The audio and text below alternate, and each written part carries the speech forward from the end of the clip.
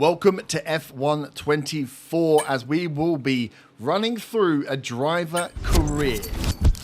What do I have that's different to the other driver career modes out there? Well, let me tell you one thing. One, I am not the best driver. So we will be using this to start in F2 to gain our wheels as a rookie, learning with the wheel setup to take on the best in Formula 2 for that big move into Formula 1. Come with me on a journey as I learn the tracks, how to improve as a driver week on week, making it to, hopefully, the glory land of Formula 1. We are going to be doing full season with some custom settings. We are running with the Thrustmaster wheel and pedal, so I am on a wheel, not on a controller. And we will be using the AI with increasing difficulty as we test and find out the levels as we go. I'm not racing that 110% of difficulty. I can't do that. So just enjoy it for what it's going to be, which is an anger fest as a hot-headed driver tries to win in these damn little fast cars. Simulation will be up on the crashes. All the rules will be set on normal simulation as much as possible. The races will be doing on a slightly tailed back rather than full length because I cannot sit and sweat for that long behind a wheel. But everything else will be as close to realistic as possible. As we get into this Formula 1 24 career. Official driver, no. I shall be taking on these younglings as my own driver.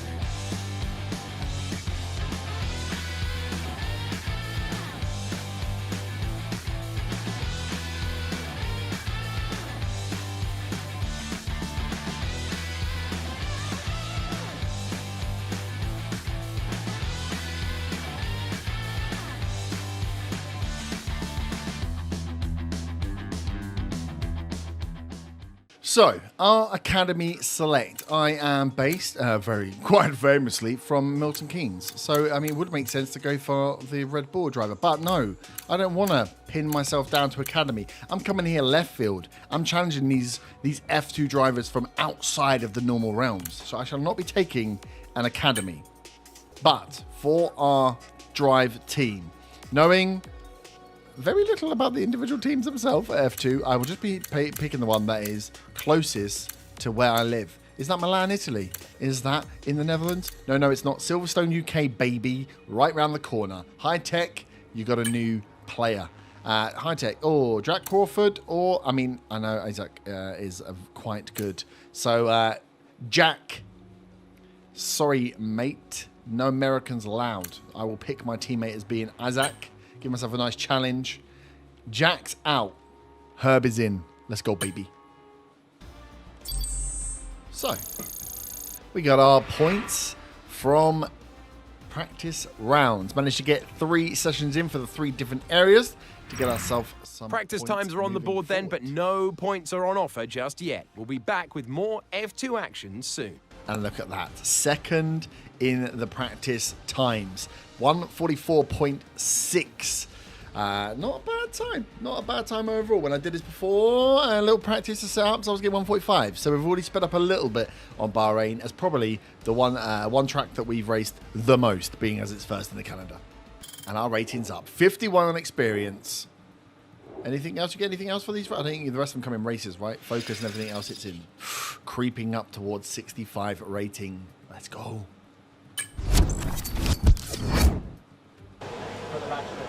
So here we are, 1-shot qualifying. All of that practice doesn't mean squat if we can't get a decent 1 lap for qualification here. 1 shot, 1 sling. Where do we end up? Let's get to the track.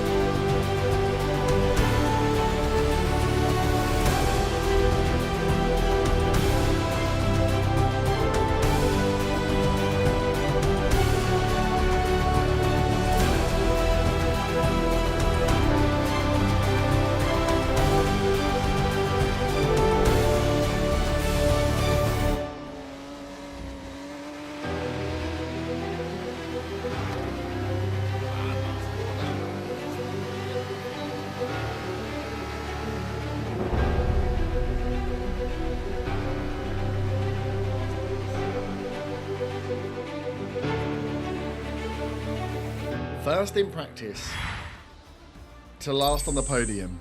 Well. That's a little... Goodbye for now, down. then. But we really are just getting started. So Make sure you join us again for Lights Out tomorrow. Everybody shaved just a couple of seconds off their best time between hards and softs. I shaved no time off. Oh no, 42.7. Okay, not too bad. We're not expecting to win, like I say. I mean, our teammate is 2 tenths of a second above. So, I mean, as long as we beat Hajar, then we're winning for the team, right? Bit worried about this race now. Oh, we're taking a hit on pace because of that. I mean, we did finish bottom. Okay, here we are. 11 lap feature race. We are, race feature. We're going for features only, no sprints in this F2 qualification. Try and get for the F3 season a little quicker. The session lengths are medium, so mid-speed for the race. So 11 laps is our race from the back. Welcome to Sakir and the Bahrain International Circuit, where the grid is forming up, ready for today's race. Plenty of opportunities around the 3.36 miles of the Bahrain International Circuit for these young F2 drivers to show what they can do. The best passing opportunity right up there at turn 1, and we should see plenty of action there. But there's another not long after at turn 4. There are 9 right-handers and 6 left-handers, and the possibility that we could see some flat spots at the tightest of those left-handers, that's turn 10. And here are the driver grid positions for today's race. J.N. Deruvala lines up on pole position, with Dennis Hauger alongside. Looking down the rest of the grid, we have Vesti, Pourchaire, Ollie Behrman, Owassa, Martins, Doohan, Fittipaldi, Clermont Novalak, Verschoor, Miney, Brad Benavides, Arthur Leclerc, Maloney, Cordial, Correa, Isaac Hadjar, Nissani, Herbert, Boschong, and Roman Stanek completes the grid. And now it's time to head down to the track. Well, first thing I learned from The that is new that I'm not season lost. starts now. I'm Alex Jakes, Alex Brundle is alongside me, and it is time to restart Formula 2. We're so excited to be back. Alex, what are you expecting from this season? Put 22 of the world's best young racing drivers in a pot, some great venues, press go, and it kicks out a champion. I cannot wait to see who comes out on top at the end of the year. Now, I know this isn't where we wanted to start this race, but given we're back here at the back of the grid, it means there's an opportunity to move forward. I've seen you karting back in the day. Let's go and do it again. I was quite quick in karting. I'm also quite heavy, so karting's not my best. 22 places. So we're not back at the grid, all right? We're 1 up from there. Give us a break. Race strategy. Oh, freaking hell. It's still a change. Even 11 laps. Default strategy. Softs on to hard. So push hard from the off. See what we can do. And here we are in Bahrain Grand Prix F2 debut, and lights out, and away we go. Herbert starting from 20th, loses the place straight off to Boschong. Not a great start from the debutee as we come down to the first corner. Big opportunities for overtakes here if you can play it right. Looks like Herbert's taking the outside line. It's just going to follow through here. Picks up a few places into 18th after the first corner of lap 1. Not a bad run by the new driver here. As he looks to make an early move. Oh, corner 4 straight up to 16th. Herbert not mucking around in his first race here, wheel to wheel with Cordell as he takes 16th place. Benavides, the man in front, as we are still within lap 1. 4 places gained by the young driver, staying ahead of Hajar, teammate, down in 20th. Not a great start from him.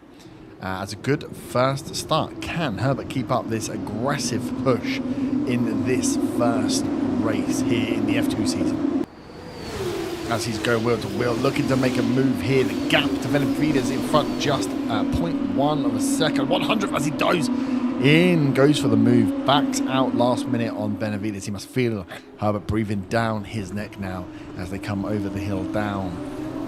Bit of time lost there from the move, failing, still within 0.03 of a second behind Benavides. It won't be long I'm assuming, before Herbert makes a move again as we're coming down the straight into lap 2. And of course that first corner where opportunities can be made. Will he go inside? Will he go outside? As they move, he looks for the move, comes inside, makes the dive up to 15. Oh, pulls out last minute, giving them, taking the 16th. Benavides still in front. Again, another look. That first corner, move made and backed out of by Herbert here as he looked aggressive in this first race.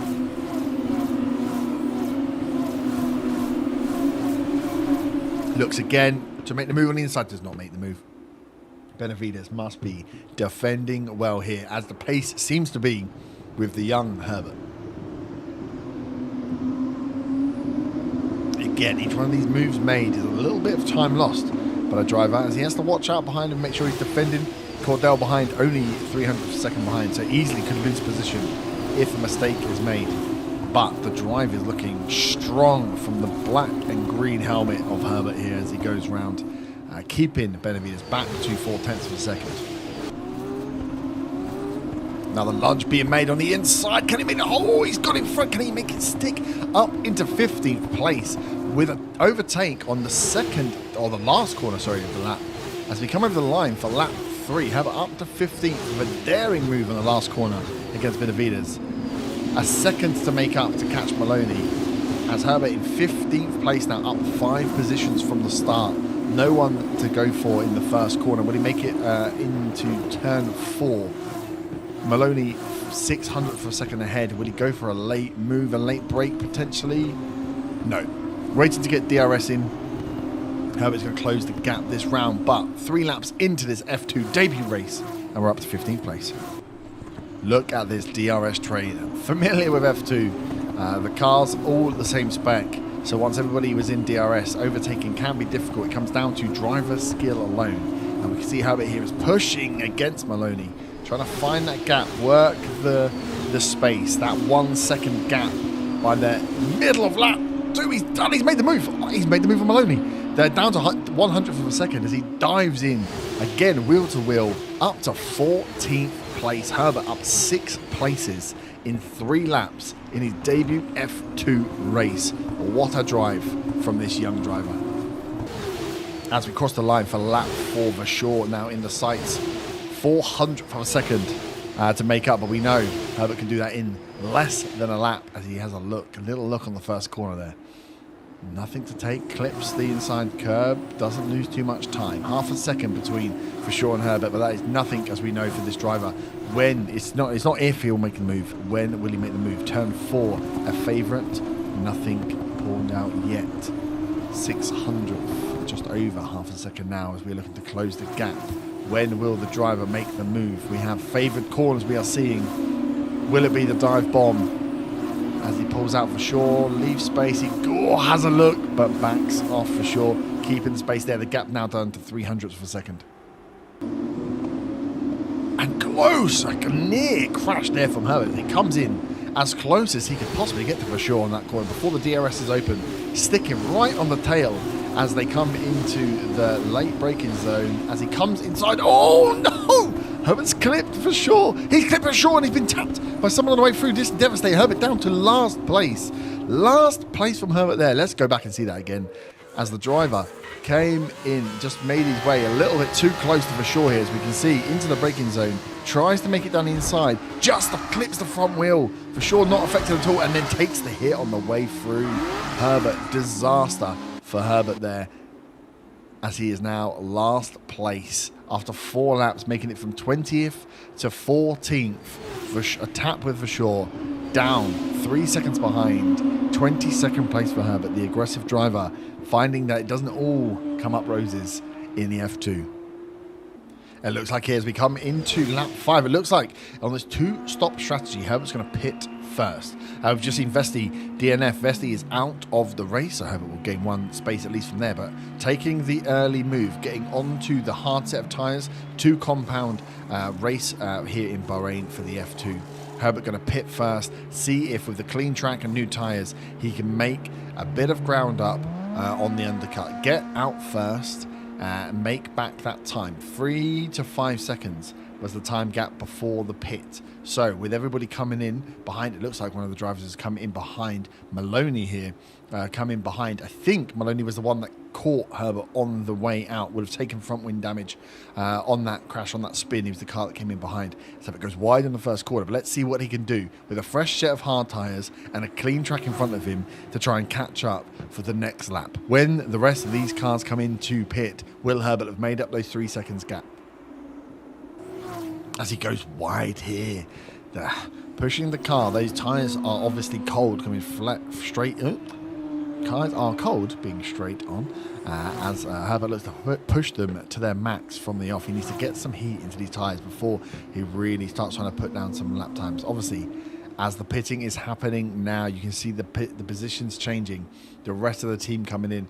As we keep an eye on Hajar here, he's staying out this lap. Half of the teams are staying out. Half the teams are going in. As Herbert up in 20th, where he started the race. Maloney behind him, Vesti DNFing, and as we come into the penultimate corner, the last corner here, I believe, Herbert coming round. Where will he come out? Can he catch the rest of the pack as he comes over the line here? Sorry, penultimate corner now. Let's see if we can see anyone pitting. We can see some of the cars entering in that first corner now.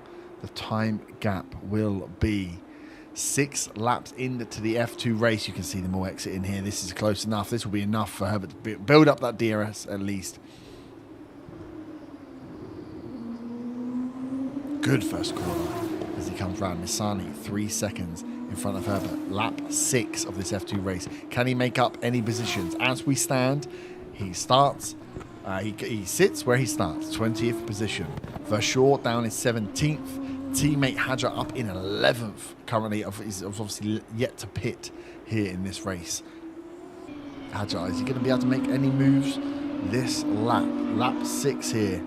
As he's up in 11th, he wants to get as much of a gap. 18 seconds to Hauger behind. Might be just enough to maintain his position with a very good pit stop. He obviously wants to do what he can in this lap here, though. As we go back to Herbert. That gap to Nissany now, 2.8 seconds from the 3.3. Pushing hard to close that gap. Hajar in the pits now, down to 14th, 15th.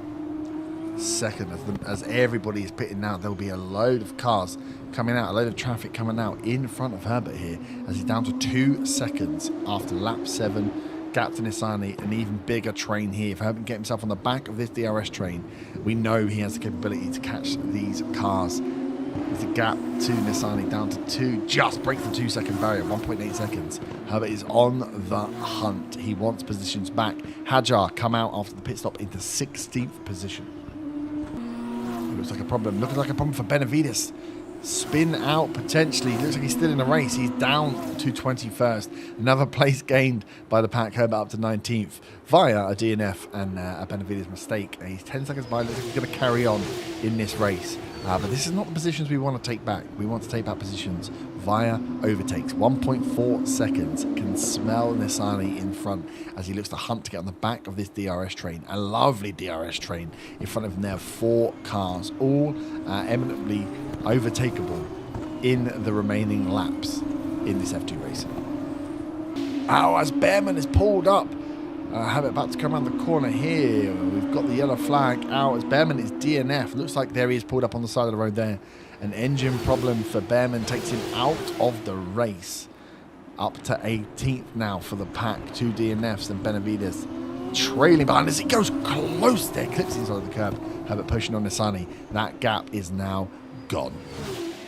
The back of the train is there. The blood is in the water. Herbert wants his positions back. Nissany, Korea, Stanek, and then teammate Hajar all sit within pouncing distance for this young driver. 2/4 of a second behind Nissany here as he is pushing. You can see what an overshot we've got here. As you can see just how close they are. As he goes very close to Nissany there. Is he going to make? He's making the move. He's making the move side by side. Contact with Korea there. The cars don't appear to have taken too much damage. as the move has been made in Nisani. A dangerous lunge in there by Herbert as he makes one place up, does not make the place stick on Korea. Both cars still on the track, which is good to see. 8 laps gone, up to 17th. Korea in front, Stanek and Hajar. Herbert now half a second from Korea, and he needs to get past him quickly as he seems to be holding up the pace. There's a second gap between Korea and Stanek, which Herbert will need to make up. Time is running out to make up any more positions. Herbert wants to get as close to Hajar as possible, his teammate in this debut race, to show that he is supposed to be here, that he has a place in this team.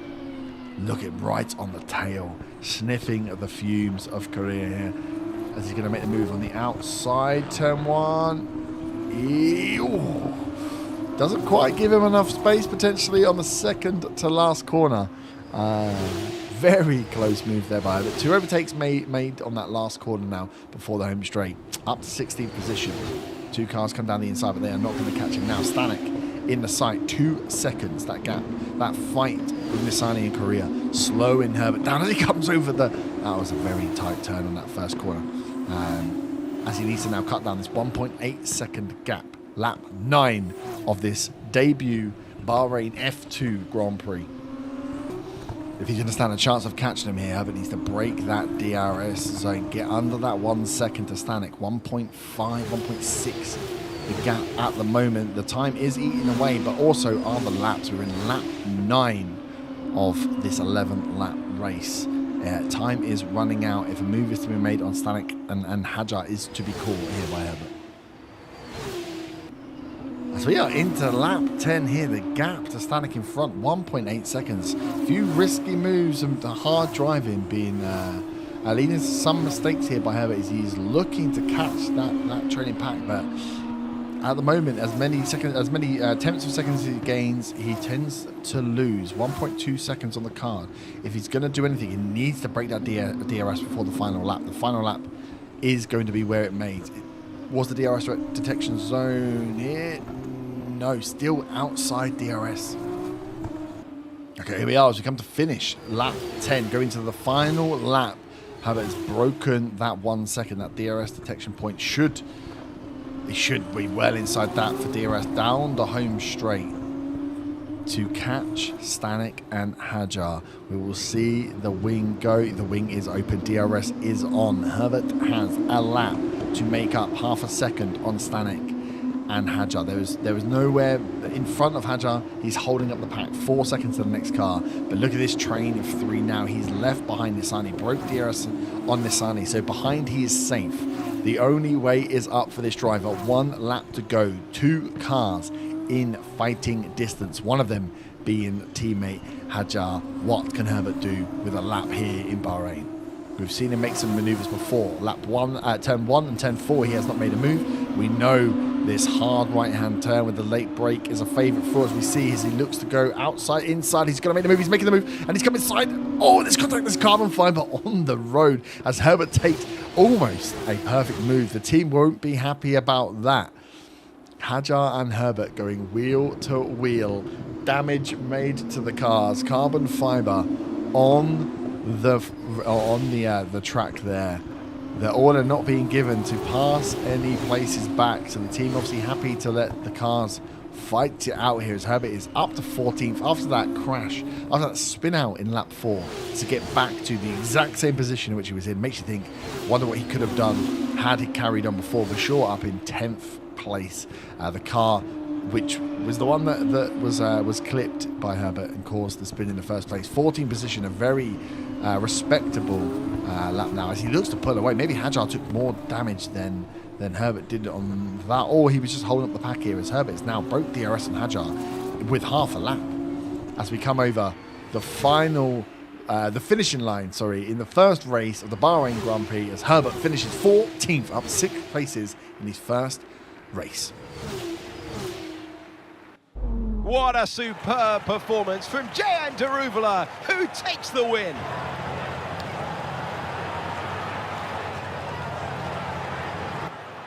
Well, they've sent that one, haven't they? Brilliant start to the season, and that's exactly what they wanted for their early points tally.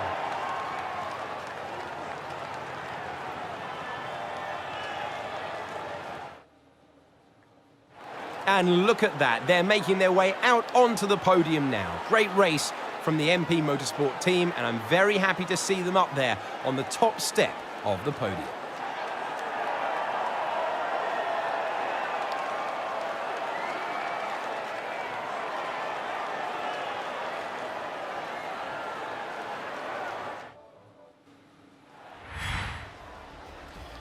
So, a little mistake cost us many, many places, but we managed to come back. It didn't take too much damage on the car, which we are very thankful for. After all this drama, you would be mad not to join us for the next race. We hope to see you then.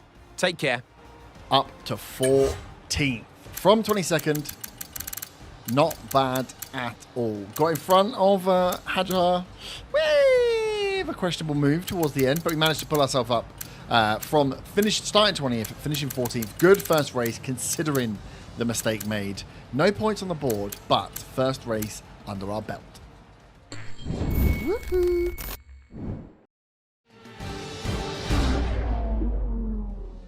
So welcome back to the Formula 2 as our driver Herb Herbert with the high-tech Grand Prix racing team is up for race 2. Practice has finished, nothing to do outside of moving to section 2. As a junior driver, we're not making too many decisions on cars here, but we've just finished the practice session, finishing 9th in practice, just behind our teammate, Mr. Hajar. We had the little wheel to wheel with in the last race, so good to see that we're keeping pace as practice went well for Jeddah. And our ratings going up. Look at this experience. 53 now in experience. I don't think we pick anything else. Do we pick up some pace for? No, that all comes in the race. So experience from points from doing the practice race there. But it's 53. 66 rating overall. Damn, bro. Handsome fellow. And here we are into qualifying. One shot qualifying before the 10-lap race here at Jeddah. So, can we do better than last time? No more spins, no more mistakes. Can we just qualify well and then race even better? A word? We're on the super soft. Okay, super soft for the one shot. Recommended for qualifying. The purple tyres. These are new. I'm hoping. I mean, with the mediums, we were driving very well. Dry conditions. So let's hope that that's just going to be fine. We shouldn't have an issue.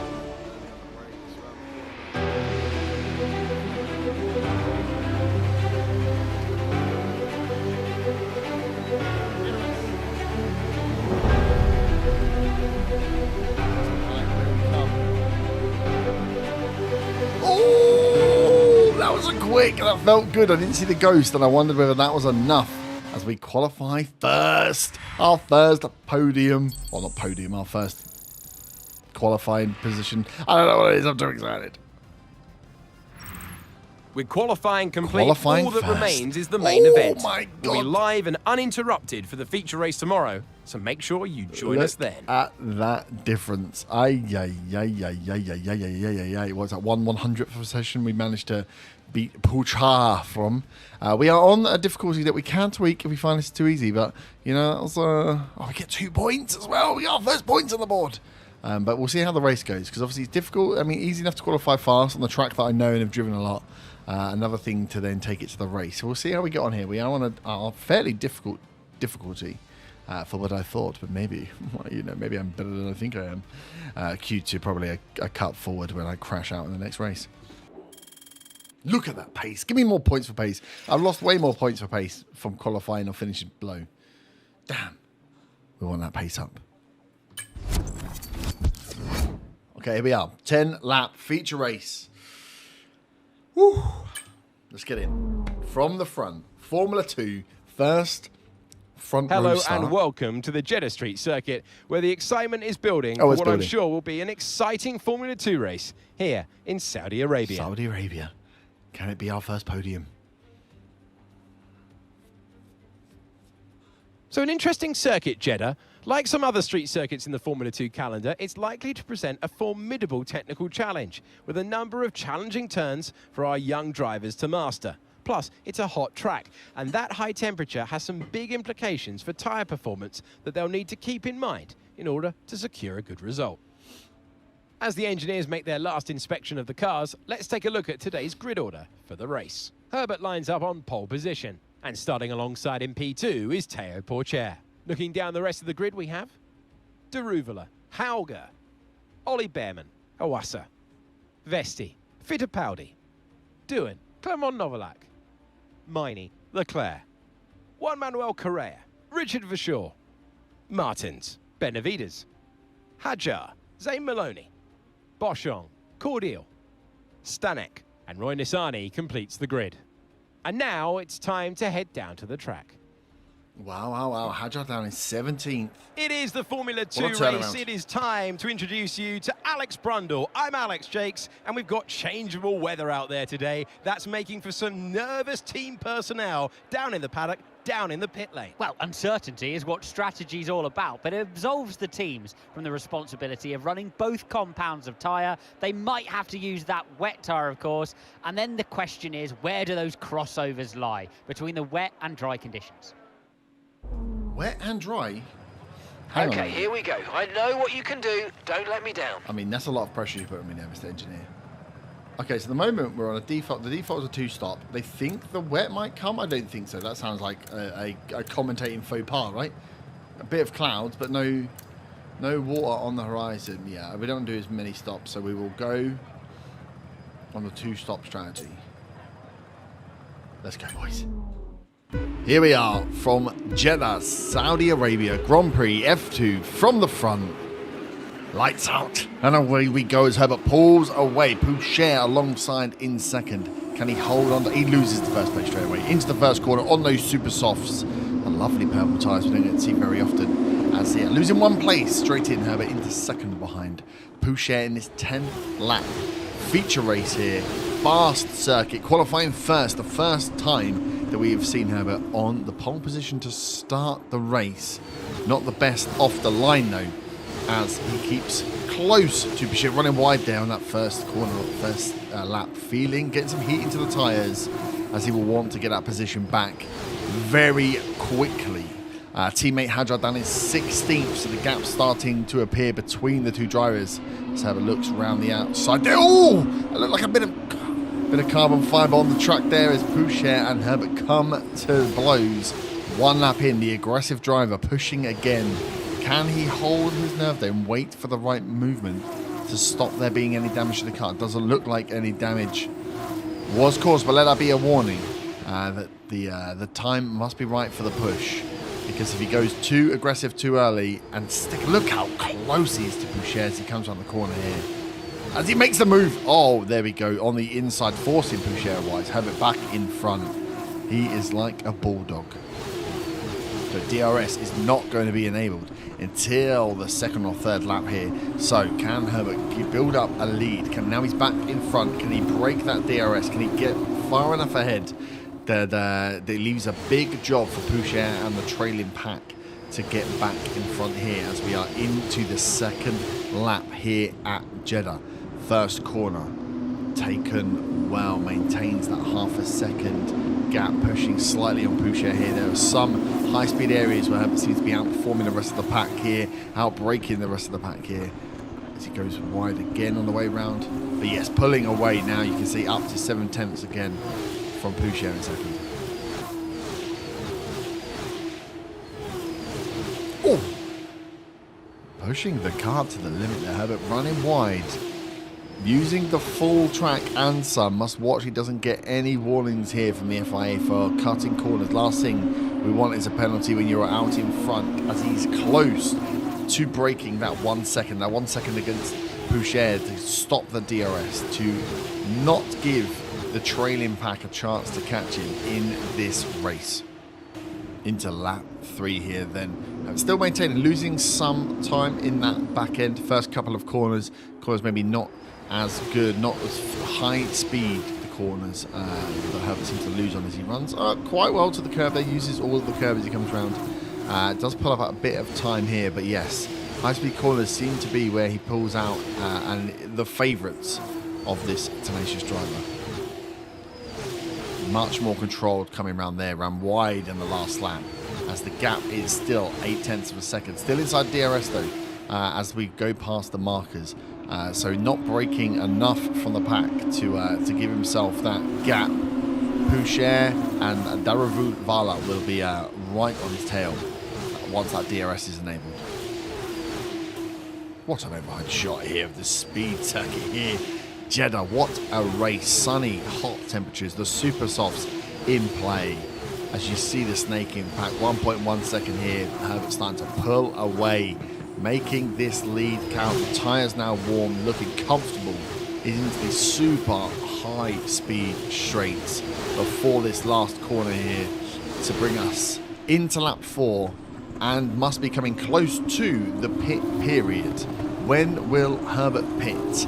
That is the question. Will he go first and lead the pack, make the rest, make the strategy, make the calls, or will he go in once he knows what the chasing pack are doing? He's 1.2 seconds ahead here.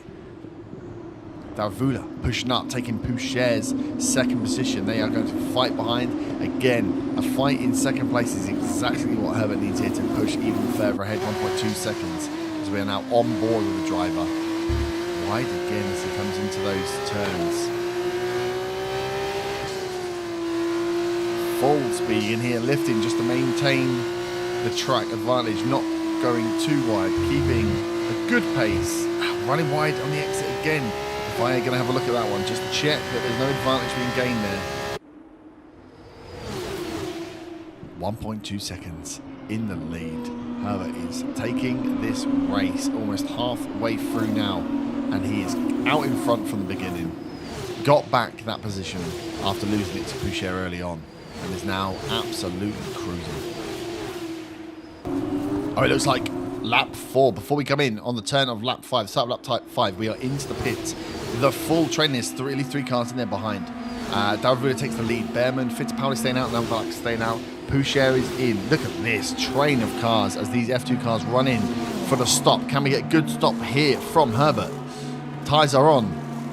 Oh, he looks like he jumped the release. Oh no, it's disaster. He has not been released into traffic. Seconds, many seconds lost on that pit stop there. Released into a train of cars. Where is he coming? He's coming out behind Poucher, at least for the start, which is not going to be good with Daravala on the run round and a slow pit stop.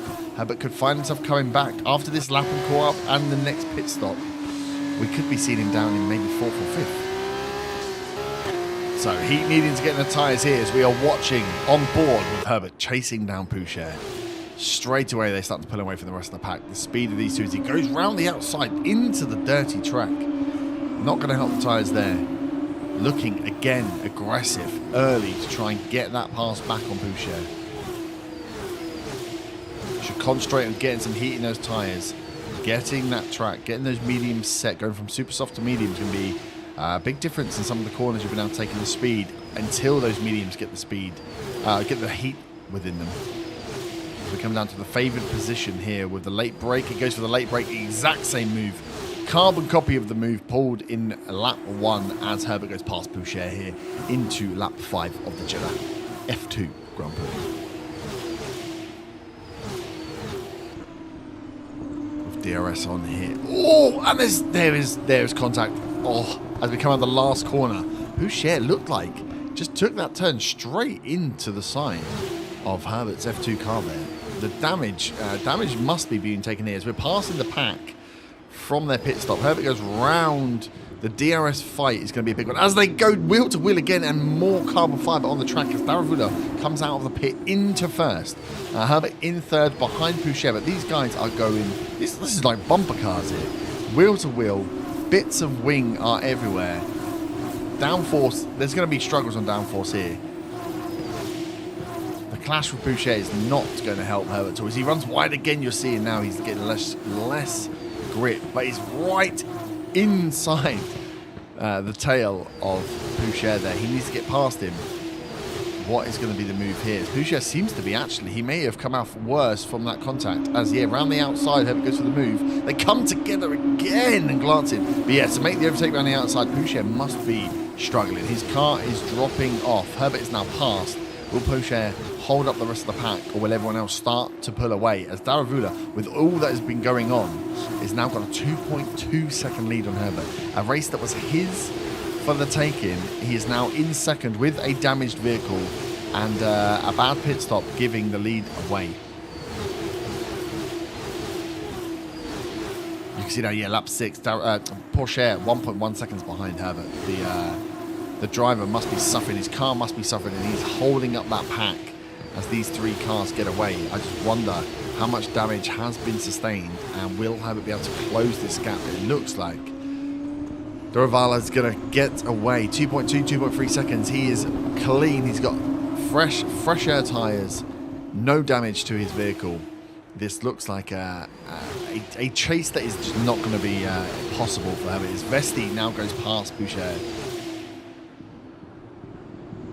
Pouchet going in aggressive, taking the fight back to Herbert, passed twice by the driver. Then they have a few run-ins, few comings together. Body damage and wing damage to both vehicles seems to have caused Pouchet more problems, as he is falling now back down to 5th as Hauger has passed him as well. Herbert maintaining second, but the gap to the gap to lead is gaining 3.3 seconds now from 2.3. We're losing about a second a lap. Runs wide again into that turn as Vesti and Hauger are now right behind the tenacious driver. From pole down to second with 3 laps to go. This feels like, can Herbert hold on to even a podium place here as Vesti is pushing hard. 3.3 seconds, not even on screen is the leader here, as Vesti has got that gap down with DRS, of course, to half a second. The DRS and the wing damage to Herbert and the lack of DRS causing him umpteen problems as the pack. Vesti smells blood in the water as he is pushing. Now he's going to catch him before this last corner. Will he make the pass in this last corner here? Will Herbert get the elbows out as they go around? No move made by Vesti here as we go into lap 8. Oh, maybe he's going to make the move on the straight on the outside. You can see as well Hauger into view just outside DRS now, but behind that the gap is bigger. Pouchet fallen even further down into 5th. Fittipaldi is now past Pouchet as well. Takes the inside, can never get the elbows out. Doesn't want any more damage as they go side to side again. More wing damage for Herbert, and it looks like Vesti there. Yeah, you can see that front right wing of Vesti is taking damage, but the front wing of Herbert is non-existent now as again he cuts the corner. FIA are going to have a look in that one to see if that was just a driving manoeuvre or gaining an advantage due to the lack of front wing. You can see the front wing is missing many parts there on this F2 vehicle. They come around the corner here, he's missing the side, and on that left-hand side, there's barely anything left. 2 laps to go. Herbert's going to have to stay out. There's not enough time to get a new front wing. He's going to have to defend all the way round now. Vesti is right behind, and the coming together has brought Hauger into the mix. He's only 0.2 of a second behind Vesti now. DRS is going to play a massive part. The only one without it is Herbert. Okay, back in lap 8 here as we make the fast couple of corners where Herbert's made his passes before, an area he knows he's got speed in as we hit the first DRS detection zone. Vesti looked like he was just outside and maybe wasn't going to get, is Hauger going to get the pass on Vesti here? They're going to fight side to side. That might give Herbert just enough to get away as we go into lap 9, the penultimate lap of this race. The two, look at those two sharks behind, looking to bring down Herbert. And with Hauger and Vesti there, both with slightly better condition cars, could Herbert hold on? He needs to hold on to second or third here to keep at least a podium as he runs wide in turn 1. Absolutely terrible turn 1. That is put them right behind. Dirt on the tyres. Look at this. There is no downforce from this wing here. We are oversteering, understeering. Look at it. Herbert struggling to keep this thing on the track with any speed whatsoever. Constant adjustments to the steering. Runs okay in that corner there, but the speed is just not there. 7 seconds to the leader. Hauger 2 tenths behind. Vesti 7 behind him. Hauger is now going to be the one with without the damage to the car. Is he going to take a chunk from Herbert's F2 vehicle here? Fittipaldi joining the pack. Vesti just outside of DRS on Hauger. The race lead is gone now. The fight now is the rest of the podium here. Herbert in second, Hauger third, Vesti fourth, Fittipaldi fifth, before the big gap down to Pouchet 5 seconds behind us. He's fallen well away. He's done his damage and he's left. Herbert snaking all over the track with Hauger breathing down his neck. Into the last corner. Surely this is where the move is made. Round the bend. Oh, he's gone so wide. Look at this. 4 cars as they come down the straight. Again, the only one without DRS is going to be Herbert. As someone's come into the pit. Who's come in? Hauger's come into the pits with 1 lap to go. Vesti and Fittipaldi sat behind. That feels like a mistake. Hauger could have held on for a lap. He must have taken some damage there. Pull himself out of the race like that. As now Vesti back into third. Fittipaldi right on his backside. Fittipaldi with, as far as we know, the better car. The car without the damage at least. As Herbert's holding on here. A defensive performance from this Rhino. 10 seconds to the leader now. This is all about second place. The win is going to Daravula. Running wide on that corner. FIA definitely going to be getting involved here. If there's not a penalty on that lap, there will be on the next if he was to go again. He's trying to get everything, use everything available to him to pull this gap out. Keep a gap there. 7 tenths of a second. He's close to breaking that DRS range. Oh, he goes wide again into the dirty track. Tyres are not going to like that. Not one bit. As Vesti is now back within 3 tenths. That move not required. Into DRS now. Both the cars behind. Absolutely gunning. No DRS for Herbert as he goes through the fast chicane. Likes that chicane. Picks up speed through there. But now we're into DRS zones. This is just a straight where one car is impeded in multiple ways. No front wing. No DRS. And 2 attackers. Can he hold off? They've both gone wide.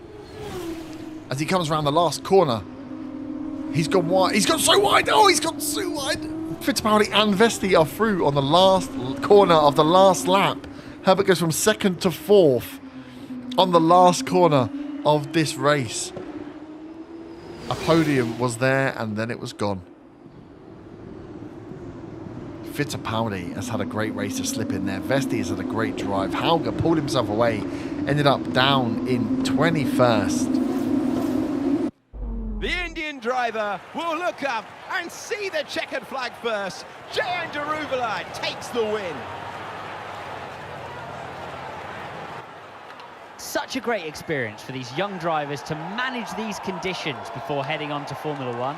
And it's brilliant stuff to take the victory.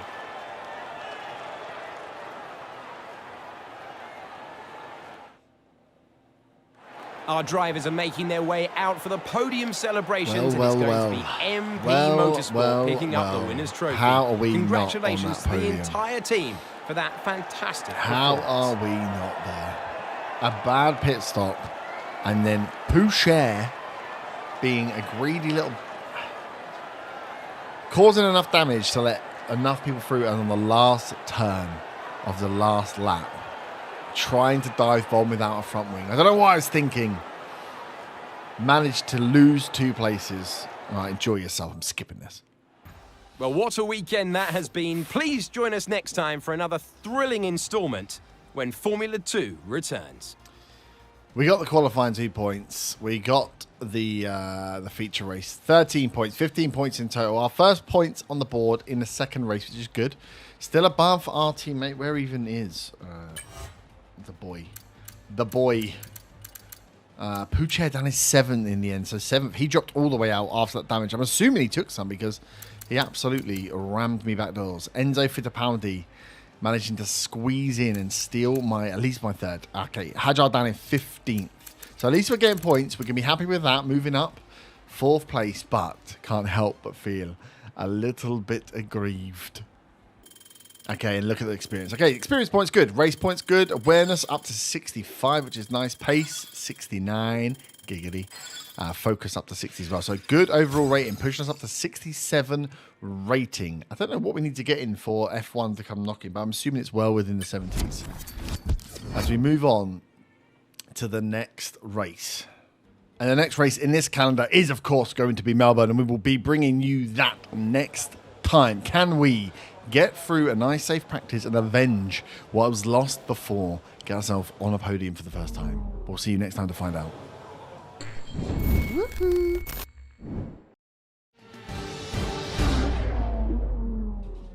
Welcome back to this Formula 2 series. My driver career as me, Herb Herbert, is sitting atop of the practice times. 1:32, 1:43 the time here.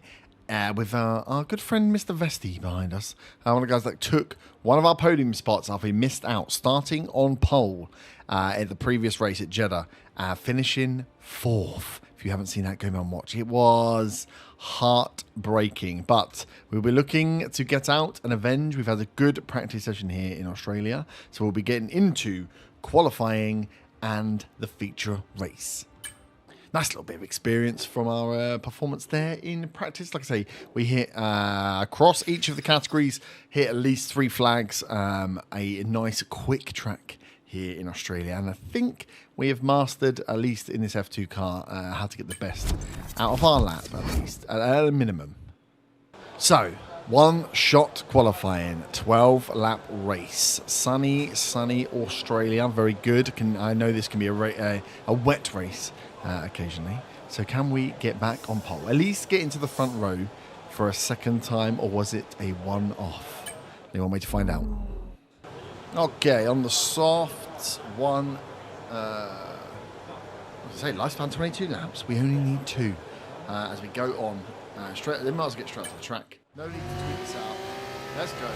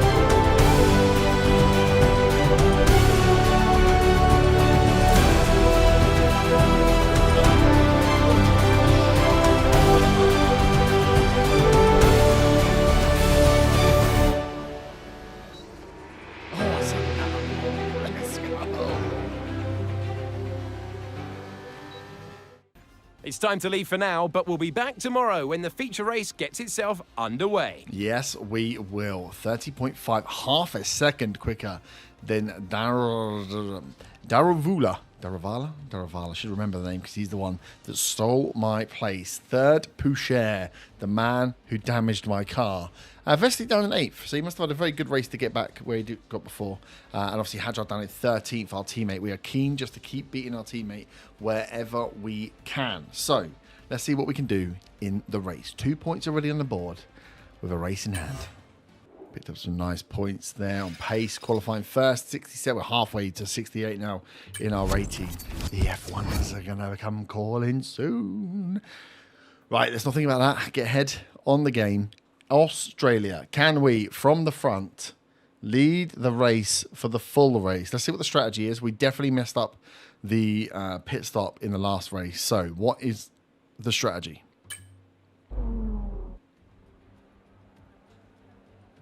Welcome to Australia. Welcome to Albert Park. It will be the first time for some of these drivers to race around this famous circuit. Whether it's your first time here or whether you're a veteran, you're very welcome. It's a new addition to the Formula 2 calendar. Albert Park has been an iconic F1 circuit for years. Recently remodeled to encourage tighter racing on track, it is 3.28 miles, 14 turns instead of the original 16. Here are the starting positions for today's race. Herbert lines up on pole position, with Jehan Daruvala alongside. Looking down the rest of the grid, we have Pourchaire, Hauger, Victor Martins, Doohan, Novalak, Vesti, Awasa, Ollie Behrman, Miney, Leclerc, Isaac Hadjar, Richard Verschoor, Benavides, Fittipaldi, Correa, Zane Maloney, Cordial, Boschong, Nissani, and Roman Stanek completes the grid. And with preparations almost complete, let's head down to the track. Hello one, hello all, and welcome to the commentary box. I'm Alex Jakes, he is Alex Brundle, and we have changeable conditions today, Alex. How does that uncertainty affect the strategy? There are going to be some quivering hands on the tyre guns, aren't there, when they tighten up what could easily be the wrong specification of tyre completely for the conditions. It's a gamble out there. Is it a gamble? Really? Let's have a look, Alex. Okay, two-stop strategy. Softs on to mediums, sunny day here in Australia. So, no messing up. I need to concentrate on the pit stop, on the release, so I don't lose valuable seconds. Here we are, Australian Grand Prix. From the front, Herbert again. Pole for the second race as it's lights out and away we go. Can Herbert keep that first place? He lost it to Poucher in the last race. As we come in down to the first corner, Poucher has edged his way in front as Herbert is going to come across, takes that line, cuts him short and gets full use of the curb to make his way in front at the start of lap one. Poucher in second, Daruvala in third, Hauger in behind in fourth. As Hadjar, teammate to Herbert, down in 13th. As Herbert starts well, and that interval lead up to a second already into the first lap of the Australian Grand Prix. A very fast DRS effective track here.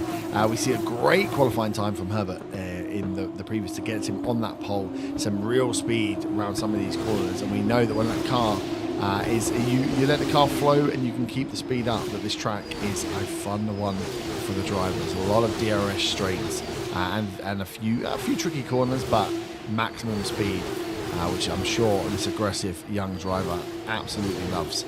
Trying to get over the disappointment of the last race, starting in pole, finishing fourth, just missing out on a podium. Will be looking to ensure he gets a podium this time round, and is wasting no time in asserting his lead here. A 1.1 second over Poucher in lap one as Herbert pulls away in front. Can he maintain this pace all the way through? Can he keep the aggression high without making the mistakes that we saw? As we finish this first lap, 1.1, I think we shot to 1.3 the interval as they cross the line into the second lap. Let's see how long Herbert can hold out and whether he can push even further. As we come round on this second lap now here into this right-hand turn, flat out if you have got the nuggets to do so. Kept that close to the line there. Sometimes you see the drivers pushing out a little further as they look to use the maximum amount of the track. Just touching the grass there as well. Got to be careful he doesn't get any dirt on those tyres. Anything to keep this rain clean for Herbert is what he wants. 1.4 seconds ahead of Pouchet at the moment is exactly what he's going to want to get. 2 points already on the board from the qualifying. The pole position qualifying gives him that 2 points in the league. But we want him to get some more points on the board. Fourth was good, but higher would be better. As this young driver, along with all these drivers here, are fighting for the attention of these F1 teams for future seasons. Now, as we're coming in to finish this second lap, into lap 3, 1.9 the interval now, nearly a 2-second lead Herbert has here. This is his race. He is putting this car through its paces, well outside of a DRS trap now. So the cars behind, if they're going to fight, hopefully will give him even more space to get ahead, as this is now his drive to run. This is his race to give away. We have a pit stop, a single stop expected in this race, unless something horrible goes wrong. So we're expecting these cars to come in. We know Herbert had an issue with his pit stop last time around, so hoping for a quick stop. But a 2-second gap is definitely going to help that here. As, he goes very close to the wall there on that lap. Pushing out, using that full stretch, flat out. One thing to watch when you are racing on your own, that you don't become too complacent, or on the flip side, you become too aggressive. Any mistakes out here now that cause damage to this car could be devastating for Herbert. With a 2.2 second lead, it's his race to manage here. As a rookie, difficult to manage and gain those skills in managing races, knowing when to push, when to let off, when to keep the car just safely and running to ensure you get what you want over the line, rather than maybe trying to be the fastest boy around every single corner. And that top down view as they come around, you can see the gap now 2.5 seconds into lap 4. Herbert is absolutely flying here. If he can keep this going, I mean, the tyres will start to dig fairly soon. The grip will start to go. So you may see the car slipping a little wider on certain corners as we get close to the pit window. I'm assuming cars will be going on to mediums here, but we'll see the strategies as they come in. As he takes that tight corner, very well driven there. Has been known to run wide, pick up dirt, but kept that clean, which will let him go flat out here on this right-hand turn as he comes round. And, he's taken that far too wide. No, that is carbon fibre on the track. Herbert's lost his front white wing. As you're looking at the car here, his front left of the car, that side barrier, that side part of the wing is gone. Wing damage again for Herbert as he's 2.5 second lead down to 1.9 from a driver error. No one that forced him out wide there. Exactly what we were warning about.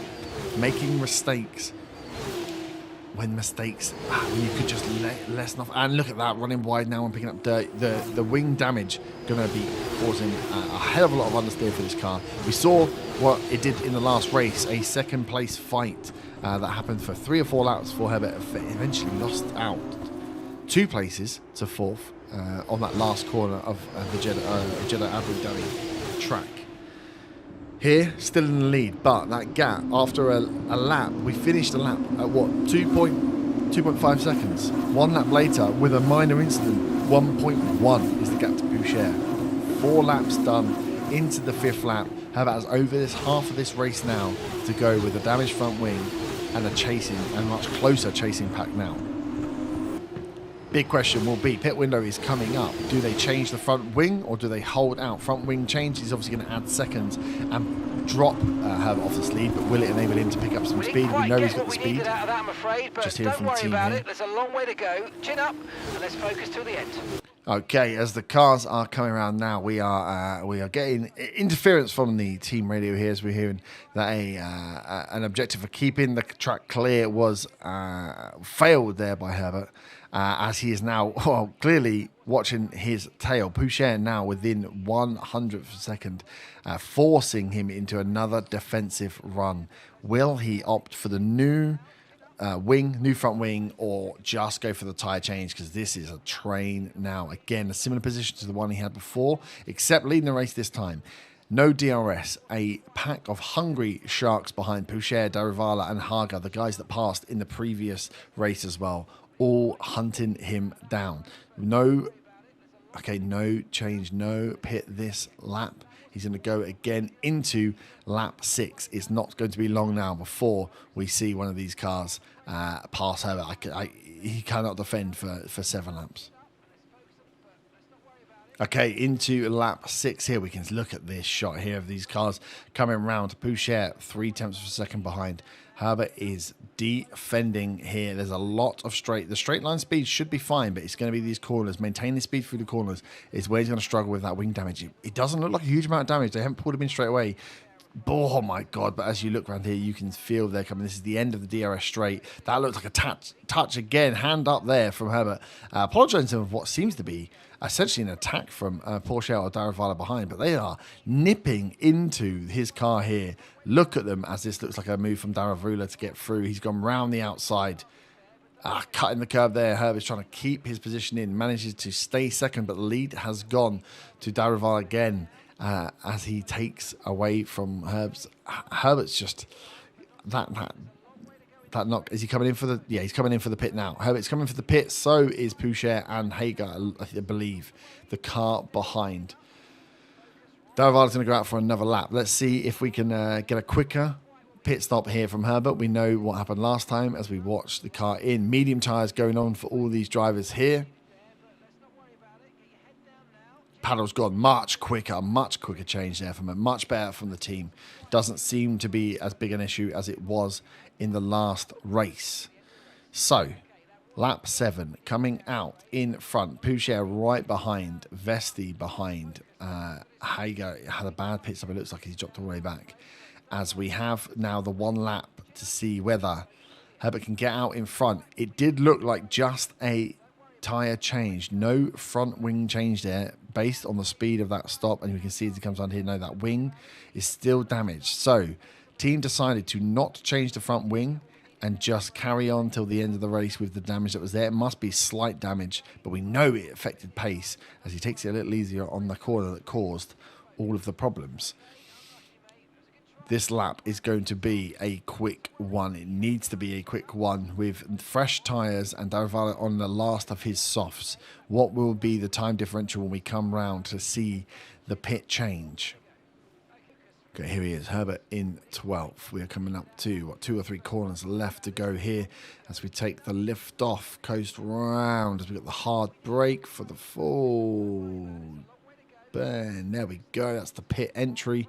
Pulls left to get the full speed going right over the line as we're seeing the rest of the cars hit the pit stop now, as we should see these cars start to jump up. We can see cars coming out now. Daravala is already out, which means Herbert's not going to come out in front. Is going to come out in second, right behind him though, within touching distance. This is good. We have a race on our hands here then. Daravala out in first, Herbert second, Pouchet third. As Herbert goes straight in that first corner. Oh, he's run so wide. Went for the dive bomb on that first corner. It did look like an audacious jump there. He's lost a lot of speed as Pouchet and Daravala just take the corner. Standard, the speed, the outbraking did not work on that corner. Herbert is going to need to wait for a corner that he is more comfortable on making those passes. There are still laps left in this race and he still has speed. We know that from the beginning of the race. Can he calm the aggressive nature, let these two fight out in front and try and catch up? Remember, he's still harbouring that wing damage, so he's not going to be operating at full capacity. Even that slight amount of damage is going to have a big impact on what tyres can do. As you see, he goes wide again. We're also on the medium tyres, which need to be warmed up and clean. As it looks like Herbert's actually being pushed here by Martins. On the outside, he holds him out, well defended, forcing him wide. As Herbert is in a similar position to Pouchet in the last race, seems to be holding up the rest of the pack as the front two are trying to get away. I feel like the driver's going to be giving it everything here as he tries to catch up. On the tail here now, Herbert within 0.03 of a second from Daravala. Pouchet taking the lead from Daravala there. He's still running wide, Herbert there. That's the fatal corner that took the front wing. As he touches the grass again, playing a dangerous game here as the driver is trying to drive to catch up as much as possible. No mind to the guys behind. He has eyes only in front. DRS obviously now within DRS range. For the first time in the race, Herbert getting some DRS. to try and make up this gap here on these drivers. He had speed without it. With it, he should have even more, but that damaged wing is going to cause him problems when he hits those corners. Staying within that range as we are within the 9th lap. Not many laps to go for Herbert to make his move. At the moment, though, still a podium. First and third is definitely, in your third race of your rookie season, not a bad thing, but I feel like this driver wants more, having been in front for such a long part of the race. Good last corner. Nice top-down view there as we see them crossing, using the rumble strip and heading down lap 10 of this 12-lap F2 race here in Australia. Will Herbert make the move that he made in the first lap? He doesn't. He holds out, maintains the speed through the rumble strip though, cuts that time down again. There's the big corner here, one that needs to be elevated, one that was overshot before by late braking. As he manages to, oh my god, and out of nowhere, Martin's just coming to the side of him. Again, Herbert seems to take that corner fairly well. Martin's taken the racing line, has just absolutely shunted the side pods of this F2 car.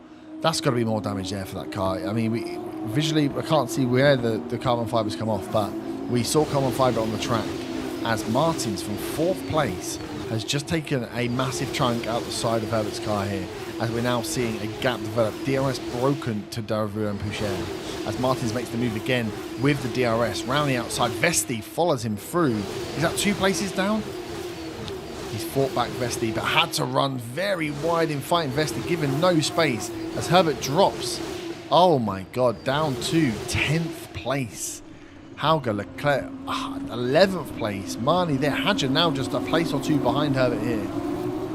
What a shock as this driver has gone from top of the pack to 10th place. Wide running again. The side pod damage must be causing even more damage than the front wing, or even more performance drop than the front wing has. But with 2 laps to go, 2 laps to go, there's no way they'll bring in him for a change. Bringing him for a change now of front wing or side pod isn't going to fix the problem, and it's only going to put us further down the pack where he can try and hold on for some points here as he runs wide again. Oh my god, we hate to see this. Penultimate lap, Herbert is struggling out there in 10th place, from leading by 2.5 seconds to 10th place after a couple of close calls. This time, not necessarily the aggression of this driver, but the drivers around him just damaging this F2 car to the point that Herbert's just trying to keep it on the track. You can see now him making the calculated judgment to cut corners where possible to try and keep the car and keep the understeer at bay. As you can see here, outside of DRS, Herbert's just holding up the pack as he's going to get past now. Hadjar and Miani making the run round. So Herbert cuts inside, cut Hadjar off, cuts his teammate off. No contact this time, unlike the first race of this season.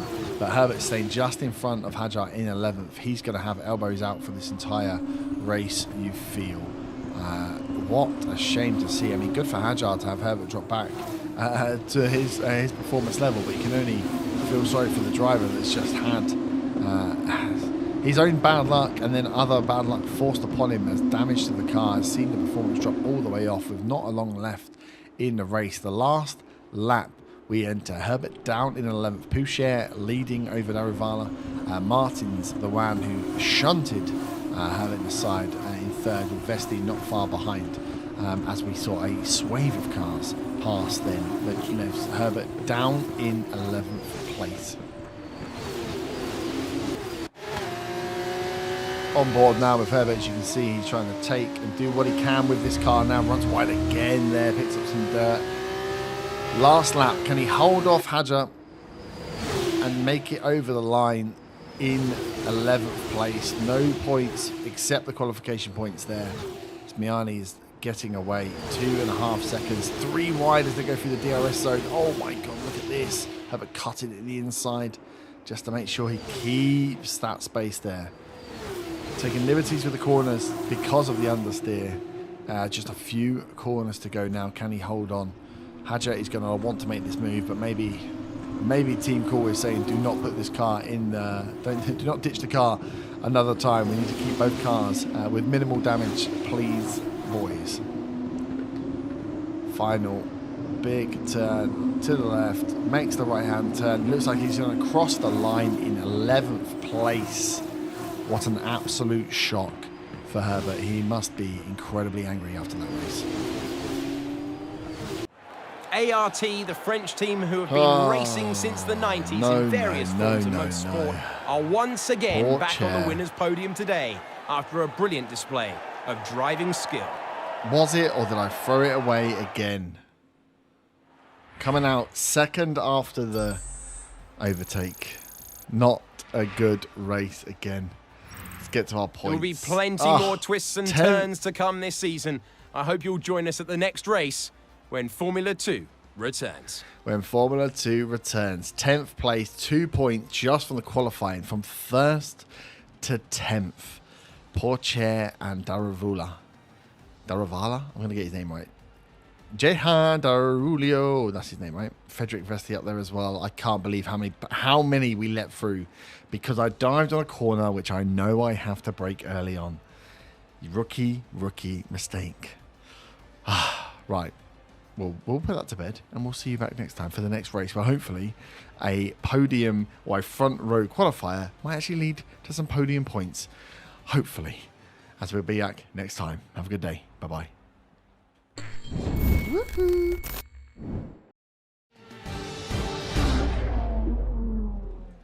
Welcome back to this F2 career mode as we are at Baku. End of practice. And it's been a mixed bag. Baku is not great for front wings. We are down in 16th on fastest lap.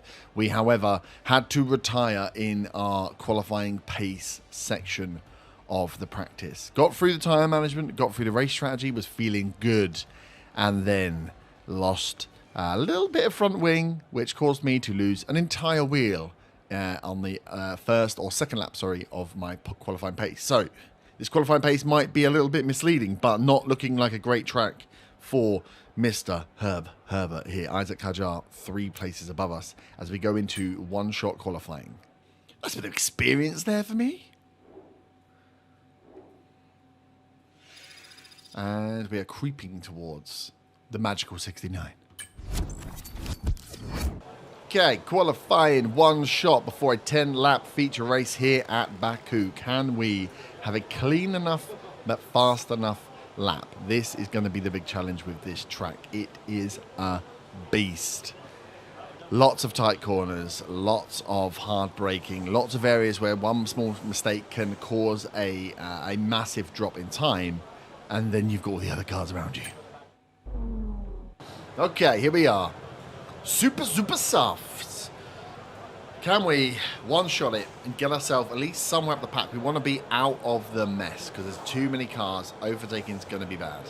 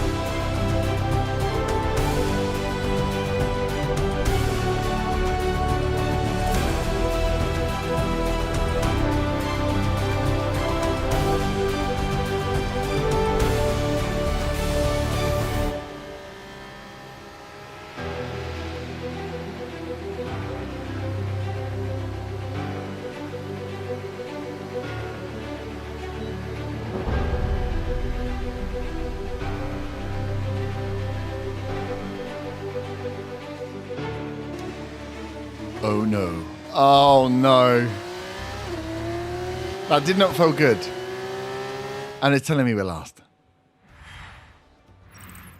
The grid is set then, so that just leaves the race itself. Join us tomorrow where we'll be live with all the action. And until then, goodbye. No. Daravala up the top there as expected. Look at these guys. Ollie Behrman coming through. Nice to see. Leclerc. Hajar in 11th. And let me just keep going down just a little. There we are. Nissani had to also bail out. 1:54.7. We were so far off. So far off. But that was just one. That was one shot. One mistake. I knew that was going to happen.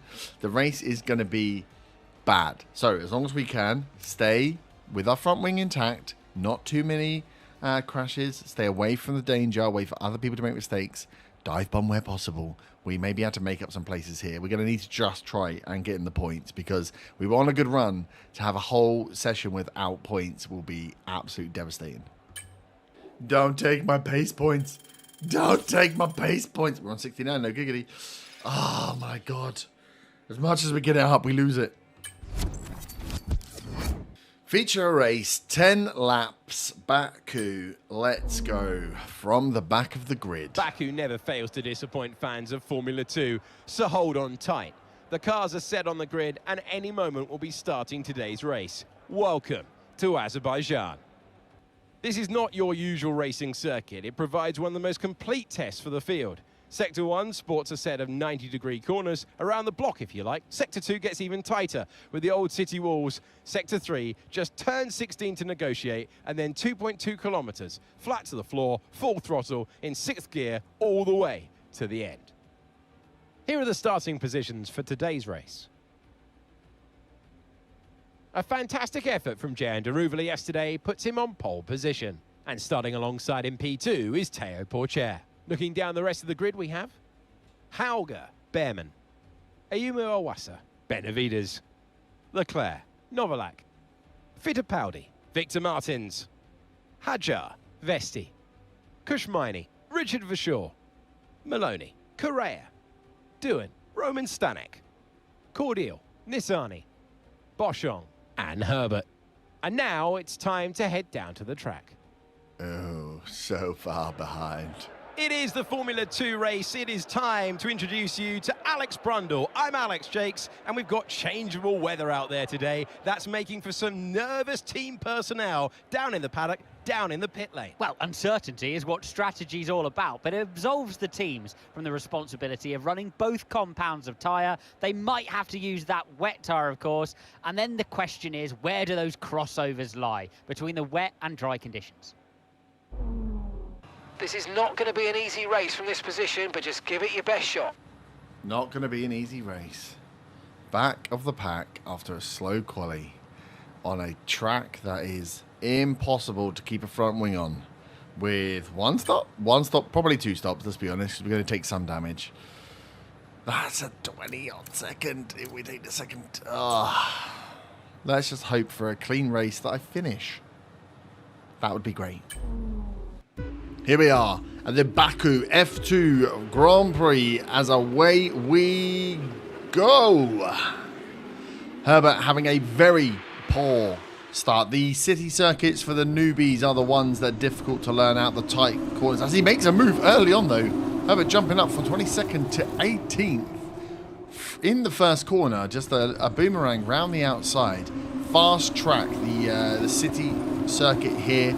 The 90-degree turns at the end and beginning of this race here. As Herbert's holding on to 18th. A good move from the beginning. Daruvula leading the pack, leading the standings in the F2 Championship and leading qualification and this race so far. A tight circuit, difficult to find spaces to overtake. You have many hard corners in this city circuit. No room for mistakes. And then that extra long DRS straight, or near straight, at full throttle, all the way to the finish line as we see Herbert making his moves early on here. Up to 18th position, a good set of overtakes from the back, but he is a driver that wants some more points on the board. sitting with points, but sitting well outside the top places in this F2 Championship. Going to need to improve if he wants to get picked up, as we are the tight city circuit there around the castle. Lovely view, must be nerve-wracking for these drivers. Oh, cut in the corner there, Herbert, coming into that second to last tight corner before that straight.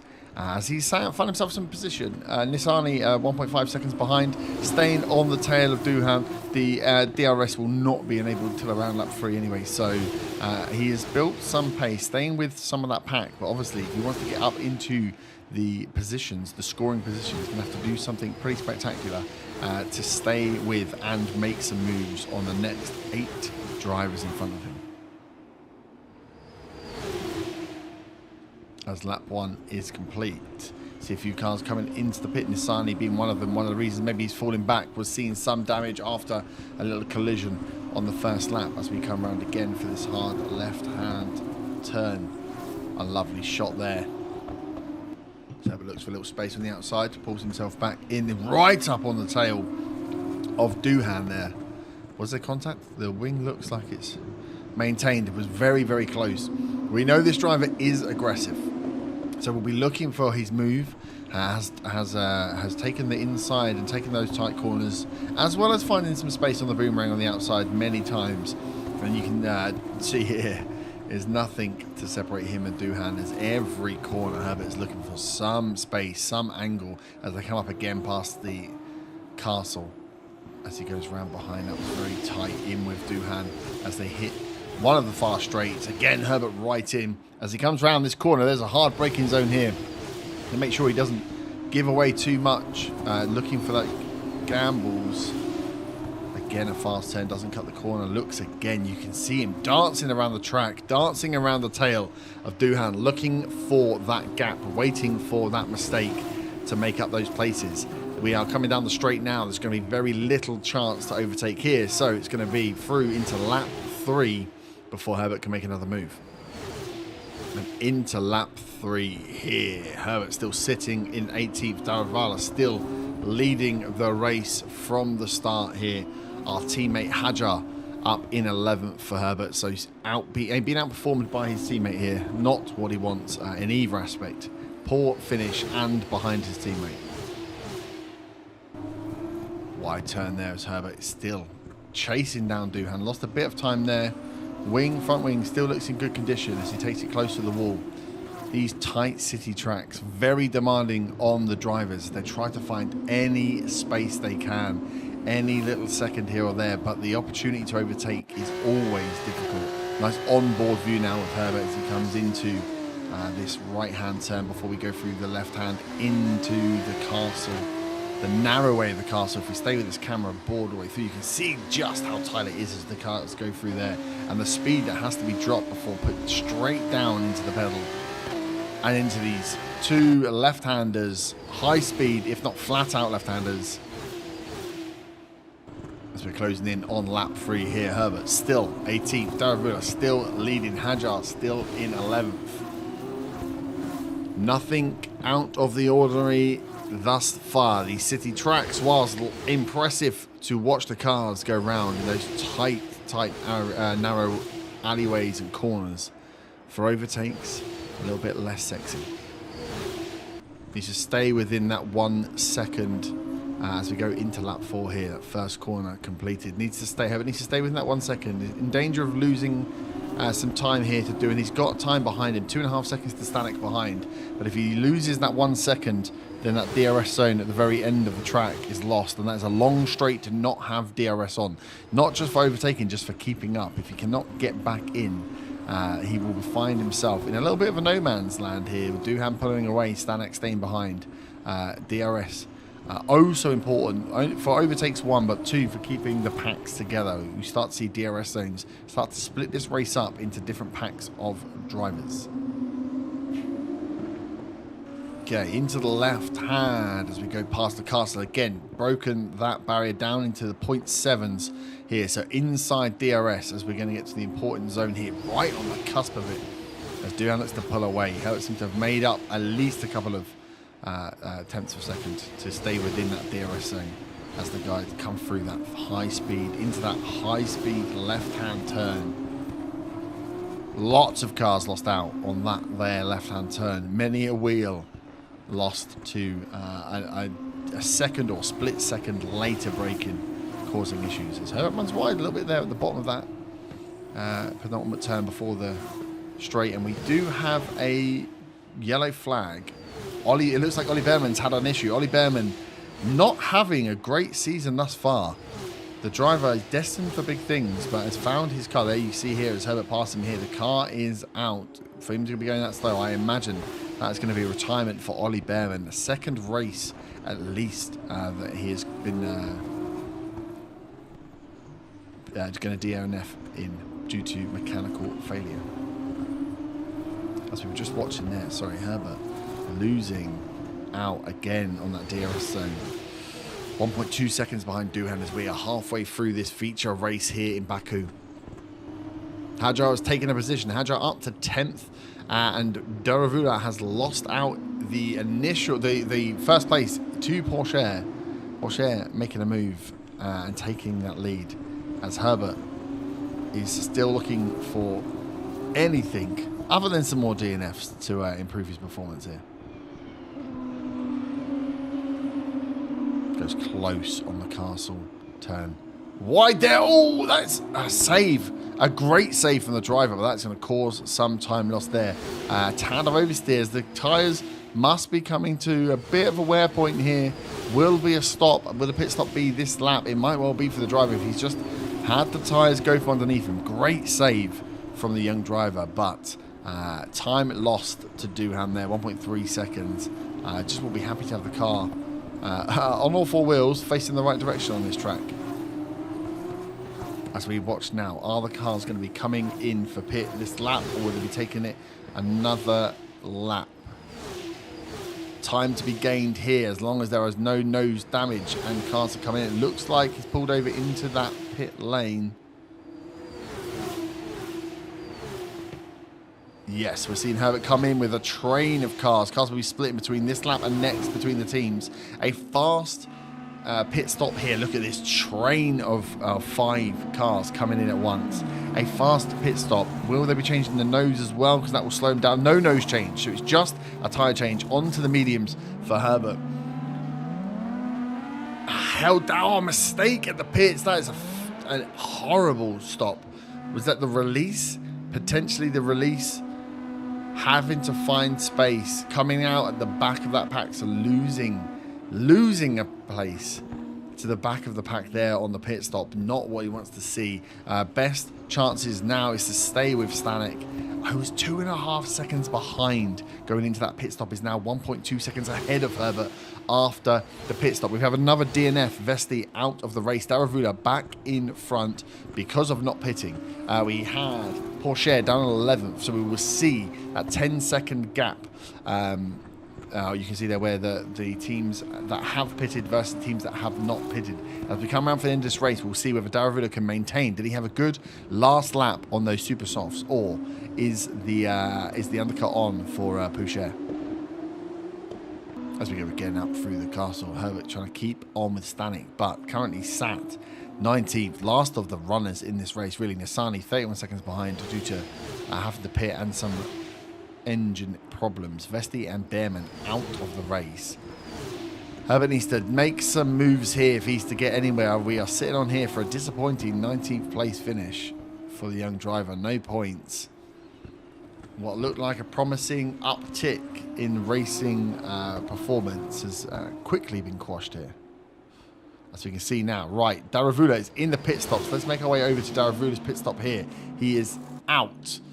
Where will he be coming out in the pack? As we see the cars going by now, that's Pouchet coming around the corner, coming out side by side. Pouchet is in the... just in behind. Pouchet keeps the lead. Daravula out in the second. Hauger had a great stop there as well, coming in just behind Daravula. That was a very, very close run. Leclerc, who was second after that, down to 5th.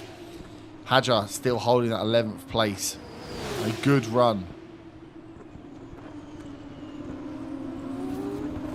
And it looks like Herbert gained a place or two from Boschung and Cordial. Sat right behind him now after, again, losing out to pit stops, slow pit stops. So turns out... Oh, and he's just hit the... As we come back to Herbert on the 7th lap, he's taken that corner far too wide and has pinged the front wing into the wall. That is not going to be good. Just gaining a few spaces. You can see that right-hand side. There's no side gaining on that front wing. And on a race, a course that is made up of high-speed corners, Herbert's going to be feeling the lack of performance here. He's going to feel a lot of understeer as he tries to make those fine margins at higher speeds through this narrow course. Holding up Cordial and Boschung, but for how long? As soon as these guys get their DRS on that long straight, I feel like they will be passing by now as he's 3.2 seconds behind Stanek. Not a great race again for the young driver. As he comes into this tight corner, takes that well. Some of the corners not seeing that performance drop, but Cordial and Boschung will have DRS, which Herbert will not have going into this long straight here. Let's see, with this high speed, left, right, slight chicane, he comes off and hits the barrier again. I'm not sure what damage, if any, was done there. He's not coming in for a pit, which means he's just holding off. You can see now Cordial making the move. DRS, wing open. He is gone. Boschung is not going to be far behind. Are both cars going to make the pass in this run? Looks like just... Oh, he's gone wide there as well. Looks like... Oh, and he's lost both places. That was very close to catching Boschung on the way through. Did look like, though, he managed to maintain that speed, managed to stay behind in the slipstream of Cordial, which caused him a problem as he made that turn wide after near collision with Cordial. That wide turn gave Boschung just enough space to make his pass through as he looks to be right on the heels of Stanek now. And we've had a runoff. Herbert has missed a corner as we see him reversing out back onto the track. Oh, this has not been a good race. Herbert down in 19th, like we say, just behind Nissani, the only car behind now. 13 seconds to go, 2 laps to go. Herbert's race is over. That understeer causing such a problem that he's missed the corner, missed the turn.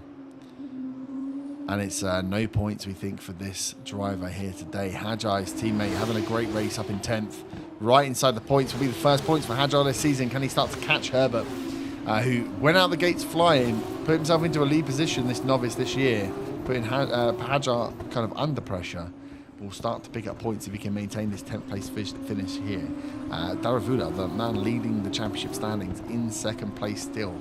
600th of a second behind Porsche. Hajai just trying to keep pace with Fittipaldi here as Victor Martins right on his tail. But a 10th place finish will be points for the driver. As we have now a look at Daravula. Will he make the move on Porsche? 9 laps of this 10-lap feature race. Fumes between the first 2 drivers here. Hauger keeping himself very close to this pack as well. There been a 4-second gap to Iwasa in 4th place here. So our front 3 will be our front 3 unless something else happens. Daravula will be wanting that first place finish, having qualified and started the race in first. Will not be happy with losing out.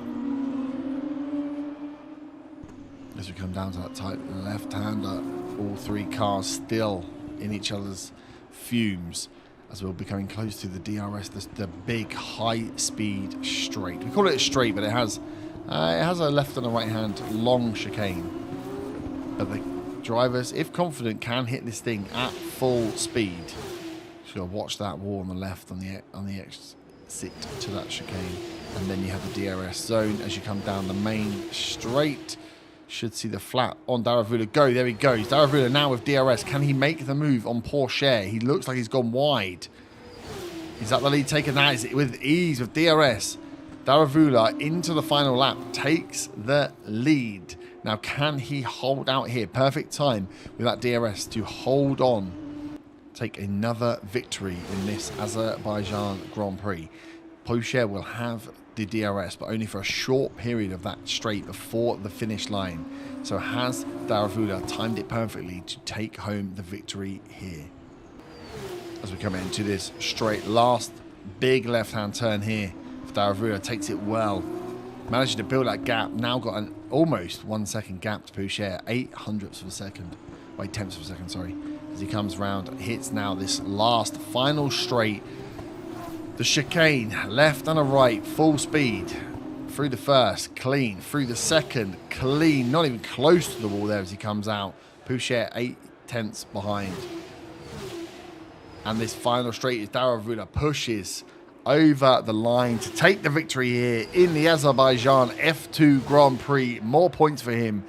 Hajar in 10th, picking up a point for his team here as we see him getting ready to cross the line. Well done to Hajar. And we will wait a while for Herbert as he makes his way through that final set of turns. Not had a great drive.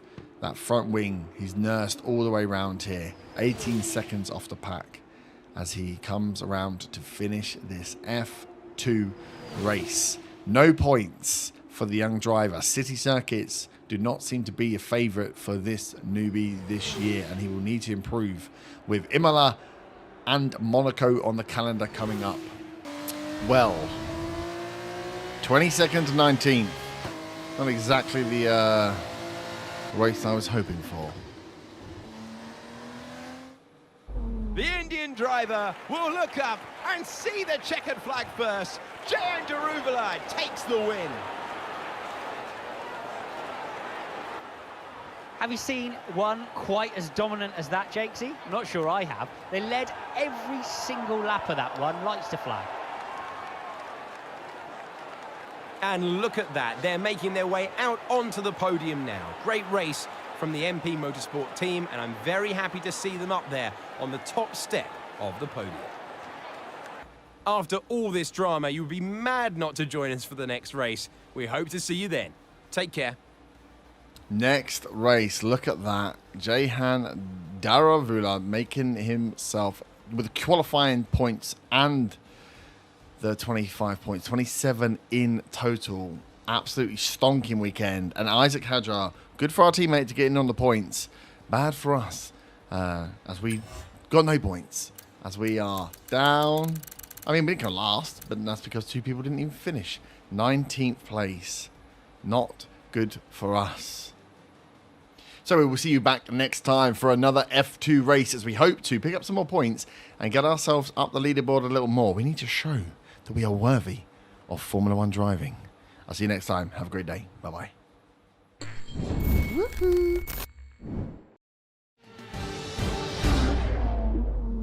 Welcome back to this Formula 2 career mode with us, Herb the Nerd Herbert. Down in 10th in the driver standings for the F2 League. Jahan Daravula running away, 98 points. We are down in 10th with 17 points. I mean, only a gap of 81 to make up. A fair few drivers ahead of us after Baku and the 0 points last race. Not doing ourselves any favours. But, today we're at Imola. And let me tell you, that is a fast track. And I like it. I like it a lot. In terms of our actual driving pace, I mean, not so good in practice. Daravula setting the fastest time. I think the session theoretical best was 1:29. Isaac up there, in 4th place, which is good to see for the team. I'm at the bottom. 1:31.840. That's not great sign, is it? I mean, quite a way off, like half a second off Jack Doohan. But I was learning the track and then I was doing tyre management. So let's just pretend I wasn't going for race pace. I'm sure it'll be fine. We did very well within the practice jobs, what are they called? We call them jobs, tests. So we are up to 68 overall rating. Oh, so close to the magical 69. So, same as always, one-shot quali. I like to make things difficult for myself, so we'll do that now, and then we'll run straight into the feature race, 12 laps here at Imola.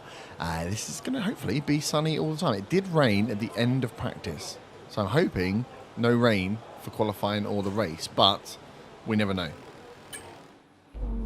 Here we go. Clear track, super softs. Come on then. One lap. Okay, we've turned the ghost cards off because the ghost cards get in the way. I don't like them. We'll make it a surprise for the end of quality.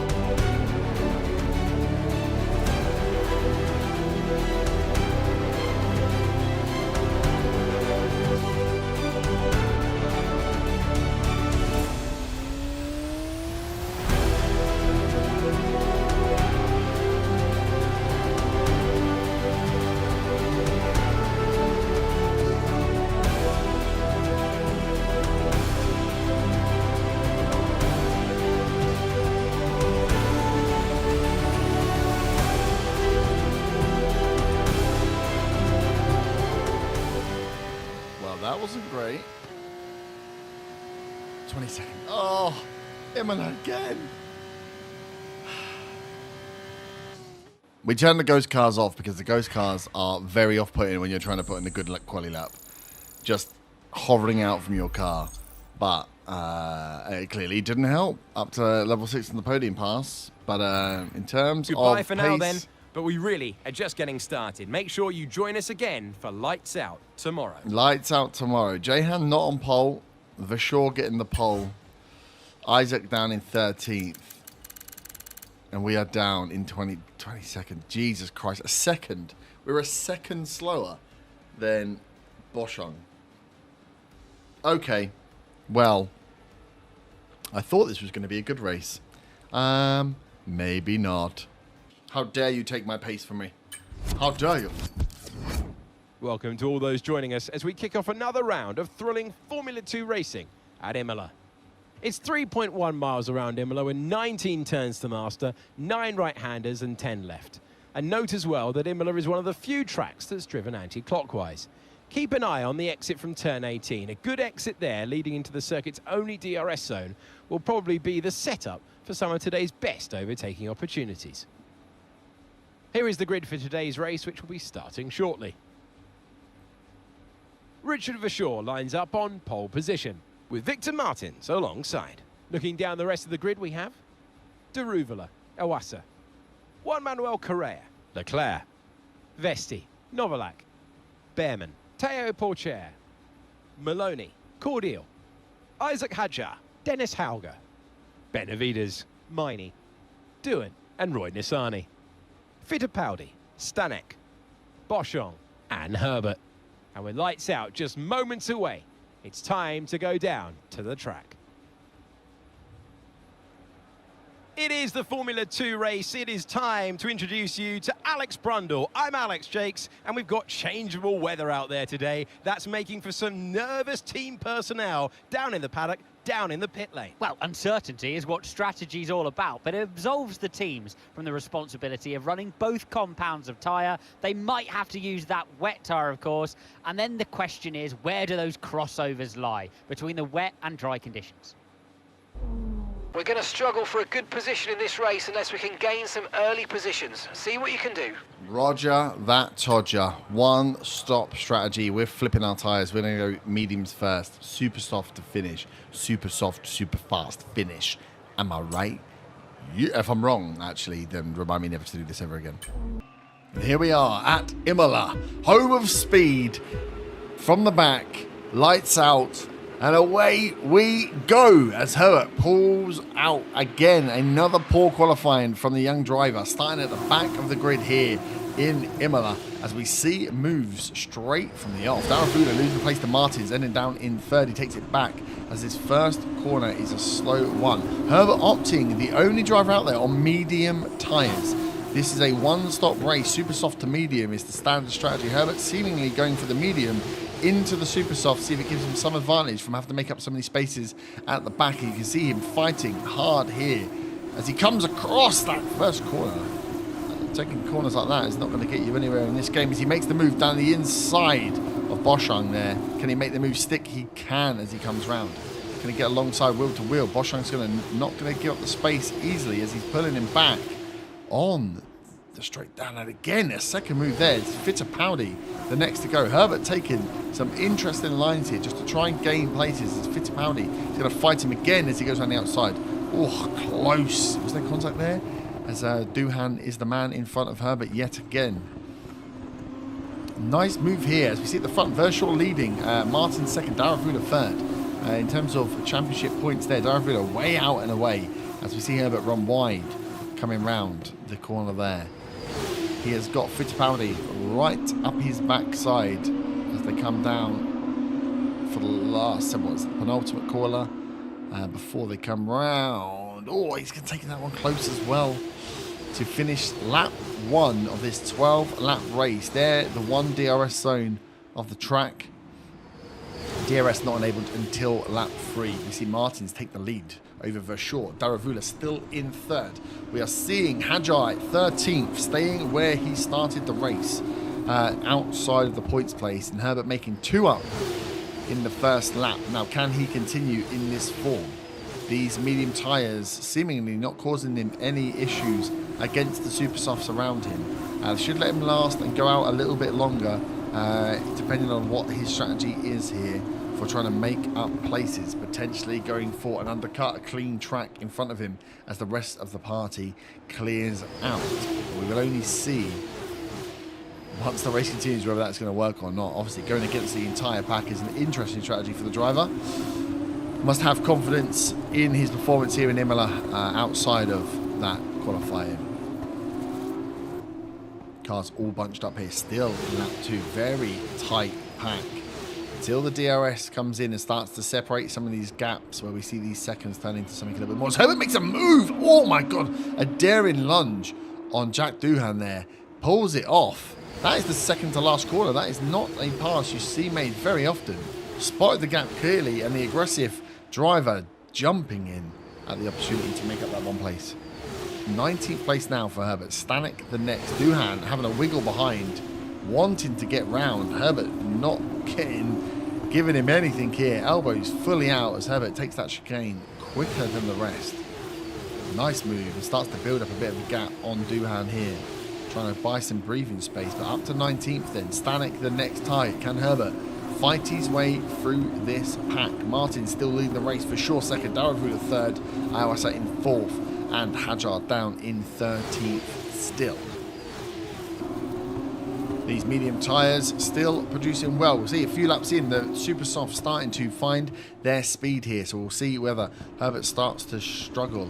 You can see him noticing the only yellow rimmed tyre out there in the start of this race. Will he start to see a performance drop off as the rest of these super softs warm up and start to find their true speed? But the pack is still quite congested. Again, this is the area that Herbert made the move. He's gone close to... He's going spun!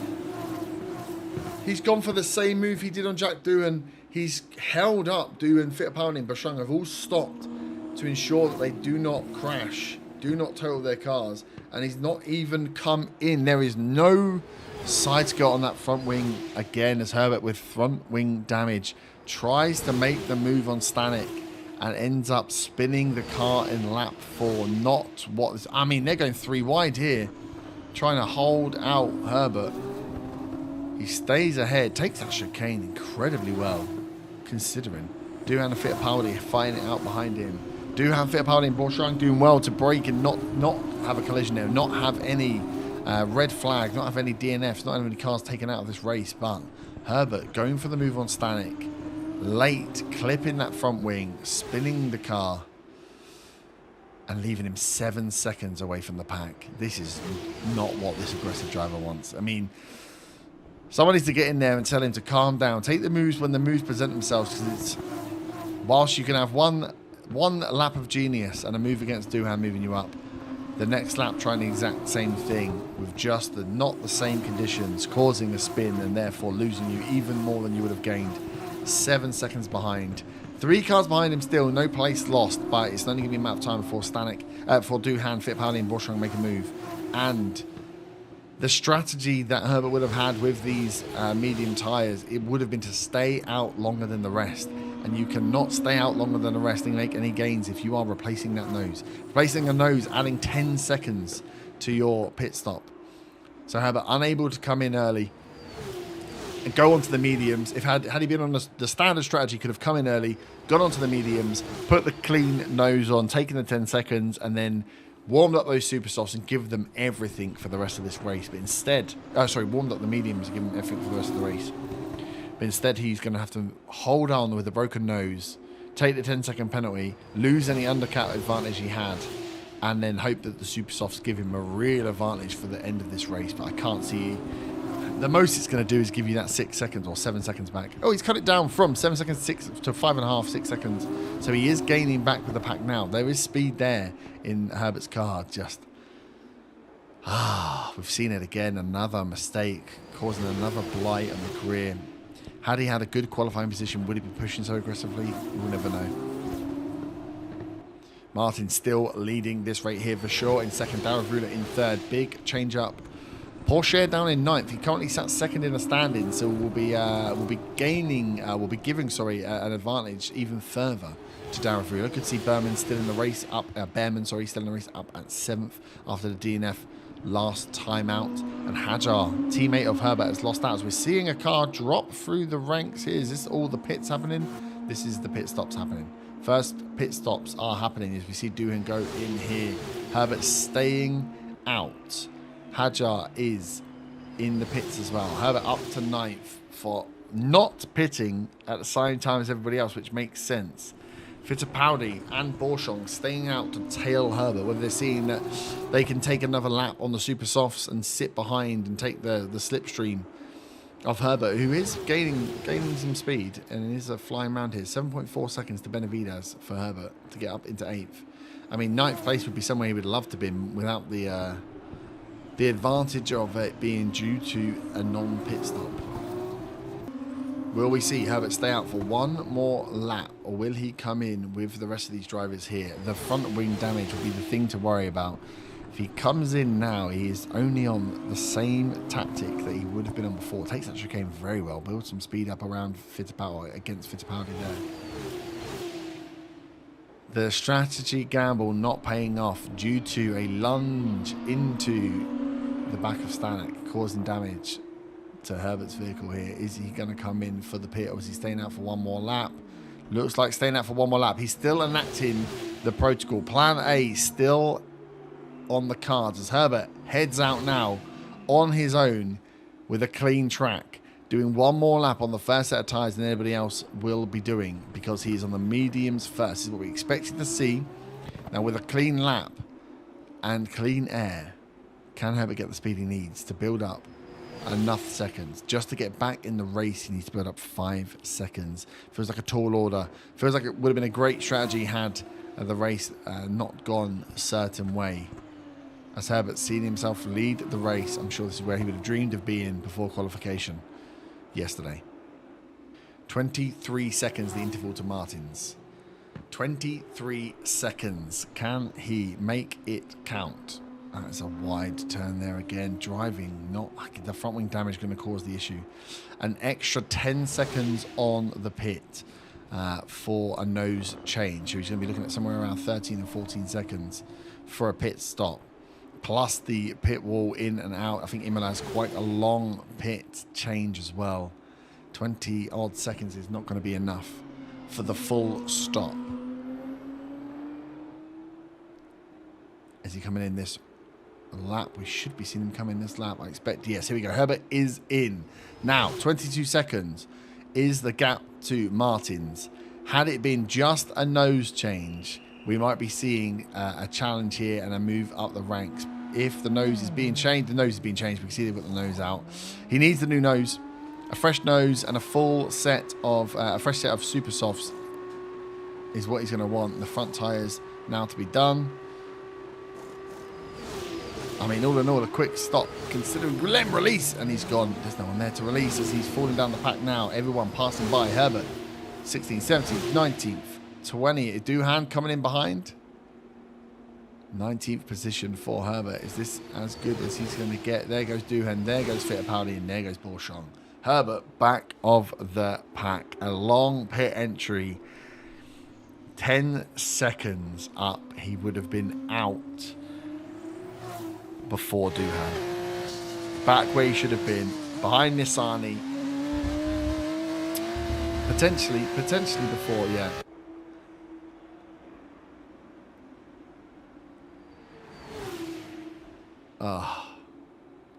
You do not like to see it.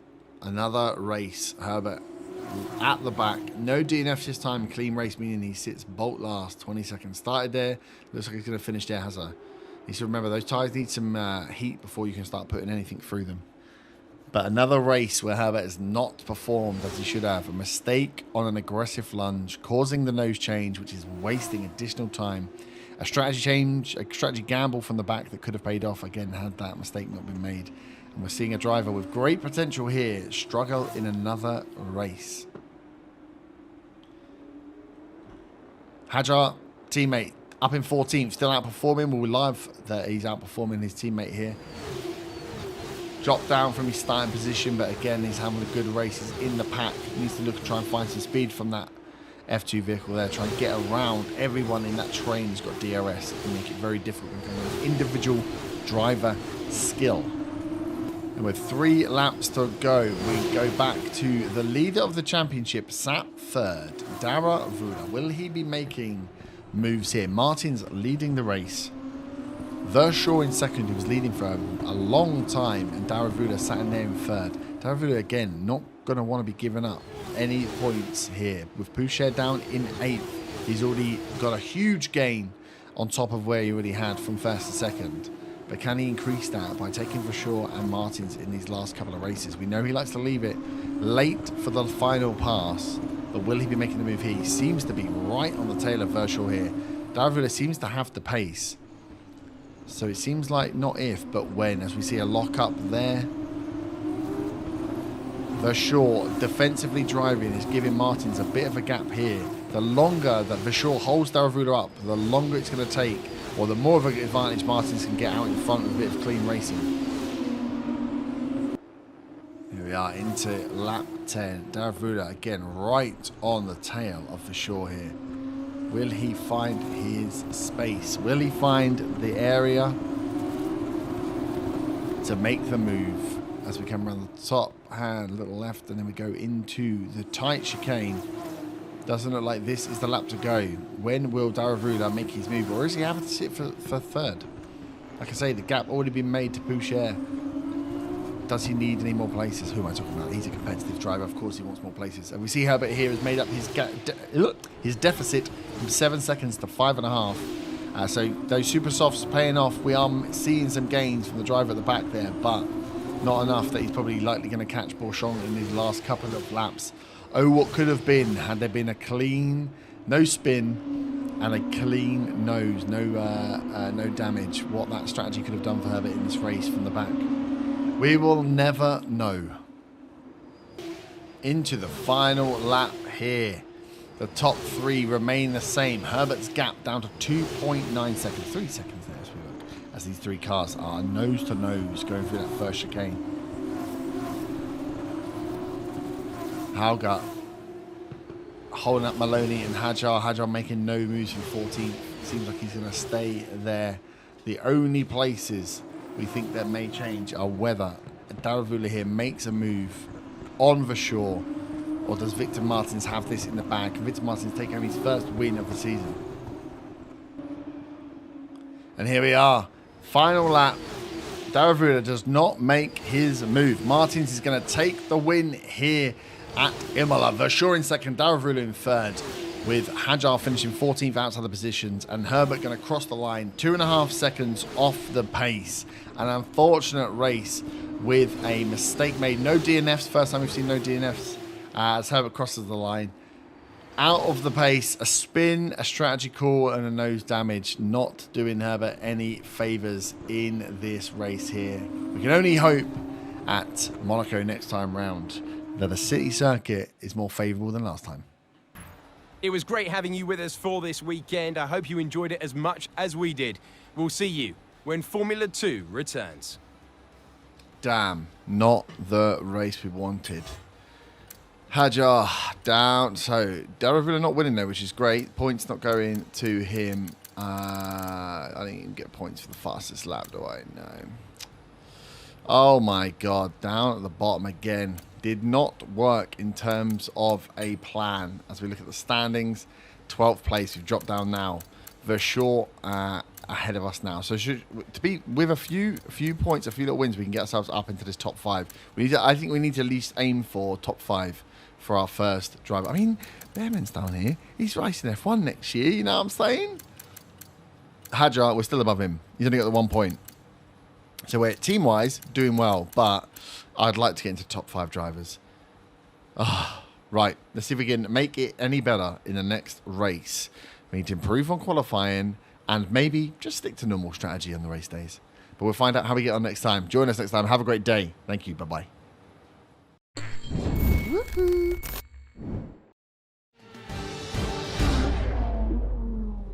Welcome back to this Formula 2 career mode with Herb Herbert. Me? That's right.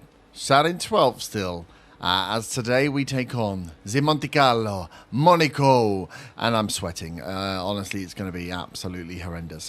Fears of Baku and the tight street circuit there really hitting me hard. Didn't have the race we wanted at Imola. Thought we had a good strategy. Thought we had good speed. Turns out we had neither of those things. As we are sat 12th, 17 points, still sitting above our teammate, Mr. Isaac. Where is he down here with 1 point, I think? Isaac Hajar. So for high tech, we are the top driver. But for the F2 and for our chances of getting into F1, we ain't the top driver. We need to start getting some points on the board, start pushing ourselves up this. I mean, let's be honest. Jehan, wait, do it right. Jehan Darulova is he's going to get away from us. So we're going to just try and get ourselves in the top 5. That's the plan. In terms of like, yeah, do you know what? You've come into this. You're probably going to do well. No, probably not. The practice times are in. I'm guessing we're not. Oh, we are last. Hajar was 22. 26 was our best, but I had a terrible practice. I lost many front wings again. Me and front wings, we ain't getting on. Which means I am not looking forward to qualifying and therefore not looking forward to the race. So, I mean, good luck if you're watching through right now. If this is really short, I probably crash out, so it's worth watching and seeing how I crash out and maybe swear into the microphone. So, yes, as a driver, not going to enjoy this one. But if we can get an okay qualifying and just sit in a pack, who am I kidding? It's not going to work. Still creeping towards 69. We should get there. Maybe today.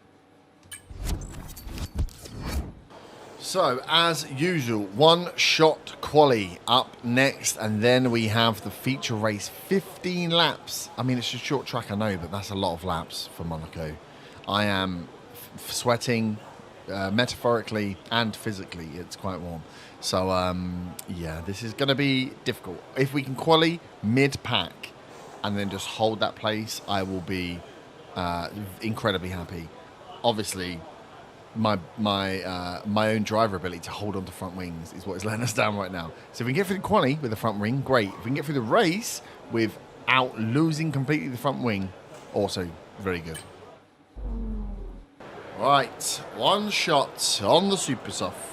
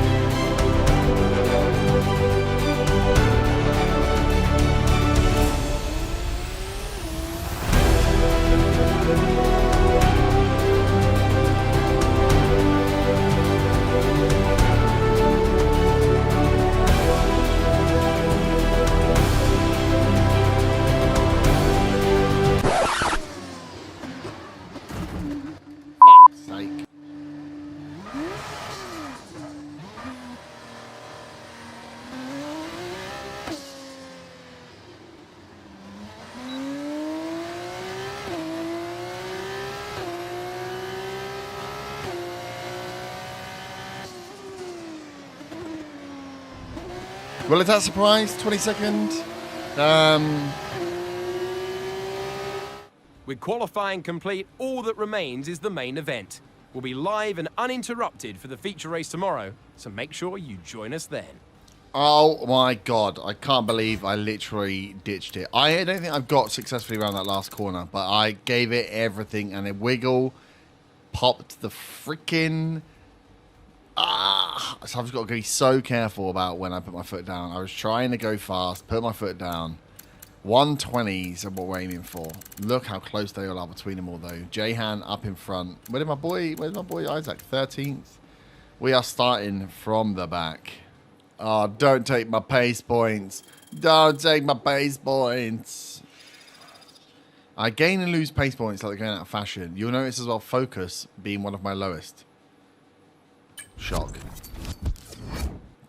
12 laps, 15 laps. 15 laps of Monaco. Monaco. Formula 2 has been welcomed back to this most famous of race locations, and the excitement in the air is building as we count down to the start of today's race. The Circuit de Monaco is, for all practical purposes, pretty much unchanged since its 1929 introduction. It's strange to consider, but this 2.1 mile lap will take the drivers here around almost an entire country. 19 corners, but not that many opportunities for overtaking. Instead, this is a track that rewards technical skill. Let's take a look at the grid positions for today's race. Jehan Daruvala lines up on pole position, and it's Victor Martins in P2.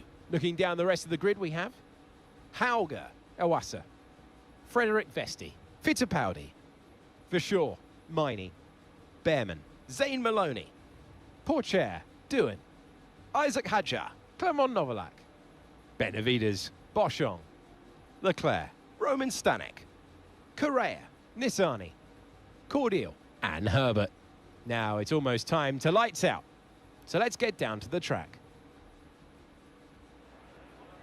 Hello one, hello all, and welcome to the commentary box. I'm Alex Jakes, he is Alex Brundle, and we have changeable conditions today, Alex. How does that uncertainty affect the strategy? There are going to be some quivering hands on the tyre guns, aren't there, when they tighten up what could easily be the wrong specification of tyre completely for the conditions. It's a gamble out there. Try to put the starting position out of your mind and just focus on the race ahead. We can still do a good job here today. A good job? Okay, let's do a good job. One stop. Keep the car alive. Just finish the race. Here we are, Monaco. What a special track as we start this F2 race. Lights out. And away we go. Herbert again from the back. Another race, another final position. Daruvala taking the lead here with Martins taking him on the first corner. As Herbert makes a daring move down the inside.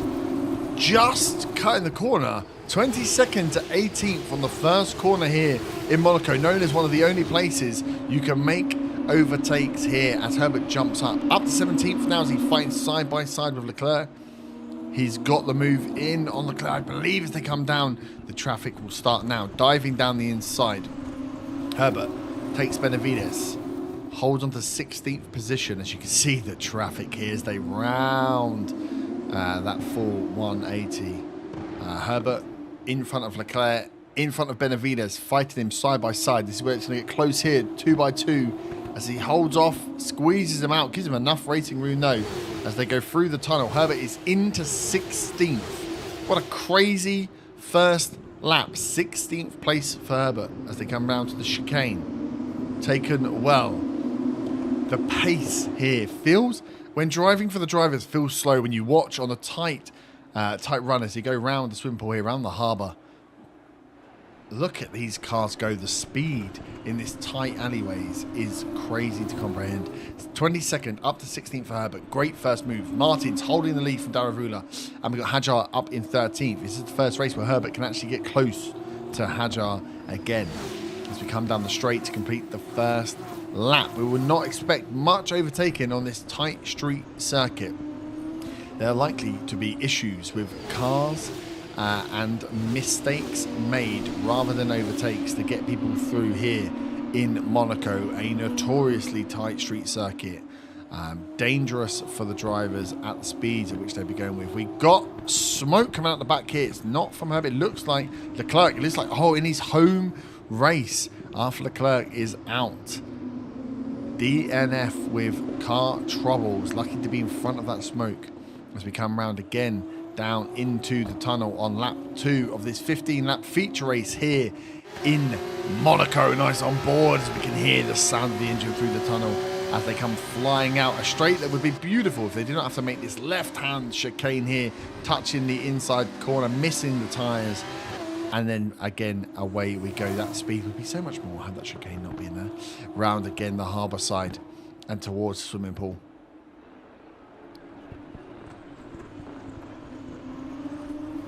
Herbert looking for a clean race here. From the back, there's only so much you can expect him to do in Monaco. Oof. Tail out there as Herbert holds onto it there as we come round into lap 3. But yeah, from 16th, we're not expecting a huge amount more. A notoriously difficult track to overtake on outside of those first corners when everyone is bunched up and you're looking for gaps and for people to make mistakes and let you in. But an improvement. If we can finish 16th here, Herbert will have a great race. It will come down to the pit stop. One stop we're expecting here for the guys from super softs onto softs is the likely strategy for most teams, provided no damage to the car. Again, a clean bill of health on the nose will save time. Adding 10 seconds to your pit stop is not something you want to do in Monaco because you will not gain it back. So can Herbert hold on here and take this massive gain? It's 22nd up to 16th. We hope so. It's a long race ahead. A lot of concentration for these drivers. No room for error. No gravel pits to run off into here. One mistake and you are in the swimming pool or in the harbour here in Monaco. So these guys are at full concentration for this entire race. So come round to that last tight corner. Looks like Herbert caught the back end of the car there coming out. No damage and a little save again on the tyres. Pushing that car. Elbows out now as he comes down. DRS is going to be opened. If it's not been opened on this lap, it'll be on the next lap. As he makes it to the first corner safely. No overtakes. Benavides and Stanek, guys that are behind him, looking to get by, looking to pounce on any mistake Herbert makes. As he comes through this first section quite quickly comparatively to the rest of the pack. Opportunity when you're in the pack here to lift and coast a little bit more than others. If you know you can catch them on the corners, take advantage of those slow turns and try and make some moves. Herbert seems to have already recovered from that mistake made at the beginning of the lap. In terms of standings, Darragh up in second, Porsche down in 11th. The man that was second, or is second in the standings, dropping back even further, giving Darragh an even bigger lead in the F2 standings. Martin's leading a second race after winning last time round. Martin's getting some points and moving up the rankings, holding the lead here in Monaco as well. If he can hold that, he will be starting to gain himself some more points, push himself further up the rankings. But we do think Darragh is probably out of sight right now. Oh, as Herbert's come round. Lap 5 first. He's come around on that first corner. Clip the left-hand side of the wall. Let's just have a look as he comes around here again.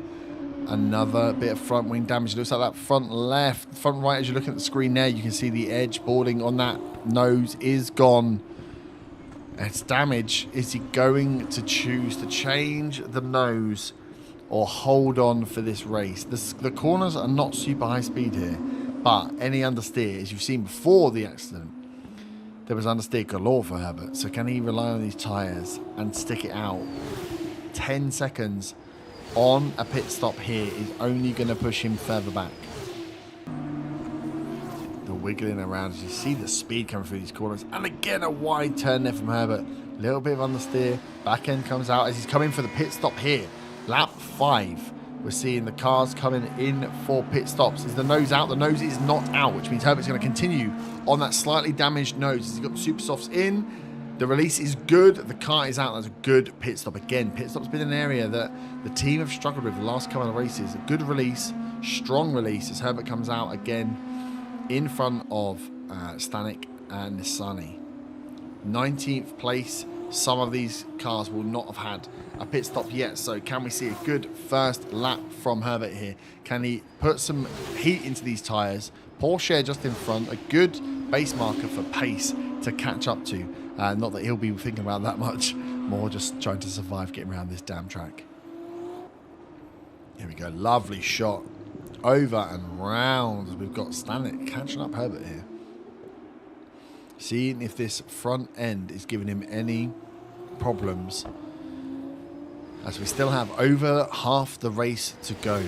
The soft tyres on, no more pit stops expected.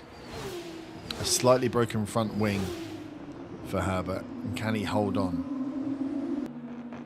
Second set of pit stops are happening now, as it looks like Martins has maintained the lead after pit stop on Daravula, which is great to see. You can see the rest of these go around. A lot of wide turn there from Herbert. Can he take any more places as we come into this change here? Porsche should be making up some space. It's a slow car on the X. 16th place is what we're looking for. 16th is where we started, and 16th is where we end. Herbert not lost on the pit stop change. A first for this team in a while. But Stanek is right on the tail of this driver here. An equally aggressive young driver, Stanek, as Herbert, as you look as to weave and try and find any space to get round Herbert here. Herbert giving him nothing. Elbows out. And again, like we said, this track, a very, very difficult, notoriously difficult track to overtake on. 2.7 seconds to Boschung in front is the gap to try and close for Herbert. But like I said, that big jump from 22nd to 16th, he'll just be happy to have made the moves and made some places up. Hajar in 12th now, just outside the points. Porsche, man, second in the standings, sat behind him. Martins and Daravula fighting it out at the front.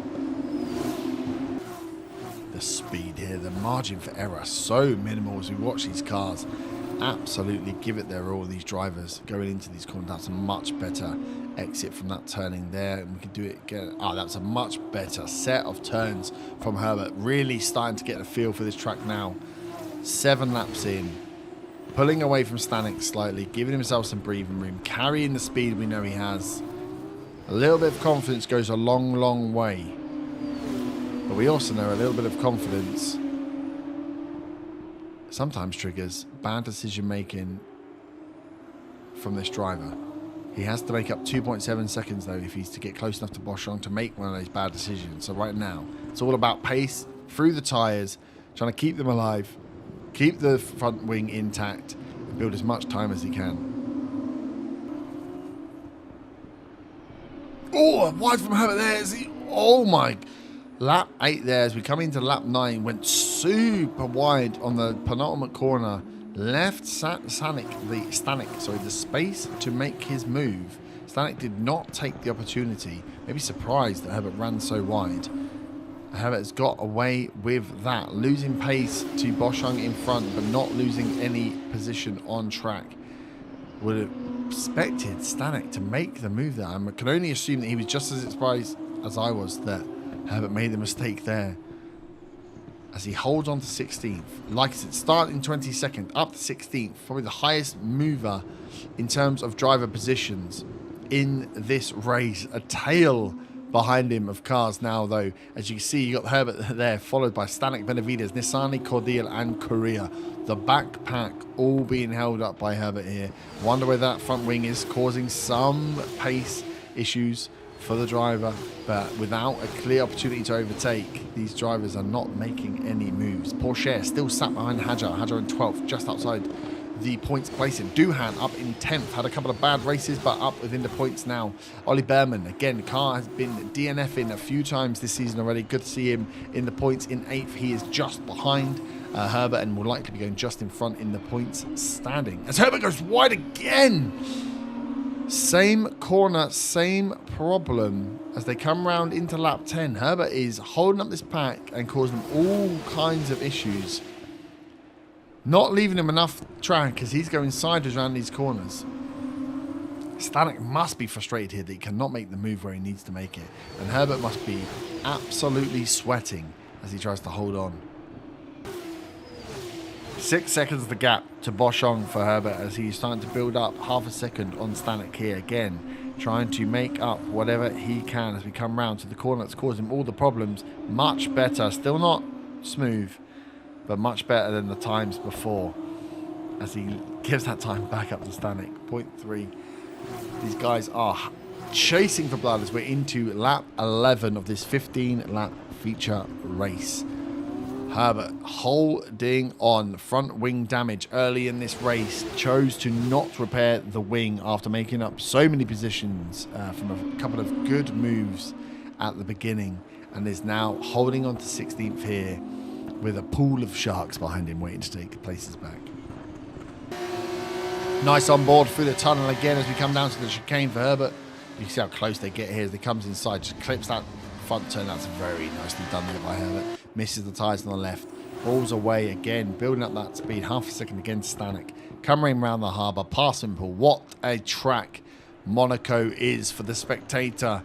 A beautiful sight for the drivers. An absolute nightmare. As Herbert clips that in the inside wall again. A lock-up from Stanek behind. 8.7 seconds to Borshrug now as they are getting away. There is definitely a pace issue from Herbert, but Stanek, Benavides, Nissani, Cordelia and Correa, the trailing pack, have nothing that they can do to get around Herbert here without a stroke of genius. It looks like Herbert's going to hold out, elbows out, and waddle this car home for a 16th place finish. Martin still holding at the front to Daravula, that half a second, 0.6 second advantage, staying for most of the race there, holding it after the pit stop. So Martins looks like he's going to come home with the win from this race as well. Porsche still sat behind Hadjar in 13th, so that gap for Daravula up front growing again. As they come round to finish lap 12, can Herbert maintain? Can he finally work out how to take this last corner without giving up time? Stanek is there waiting to pounce. Not a bad turn this time, not a bad turn. Can he get through the last bit? Again, not a bad turn. Goes wide, has to cut back in again, which losing some speed, but no one able to do anything. 10 seconds to Borshrug. This feels like 16th place is Herbert's in the bag. As we ride on board with Hadjar. Porsche behind, Maloney in front. This has been the way Hadjar's been racing the entire race. Doesn't seem like he's got it in him to close that gap and make the move on Maloney to get closer to the points. Hadjar finishing 12th would be good, but outside points is nothing. Only has the single point in the championship, which means he is still in the points chart behind teammate Herbert, even though he's outperformed in the last 3 races. And if we go and check out the front of the race, Martin's here, leading Daravula.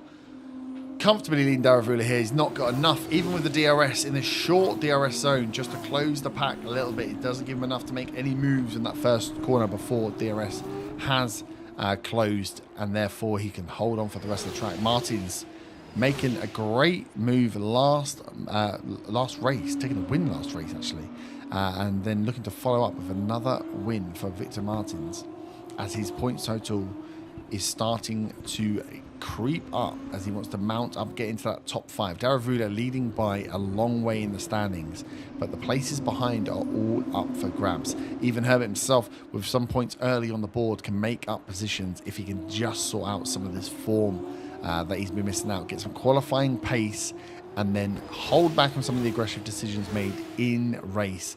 We may well see him pick up some more and make his way into that top 5. All of these drivers here vying, of course, for a seat in the number 1 Formula 1. As we're into the last lap of the Monaco F2 Grand Prix, Victor Martins leading the way here. A fairly uneventful race. No one yellow flag, but no safety cars. Unfortunately, Arthur Leclerc, the only DNF of the race, the home star, not the only driver not completing the race here. We had some daring moves from Herbert in the first lap to take positions as he has moved from 22nd up to 16th, the highest mover in this race. But Victor Martins taking the lead from Daravula early on and holding onto it as Victor Martins going to come in for his second win. Daravula picking up another second place, increasing his points lead over Poucher, who's only down in 13th. No points for him this time round. Herbert being outperformed, sorry, by Hajar again, but Hajar sitting outside of the points placement. Duhan picking up that final 10th place points section as we see now Martins come round this penultimate and final corner to complete the Monaco Grand Prix. Fast for the racers, beautiful for the spectators, but another one to forget for a young driver, Herbert, as we see him getting ready to cross the line. 11 seconds off the pack, managed to hold off the vying Sharks with a broken wing as he makes that penultimate corner. Does it fairly well for once. And final corner to cross the line. A little bit of tail wiggle at the end there. To cross the line in 16th place. And after all that excitement, I think it's time for a lie down. Thanks for joining us, and we'll see you when Formula 2 returns. When Formula 2 returns. Look at that. Isaac 12th in the end, falling outside of the place. Martin's getting the 12 points. Jehan is up there, 20 again. Big movements, but I suppose the one we want to look at is those standings. Does it change too much for us? We're in 14th. Behrman is ahead of us of 1 point. He's had some DNFs, so definitely is on the run-up. Leclerc, we know, had a DNF here, so we just need a few more points on the board. Lots of low 20s here, and we can start getting ourselves up towards this top 5. It's where we want to be. But maybe next time. Maybe next time on a standard race, not on the streets of Monaco, we might actually qualify and might actually get some points. I'll see you next time. Have a great day. Bye-bye. Woohoo!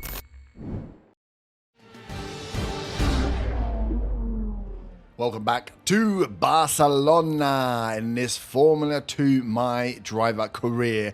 Normally we don't come back to the practice screen. We don't start here. We start, with the track introduction. But I just want you, after the last few, let's just have a look. Herb Herbert, driver here, fastest in practice by 0.4 seconds. So let's see what happens in qualifying. I used all of the practice this time.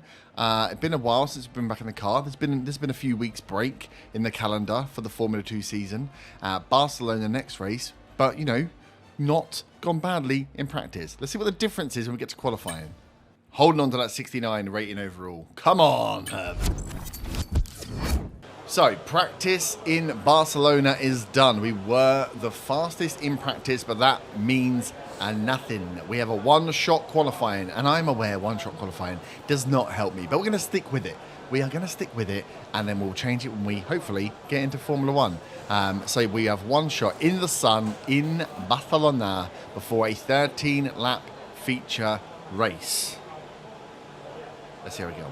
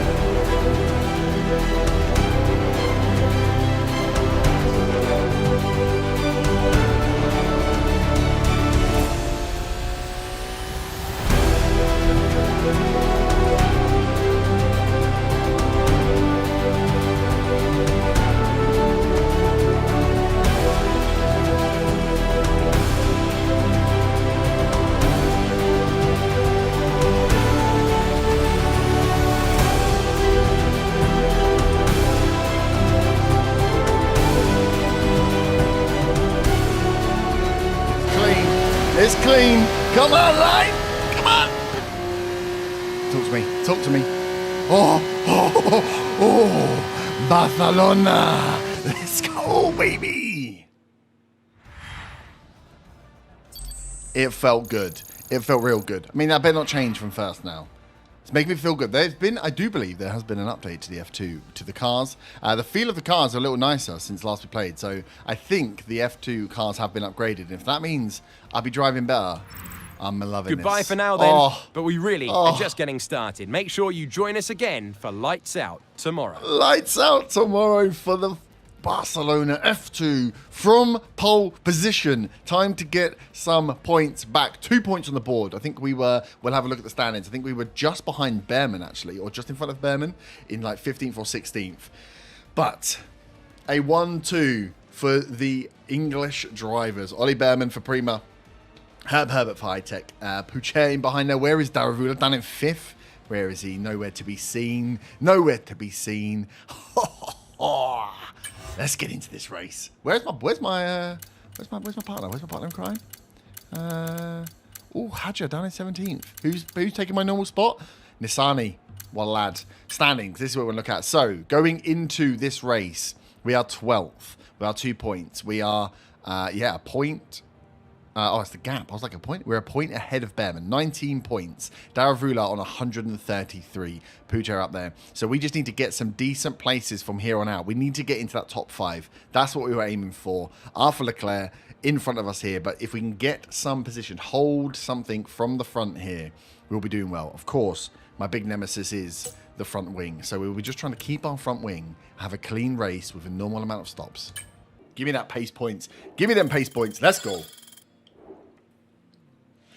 71 pace. Still in the 69 though. Here we go. 13 laps from the front. Whew. Can we keep it together? Hello and welcome to the Circuit of Barcelona, Catalunya.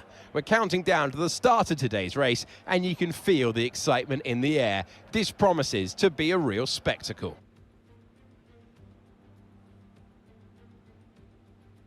It's back to the future for the F2 drivers today. We welcome the removal of the chicane in the final sector. It will shorten lap times and reduce the length to 2.9 miles, 14 turns. This was the original setup of the track, but it hasn't been used since 2007.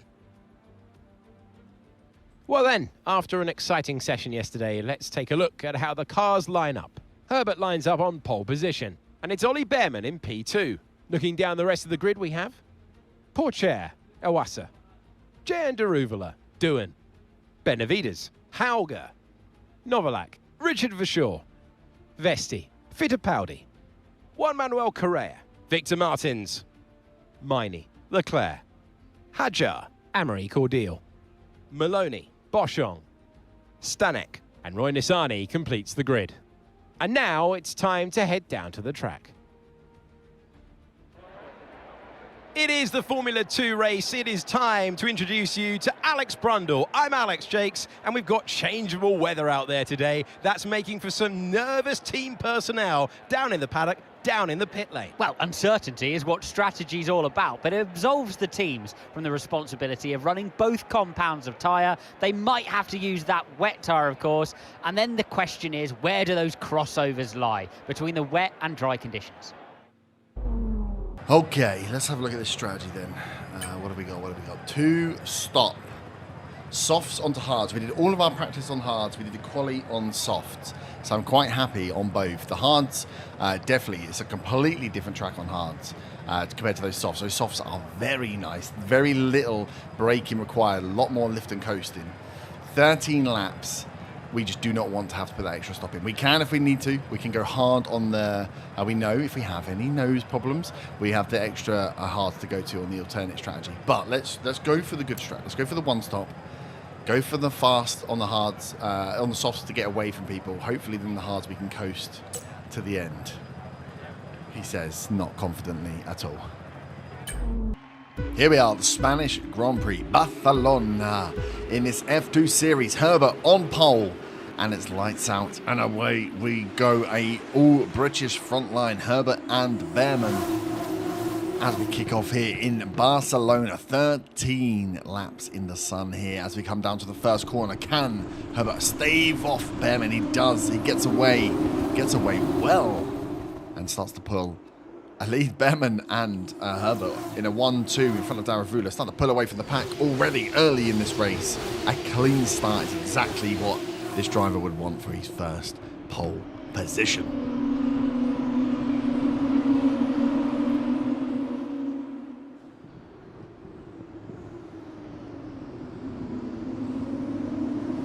This track here known for looping bends, a few overtake zones, a few DRS zones as well to watch out for. So we wanted to break that DRS from Behrman and Daravula, the leader in the standings as we go into this race. Daravula Porsche sitting down in 3rd and 4th. Behrman and Herbert, unlikely 1 and 2 pole sitters after qualifying yesterday. If you looked at just the rankings alone, but good to see British drivers on top, as Herbert is now starting to pull away half a second gap to Behrman with a further half a second out to Daravula.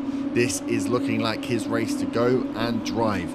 We know this driver is an aggressive driver, loves the overtake and loves to make the dangerous maneuvers, but when you are out in front, all of the danger is coming from behind. So can he hold his nerve, drive a clean race with nobody to touch that nose into? This is quite a wide track as well. Noting earlier in the season, Herbert having issues with the walls, likes of Australia. But the barriers and the walls here in Barcelona, far away, the gravel pits are going to catch you before a wall does. So we could well see a perfect track here for this driver and his style, as we have seen that gap up to that 1 second mark within the second lap. Tipping in and tipping out as Behrman pulls a little bit back, but it does look like Herbert's going to break DRS before potentially DRS even gets activated on this race. Little wiggle of the back end there as we come through into the straight. A lot of coasting that can be achieved from high as Behrman goes wide. Everyone goes wide. Actually, Herbert keeping quite a tight line in this middle sector here, as Behrman has made up that 0.8 of a second down to just a couple of hundredths. As this is where Herbert will have to keep his nerve, hold off and defend where he can. This is, that was again a wide run there. Maybe the nerve's starting to creep in for this driver as he comes over the line into lap 3, where we expect DRS to be enabled. Can he now stave off the attacks, that 1 second down to just 3/100ths? Well, 3/10, sorry. First corner survived any attack as he comes round the left hand before the large right, or the long right hand. Sweeping corner up to 6/10. Daravula Porsche below the rest of the rankings look as standard as when we started. Hadjar, Herbert's teammate here, down in 17th. So Herbert really flying the flag for this high-tech team. Okay, as we hit the rumble strip there, coming round this little chicane, we should be coming round to a DRS detection zone. There will be DRS for Behrman as he comes onto the straight here. Should see the flap open there. Is it going to be enough? Can he make a challenge against Herbert on this straight? It's a short DRS zone. Doesn't look like it was enough. Not close enough. First attack defended. That's the large sweep before you can come into this tight right-hander. Can you keep your foot in? As Herbert does seem to run a little wide, but he's going full guns. Lift off slightly as he come round to the home straight and another DRS zone. Can Behrman make up any time? He looks like he's coming. Is he going to make the dive bomb? He's there. Behrman is there. He's pulled out. He is going to... Can he hold it? Can he hold it? He's gone round. He's gone round. Herbert has lost the lead to Behrman on that first DRS straight. Lap 4. Now can Behrman hold off the attack of Herbert, the young driver, preferring maybe to have someone in front of him to chase down rather than to lead this pack.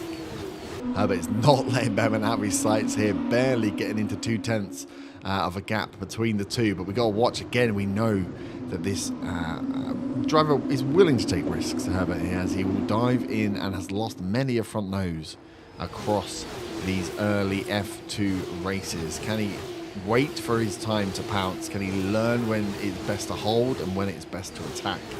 Knowing that he's going to have the DRS on the home straight, as long as he can keep up as that second DRS zone there. Again, too short to do anything but close the gap. As, oh my days, that was close. Was there a touch? I think there might have been a touch. No damage on the cars, but there may have been a slight touch there. Very lucky from Herbert to hit the back of Behrman. Behrman went wide, so I'm assuming there was some contact. Not enough to cause damage. Enough to put Behrman off his stride. And Herbert breathes a sigh of relief as the cars hit the home straight. That DRS is open. Here he comes. Will he make the dive? Will he drag Behrman out? He's going to sit. Oh, he goes wide with the dive. And looks like he's made the pass. Can he make it stick? Easy pass for Herbert, just as Behrman did to him a lap ago. Using the DRS on the home straight. Herbert back in the lead. Behrman second. Daruvula third. Porsche fourth. As the rest of the pack, again, remains fairly standard. Hajar still down in 17th. Points here for Hitachi. For Hitech will be very welcomed for the team, who have picked up points early on with Herbert. But since then, not many coming in. I think only 1 point maybe Hajar has pulled in himself as a driver. So the team are relying on the ups and downs, the big wins and swings that Herbert are bringing. But can this be the start of some consistency for the young driver? Can he start to pull his way up the ranks to alert himself to those prospective F1 teams? And there we are into lap 6, this home straight. DRS still available to Behrman, but the gap was far too much for him to make the lunge as he manages to close up behind Herbert by the end of the straight, but nowhere near close enough to try and attempt that overtake that he had done just a few laps ago. As we get lovely on board here with Herbert. You can hear that F2 engine being absolutely rattled. A lot of lift and coast corners here. A lot of high speed can be carried through some of these longer bends, these wider corners with no danger of walls. The drivers can push. We've got some wide rumble strips and some runoff areas here before the gravel pits themselves, so you can carry a lot of speed through these corners if you have the grip. Here we go, coming around to finish lap 6. This gap 1 second now as Herbert's coming into pitting first from the front. Herbert going in lap 6 to make his one change, leaving Behrman and Daruvula to take out. Interesting to go first. The others are going to try and make up that time. Can we have a clean stop here from Herbert as the hards go on for the second stint of this race? Oh, he's been held up. He's been held up leaving. It was a quick stop from the wheel gun men. But the release, there's a lot of traffic going in first. Interesting call by the team. The driver may not have had much say in when he's coming in with the team planning the two. As they are out now. Herbert out on his fresh hard tyres to finish this race. 6 laps to go. Now the big question will be, is in this first lap I've just seen hang up of, we've got Behrman who is dropping out. Behrman on a DNF. Behrman, who was sat second, has had a engine problem and has pulled out of the race. Behrman retires after qualifying second and holding second place for much of this race. Daruvula now released out in front, but will be coming in to pit this lap. Can the undercut be effective? Can it work? Will Herbert come out in front or behind Daruvula? We know he's pulled off the undercut. Oh, it's Herbert. Those tyres not quite warmed up yet. That's a slight slide in that chicane. Daruvula, we know, and his team have pulled off the undercut a few times this season already. As we're getting close to now the pit entrance, we can see the movement starting to happen. Herbert on this penultimate corner. Flat out as he comes round to the starting straight. No one to gain any DRS on. Does have Porsche behind, as we will see the cars all coming out of the lane now. That is Daruvula in front, as Herbert is going to come out just in front, but Porsche making a move. Porsche making the move with DRS to take the lead from Herbert, as he's all eyes on Daruvula, even our eyes on Daruvula, as Herbert takes him back, cannot make the position stick. Herbert gets the #1 spot back from Porsche very quickly. What a move from Porsche there to dive between the oncoming traffic coming out of the pit lane with Daruvula in third now.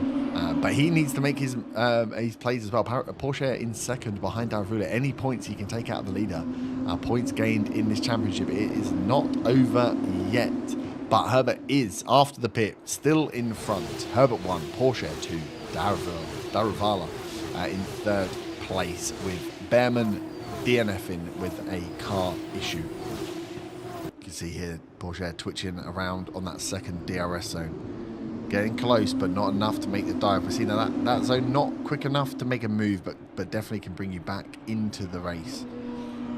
Herbert's going to want to break that DRS, break that 1 second to Porsche, have him have to defend against Daruvala, so he can have a clean race as we come around to finish lap 8 here. It's close to the 1 second. The DRS still still active. Porsche will make up that 7 tenths. But will it be enough to make a move? He's had a look, has a little wiggle.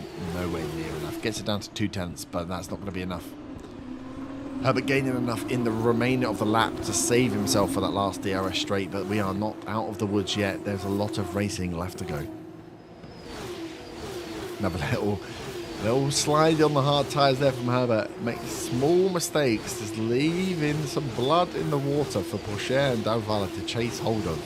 Leaving little openings like that is just is a red rag to a bull, as the gap now after that second DRS zone down to 2 or 3 tenths of a second. Herbert holding out, knowing a few corners before that big straight and that big DRS zone. Can he build up some gap here? Oh, Porsche must have lost in the corner, must have had some defending there as he's fell back slightly. Half a second, is that enough? Is half a second? We know 7 tenths is not enough for him to make back, as the wing is open on the trailing cars. Herbert out in front as we go into lap 10.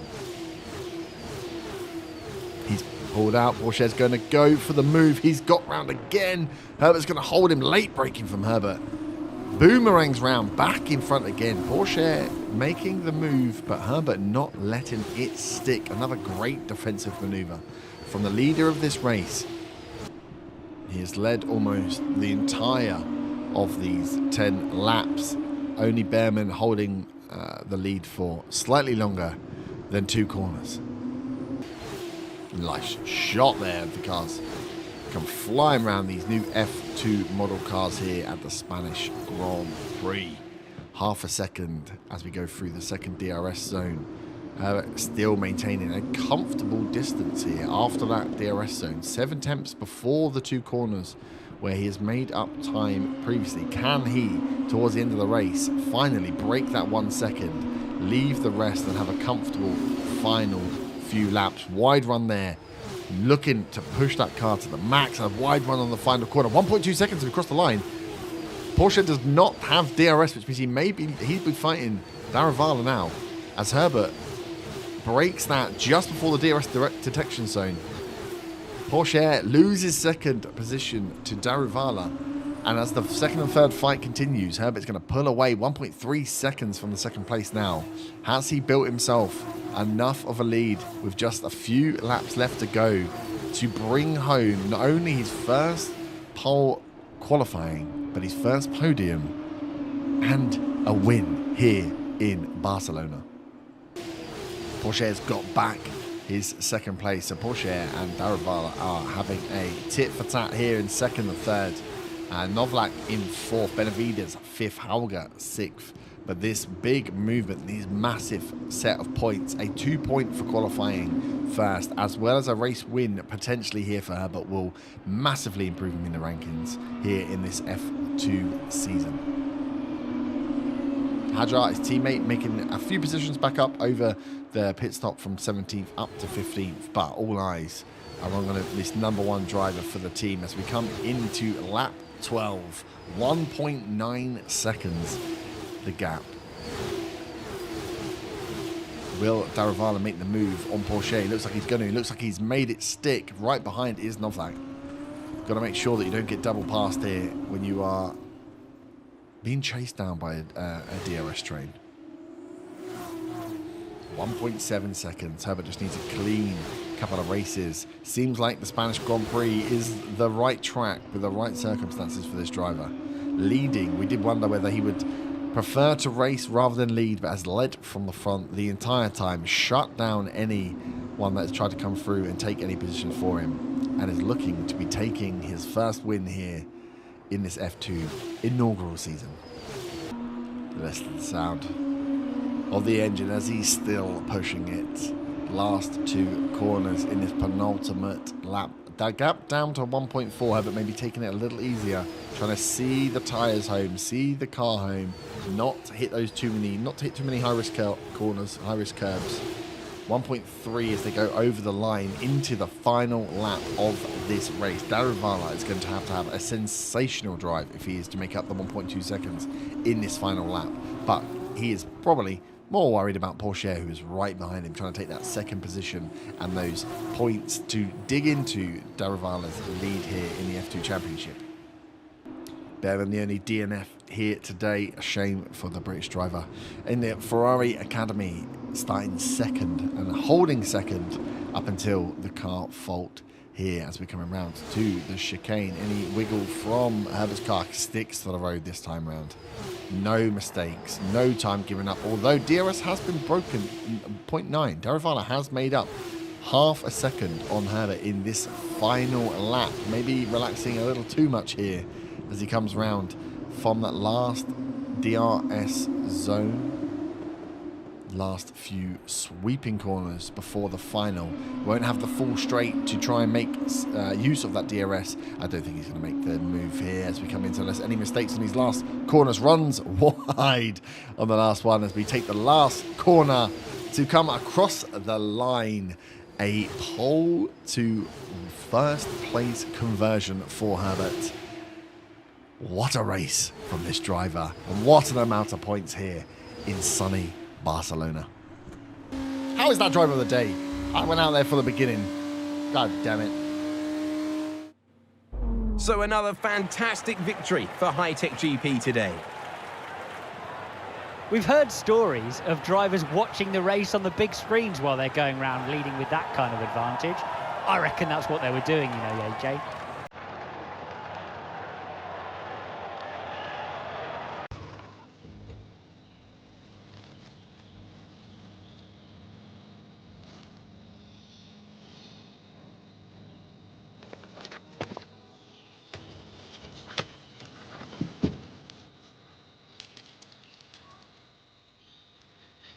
And as they make their way down to the podium, there's no denying the strength of the High Tech GP team. Why? What is?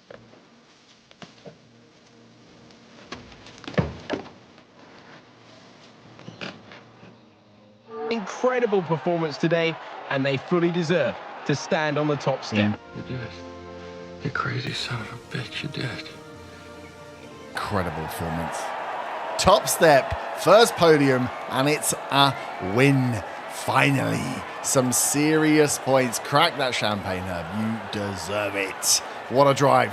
Porsche and Daruvala sharing the podium. Them boys are they're gonna run ahead and run away, I think, with the championship. But we can get ourselves up into that top 5 as we wanted.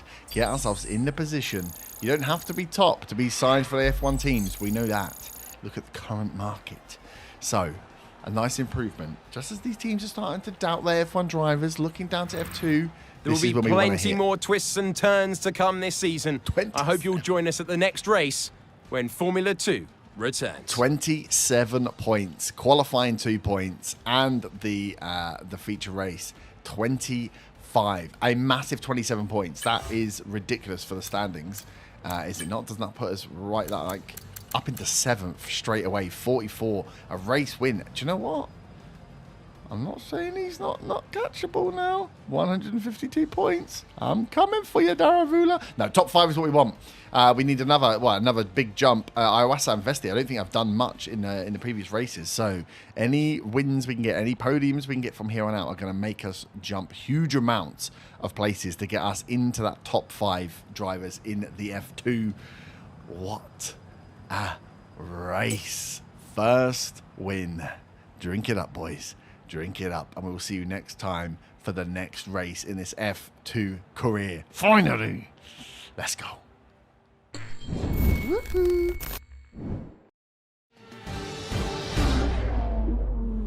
Welcome back to another F2 session. Driver career here with Herb Herbert after his inaugural win last time in España, in Barcelona. If you have not seen that, go back and watch that amazing race, led from the front with a nice quick qualifying into a race win, held off some opponents that pushed some DRS zones that were a little tricky, but held off in what was a clean race to take the first podium and first win of this F2 season with this driver. We are back now in Austria.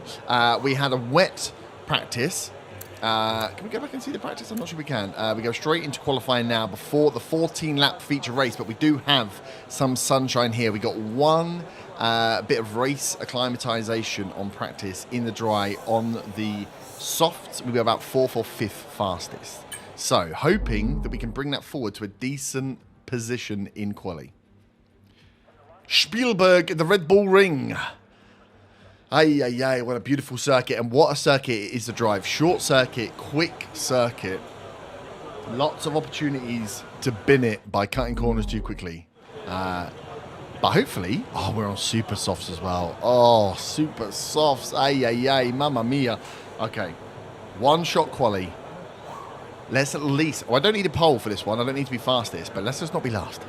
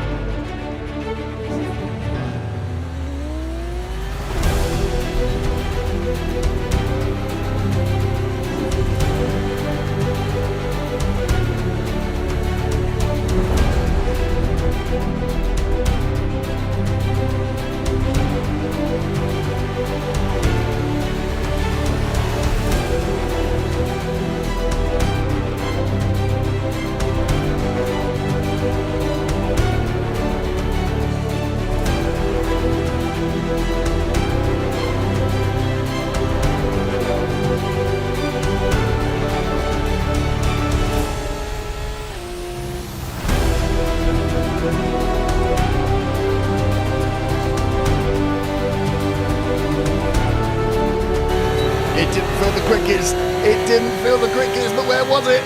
Quali done, and we are 15th. Okay. Not great, but not last. So that gives me some hope at least. That corner at the end of the straight, I took at a snail's pace. 15th overall. Let's see how we With qualifying complete, all that remains is the main event. We'll be live and uninterrupted for the feature race tomorrow, so make sure you join us then. Feature race tomorrow. We are Daravula and Porsche leading up as we expect, but we're down 15th, just off the main thing, 4.4 seconds away. Okay, but we are within a pack of people. Iwasa. We need to beat. We're still ahead of, Hadjar. We're ahead by Hadjar, which is good. As long as we're number one driver, that's all we kind of care about. As we look for some more points, we're going to need to push hard to get some additional points to help us in our push up the table. 7th we stand going into this race. A 15 quali isn't great, but I tell you what we're doing. I mean, whilst the nose is going to be definitely a problem, we may lose a nose here.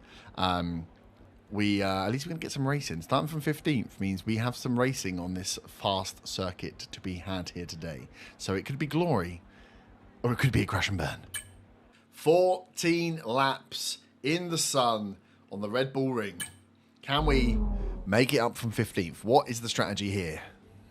It's race day here at Spielberg, and the drivers are making their final preparations down on the grid before lights out. Look around, it's a spectacular setting, and I'm sure today's race will do it justice. Spielberg is a very short lap, one of the shortest we'll see in this Formula 2 championship. 7 rights and 3 lefts make up the 10 corners of the circuit. The left-hand kink of turn 2, leading into the uphill braking of turn 3, represents another overtake hotspot. With that then, let's run through the grid order. Jehan Daruvala lines up on pole position, and starting alongside in P2 is Théo Pourchaire. Looking down the rest of the grid we have Martins, Leclerc, Ollie Behrman, Doohan, Vesti, Hauger, Novalak, Enzo Fittipaldi, Iwasa, Correa, Kushmaini, Richard Verschoor, Herbert, Benavides, Hadjar and Ralph Boschong. Stanek, Maloney, Cordial and Roy Nissani completes the grid. And with preparations almost complete, let's head down to the track. Let's head down to the track.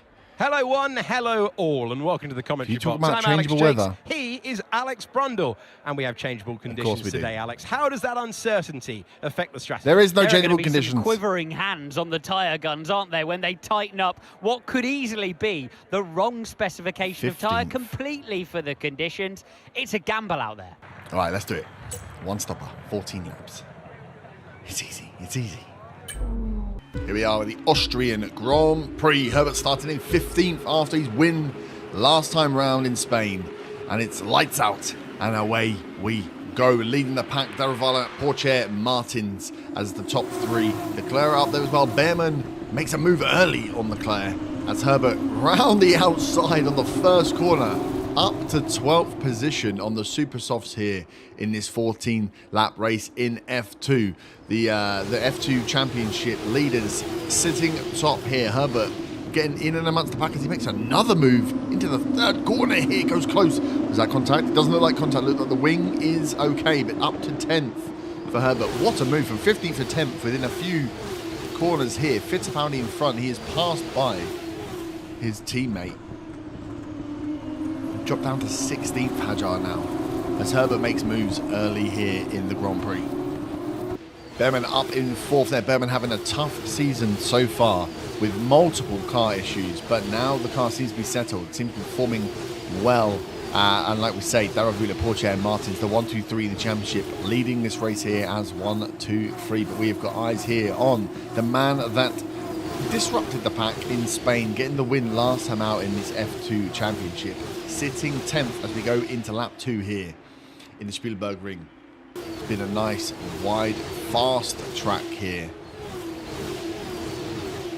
Not as many chances to overtake as we are seeing here, although there is a move down the inside. Herbert has made the and the move has gone very close. Fittipaldi has been taken there. Herbert up to 9th, well inside the top 10 now, and into the points again for the driver. Looking to climb his way up these rankings as we push into the second half of the season. The speed on Herbert here as well, as he is on the wheel. That looked like one car there between Hauger and Herbert there, as he was within a touching distance, very close. The front wing still looking good on Herbert's car. We know to watch out for that one, as he does tend to have a few incidents, lost a few places earlier, and you can see some paintwork scuffed on the front of his wing there, where there definitely has been some contact already, but luckily appears to have not taken any serious damage. As we over the line into the third lap here. First corner, will there be a move made as he goes wide, overrunning all four wheels off the track? We'll have to watch that. The FIA won't like that at all. Not if any advantage is to be gained as they come up the hill. Fittipaldi actually behind Herbert there, looking to make the move himself. About to defend well as this train of cars carries on, as we tend to see in the F2 with the standard series vehicle, that the DRS trains and the trains of vehicles in the races tend to be a staple of these races, coming down to individual drivers to make the move where they feel they can on the tracks that permit, or in Herbert's case, on any corner that he thinks there's a slight inkling of a gap, whether that means losing the front wing or not. As we watch him now come down round. Hauger, the next target for the young driver. The top four remaining exactly the same. Vesti in the 4th position in the overall leaders. Had some poor running, some loss of points, but in the points here in 6th place, which is good to see for the championship and for that team. So Herbert is on right in the back of Hauger, dragging him out off the racing line, cuts back to the racing line. Is he going to make the move on Hauger here as he goes round? He's forced him wide. He's gone all the way round. He has taken him. That was a off-the-track manoeuvre there. Hauger blocking Herbert down the main straight. As Hauger looks to make the move back on Herbert here. You can see they've gone 3 wide into this corner. Is that? No. Oh my God, that's Fittipaldi onto Hauger behind Herbert. They look like they're going to go 3 wide into the corner. Herbert got in front of Fittipaldi. Fittipaldi and Hauger now fighting, giving some space to Herbert to pull away. Half a second the gap now with the pack behind. That move from Herbert on Hauger after Hauger blocked him all the way down the main straight. Herbert pulling back to the racing line to take the faster boomerang on the first corner there. And now he's built some gap up to 8th position. A good drive here from the young driver as Jack Doohan is the next target for Herbert as he sharks and snakes to close that gap to Doohan the front. 7/10 the difference behind, 3/10 in front as Herbert is leaving a pack behind and gaining. Smelling blood in the water again as the shark Herbert hunts down Doohan here. He's up to 2/10 on the main straight. DRS enabled. This is where he made the move on Hauger. Just getting close as he comes inside. He's going to try and force the wheel inside. No, just stays behind. Doohan here, just letting him know in the mirrors he's there. Just letting him know in the mirrors that he's behind and waiting to make a move as he's close again. Goes wide on the corner. Is he going to make the move? He's gone wide round the outside of Doohan. What a move. Simple and effective. Forcing Doohan on the inside of the curb. Taking all of his speed to the outside. And round the outside he goes, up to 7th for Herbert here. What a drive. Reminder, Herbert started 15th in this race. Has made it up to 7th place within the 5 laps. The driver showing some of the speed and maybe a little bit of the necessary patience in making his moves, picking his time so as to save damage to the car and ultimately make places up rather than losing places and end up at the back of the grid. 1 second is his gap to Vesti, one of his championship or closest championship rivals. Here, can he close any gap to him again? Can he leave behind? Doohan is 6-7 behind Herbert now as he is again leaving behind. Anyone he passes, he is leaving behind in a pack as he goes on to hunt the next target. 6 laps in, nearly halfway through this race. The pit stop will be soon to get the super softs off, likely onto a set of softs to finish the race. We'll see who comes in first, who comes in second, and whether pit stops change anything about this order here. But going into this lap, 7th place is Herbert, and he is on the tail of Vesti. Nice helicopter cam here, seeing that gap behind. You can really see how far Herbert has come, pushing Doohan to 1.1 seconds away as he stays or tries to keep within the half a second of Vesti himself, struggling a little maybe to make up the time as the tyre wear tends to kick in. Right, that's the first lot of people coming into the pit, and it looks like Herbert's going first on the pits. Half the pack pitting first, half the pack pitting on the next lap. So Portier, Daravala staying out. Who's come in? There's a train of cars on the way in here. He will be looking to come out. Remember, 7th place was where Herbert was when he entered. So will we see whether the pit is going to work for him or not work as we see those softs being ready to go on. But there is a huge train of cars here. Where is the gap? They've not released into the gap. They've released dangerously into one of the other F2 cars here who's coming in. Potentially losing some time there. The release didn't look great from the pit crew. As that is Vesti coming out now. That is Herbert behind Vesti. Okay. Maybe not so bad. Maybe not so bad. As they come round. Now this secondary pack doing half a lap on their own. Trying to keep pace. Trying to wear in these soft tyres. Get as much heat into them as possible to lose no time to not be undercut by the pack that have stayed out for one more lap. Herbert behind Portier and Vesti. Portier being, you can see that 16-second gap there, so 12th place is where we are. So half the pack coming in. Portier with a second to Vesti, with a second, 1.7 seconds to Herbert, and Doohan behind. Herbert's going to need to put his foot down here, get the tyres nicely warmed up, catch up Vesti because he's going to slot in somewhere post this pit stop joining, and he needs to be in 7th or above.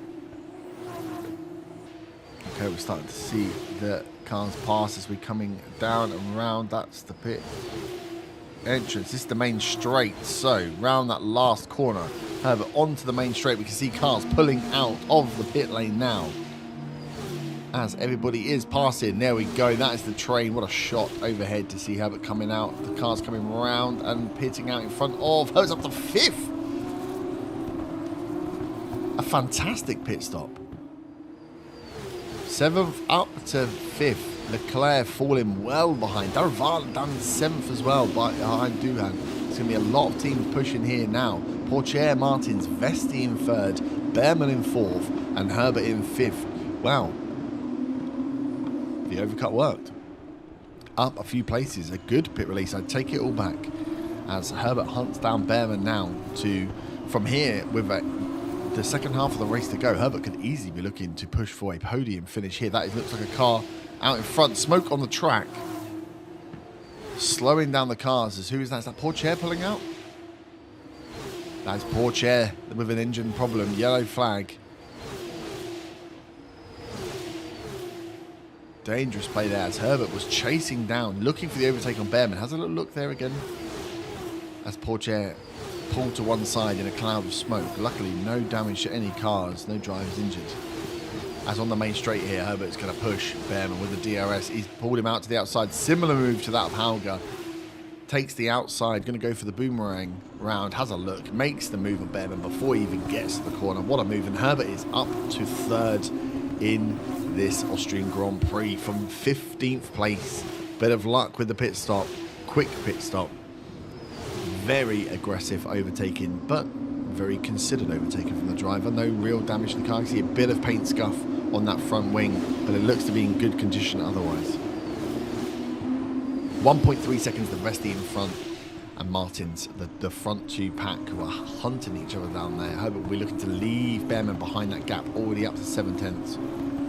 And coming round as we look to finish. Nice run wide there as we go round that penultimate corner onto the home straight. Herbert down to 3/10 of Vesti. What a lap from Herbert to pull up from a second behind to being within touching distance of Vesti and Martins here. Oh, he's gone over the short on the corner. Herbert pushing here. 10 laps on the 14 completed, and there is a front 3 pack here fighting.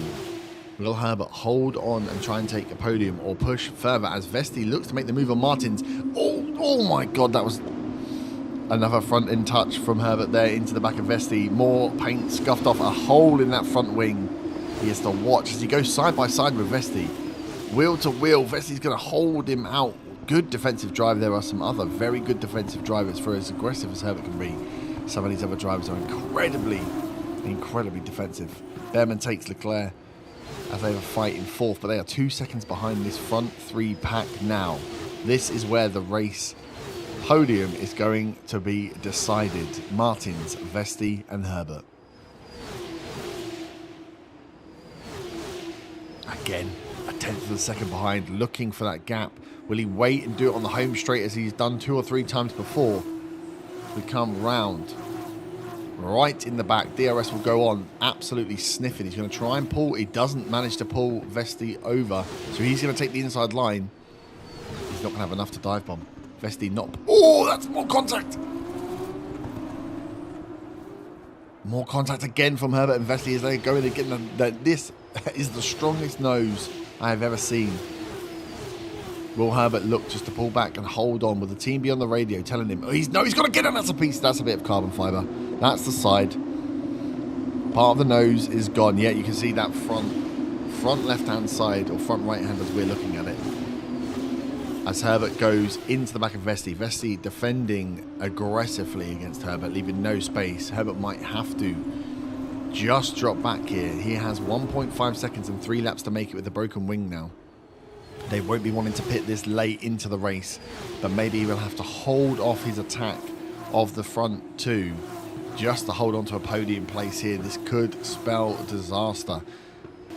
1.4 seconds the gap. We'll be keeping an eye on Behrman here to see whether he starts to close on Herbert. Herbert's still sticking with Vesti despite the damage.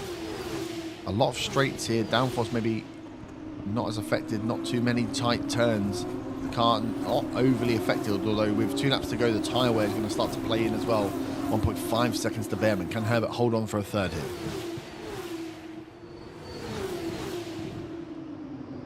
Big movements as well with Pourchaire DNFing and where is he? Daravula down in 6th place. Martins will be making a huge jump in the leaderboard here with Vesti as well. With 2 of the chasing pack to those 2 drivers. As Herbert, look at the driving line difference here. As Herbert struggling with the downforce, struggling in the corners.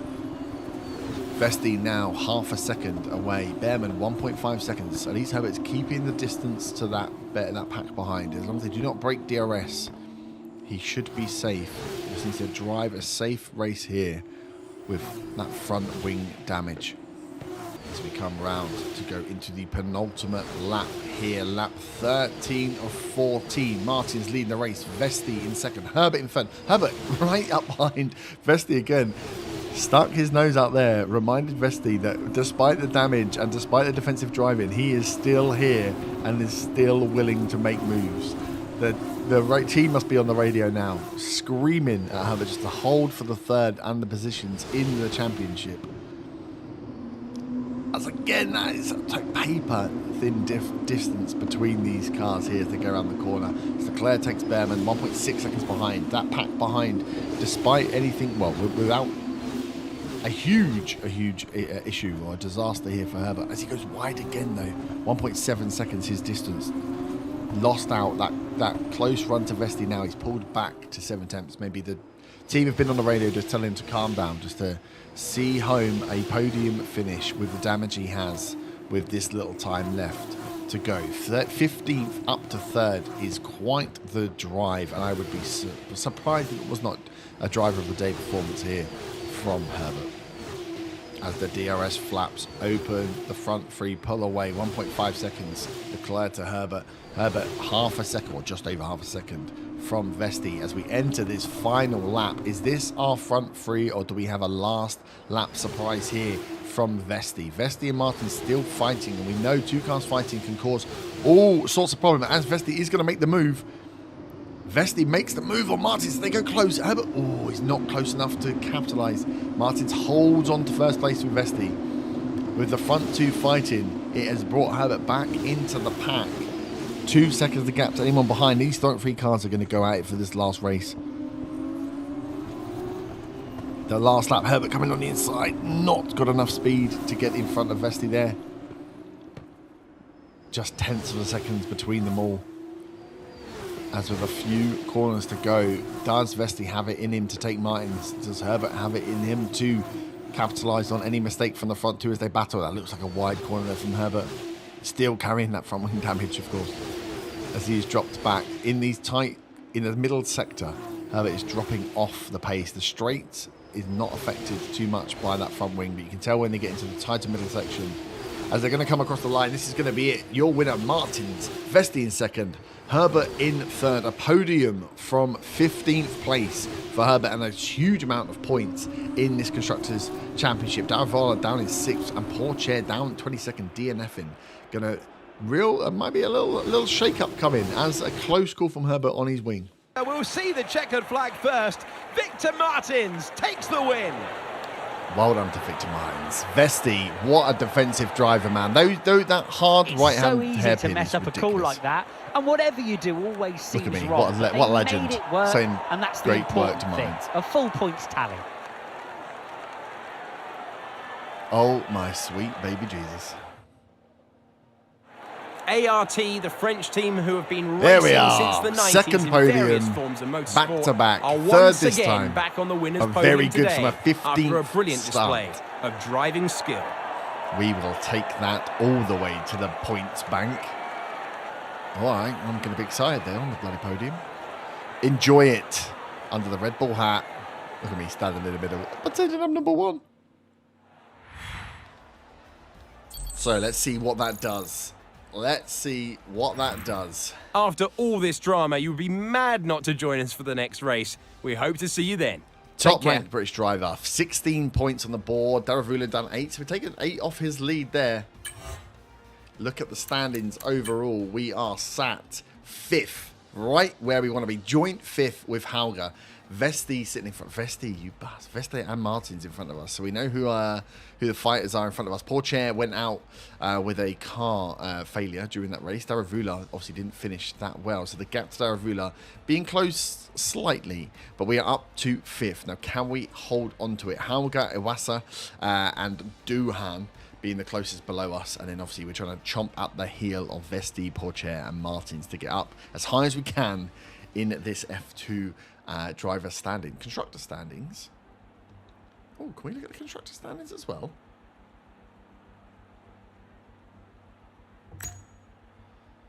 Fifth overall.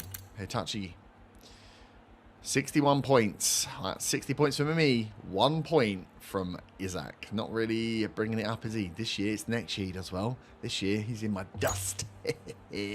Perfect. Well, that's a great place to finish. In the top 5, finally. And I'll see you back next time for another F2 race.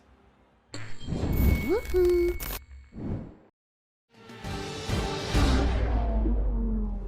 Welcome back to another Formula 2, my driver career with me, Herb Herbert, the young driver who is, for Silverstone, fastest out of practice. That is ominous, maybe. Last time we were fastest out of practice was Barcelona, where we took the podium, the first in qualifying. We qualified on pole. That's the word I was looking for. And then went on to convert that to a race win. Silverstone, look at it. Nice and overcast. Nice cool day. Out on the hard tyres. Absolutely smashed it in a full practice session. It felt very good. Felt very like Barcelona. Looking at the standings before we get into today, we are 5th in the rankings. 60 points joint with Dennis Hauger as we look to close that 102-point gap to Jehan Daruvala at the top. But we want to get in the top 5. Within the top 5, we have we can ask some questions. We can start to put our name underneath the noses of some of these F1 teams, maybe at the lower end, who might want to take us on for next season. But today is our home race, Silverstone, and we are fastest out of practice. So let's get into qualifying. Nice driver update, up to 70 overall rating now, and a bit more experience on there to get a 61 for experience. But yes, pace, 72. Focus, 60. Not so good. Oh, crap. Qualifying is maybe raining. The race is going to be wet. Oh, no. Come on, Silverstone, don't do me like this. Right, let's get the quali out of the way and worry about the race after. What tyres are we on for quali? One shot qualifying as standard. Not the best for me because I made mistakes. I'd like a few more laps just to get it gone. But to speed up and to give us a bit of jeopardy, we're going for the one shot. We're on soft, so the rain isn't... The weather now is fine, maybe light. So let's just get straight out there, get the one shot done, and hopefully not have to worry about rain.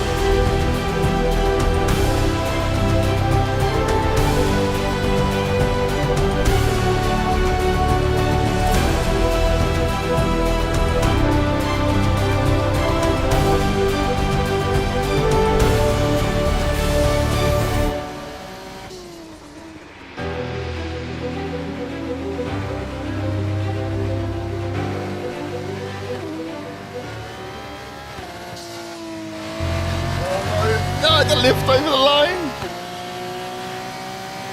9th. Lifting over the line. Just that rain came down right at the end, and I just had to lift off before I could fully stick it to the end. 9th place. Not bad. I mean, we did it from 15th, so 9th is Goodbye a bit for now up. then, but we really are just getting started. Make sure you join us again for Lights Out tomorrow. Pucher, Daruvala, Martins, Behrman, the front 4. all of which I need to get up to start knocking points off. Definitely the likes of Martins, who is around me. Iwasa, who's just in front of me now, also need to get out of the way. Hajar up in 11th, though. Good for him. I mean, High Tech are based out of Silverstone, or very close to Silverstone, so this should be our home race. We should do well here. But yes, I feel like I lost a few seconds here and there due to the rain. Not happy. But 9th is better than 15th. We need to, let's just have a look. Who are our Vesti? Vesti, Hauger. Oh, no, EOS is behind us. Where's Vesti? Woo! Hauger's down in 13th. And Vesti's down in 16th. So, okay. So, as long as we get into, hold our position here, get some points. Same as last time. Points mean prizes. Okay. 10-lap race. Short race, or short laps anyway, because it's a slightly longer track than the ones we've done before. Is it going to be rain? What is the plan? Oh my God, look at it. And hello to everyone joining us here in Silverstone this weekend as the drivers make their final preparations for today's race. Oh no. The grid is forming up and we're getting ready for what promises to be a real spectacle. Changeable weather, very wet. So Silverstone's 3.6 miles of tarmac and 18 corners are no stranger to rain. Even in these conditions, without the DRS that would normally be available, the Wellington and Hangar Straights still represent some of the best opportunities for overtaking.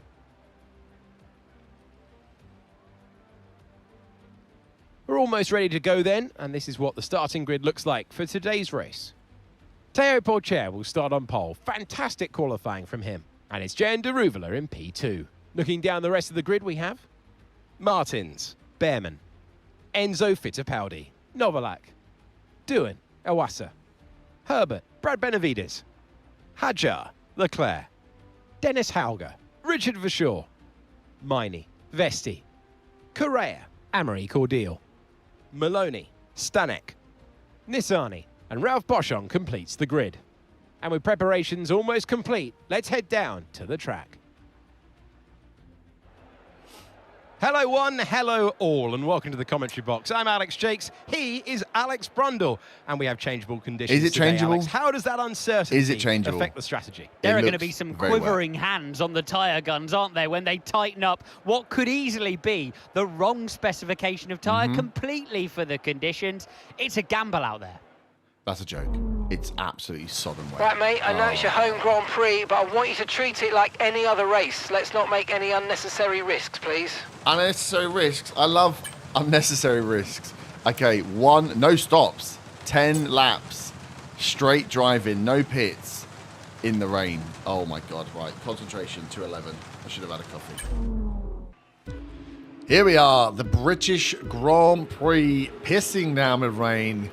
And with 5 lights out and away we go here in this F2 battle here at the British Grand Prix. You can see the cars sliding around as we're expecting a single run here, a straight shot on these wet tyres here at Silverstone. Herbert starting in 9th in this race, down to 10th from the off as he looks to charge through the pack, limited slightly, or having his speed slightly tapered due to the wet weather. Silverstone obviously a track known to these drivers and one that can be a great race if the weather conditions play ball, which they clearly are not today. The surface water is incredibly high today's race, and the rain is not predicted to stop, so we're expecting a single shot on these wet tyres. As we can see, the driving visibility must be absolutely terrible down there. Herbert looks to make moves early, getting out of that train to get some clean air. But of course, where the clean air is, the track is incredibly wet, and just keeping the car and the traction on the car facing forward is going to be a tough one today. And the rain is pouring down here as Herbert makes his move. Doohan in front, Iwasa in front of that.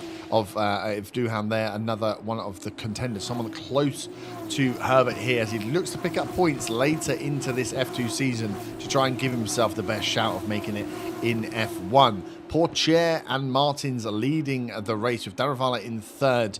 A shock for Daravala, someone who would want to get himself further up the pack to maintain his lead, although his lead is quite sufficient in this F2 championship this year round. Behrman, the other British driver out there, up in 4th place. Seemingly his car is a little more settled than it had been at the early part of the season, as he is making a late surge up the table as well. Herbert's teammate Hajar down in 12th. But again, we're not expecting too much from Hajar. Had a quiet season this time round. Herbert being the rookie and #1 driver in the team this year. And here's Herbert looking again to try and make any moves he can. That looked like contact there on Doohan. The front wing looks to be intact there of Herbert, but Herbert into the back of Doohan. A tale as old as time. These two drivers find themselves one behind the other more often than not, and Herbert, we know, is an aggressive driver. It looks like the sturdiness of that front wing on these F2 cars just holding out here in the lower speeds they're achieving in this wet track. Hoping Herbert maintain a car that has all of its parts for this wet race. Doesn't want to disadvantage himself any more than the rain is already doing, as we are 2 laps into this 10-lap race. And you can see it absolutely bucketing down here. The drivers will be sodden through as they try and keep all eyes on the road, trying to find now the drier patches of track as these cars lay out the racing line and hopefully start to heat up and take away some of this surface water. Maybe giving the drivers a little more grip and maybe the ability to push a little harder, maybe attempt a move here or there as we get into the middle stages of this race. As Herbert pulls in, you can see there just taken off to the side. Is that Behrman? Behrman's pulled up on the side after saying his car was performing better later in this season. Oliver Behrman is out of this race. Another DNF for the young British driver of Ferrari Academy fame. And here we are into lap 3. Herbert still hunting down Doohan. Not as close as he has been in previous races. Not the attacking shark-like movement that we've seen from this driver as he tries to keep the car on the road. It did look like a slight move was going to be made there. He got closer to Doohan. Benavides just waiting again behind for any mistake from Herbert, any move that he can get through and take a place here. Anything you can do easily is going to be great for these drivers because they are waiting for others to make mistakes in these horrid conditions for driving. What a great overhead shot here. As you can see, Herbert up on the wheel of Doohan again there. Iwasa, the car in front, the other Red Bull looking livery here in the paddock as they come round across. And you can see the trail being left behind. The gap staying fairly consistent for this race here in F2, as we are seeing no one able to really pull away, no DRS in effect, so any of the gaps that are found can be caught up in just a few corners with this train effect that we see so often in F2. Going to likely be in effect for the entire race. As Herbert again ducks and weaves behind Doohan, looking for any sort of space he can get, any sort of free air, maybe just clearing the visor, getting that. Having a short stint without the spray from the car in front, pummeling his helmet. Oh, running slightly wide there, Herbert coming round as we have Benavides caught right up behind him there, dropping back 1.2 seconds from Doohan. Couple of little laps in concentration from Herbert, leaving a gap to be made up, but again, without any DRS, that 1.2 seconds is quickly down to half a second in a few corners due to the congestion of this track. Full speed is not being implemented here today round Silverstone. And you can see the crowd out as well. The umbrellas, my God, these people really love the Grand Prix if they are out in this torrential rain. And there we go, nose into the back of Doohan again, up tight. There's no spray, no space for spray here between these two drivers. As Herbert comes around looking potentially for a move on Doohan. Up near the halfway point of this race is the track providing some grip now with the racing line being more defined. The rain is not stopping in any way, shape or form. But is there a bit of dry track? Is there a little bit of grip? And is there then the chance for Herbert to make a move on Doohan? Every time he makes a move, he seems to drop back to that second before catching him back up again. You see right there in that chicane the speed that Herbert's carrying through, faster than the cars in front. Doohan on the defensive here Herbert right up behind, looking as he gets, pokes the wheel out, looking to maybe try and hold an angle. Of course, any step off that racing line is a risk for Herbert here, as the track is super wet outside of the racing line. A lot of surface water that has not been kicked up from the cars taking that line, and therefore the risk of slip and traction problems from these wet tyres. But still that half a second, or between half a second and a second, off from Doohan, as we are halfway through, or coming up to the halfway lap in this F2 race. Running wide again there, Herbert, you can see, taking liberties with the racing line, but not being punished due to the fact that the race pace here is well below what these cars can achieve. Herbert testing the limits of the track, testing the grip to see where there might be moves available to make. You can see him testing here, and just see there's a good from this helicopter cam, the different lines being taken. As you can see the spray coming off the cars, as the cars taking slightly different lines, you can see that reflected in the spray that comes behind. But Herbert and Doohan here, as they go through the chicane, Herbert cutting the grass slightly, not going to be useful in this wet rain, as he just shows Doohan that he's still there.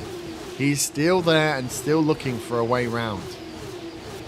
Here he is again, Herbert right up behind Doohan as he looked down the inside there of that tight chicane. No move made. As we asked, just for the rain to let up just a little.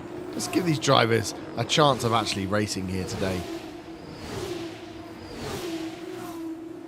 As we have a full 21 car, sorry Ollie, 21 car train here. No DRS, but with similar spec cars in these conditions, it's almost impossible for cars to make moves without mistakes being made by the drivers themselves. So we are waiting here as we are into the back half. Does the rain start to impact the mentality of some of these drivers? Can they handle these conditions, driving in this torrential rain, having to concentrate on every lap, even at slower speeds, but with the lack of grip, as Herbert is looking round the outside of Doohan. Oh, he cuts back in. Oh, that's a bit of carbon fibre. That's the front left part of the wing of Herbert's car there.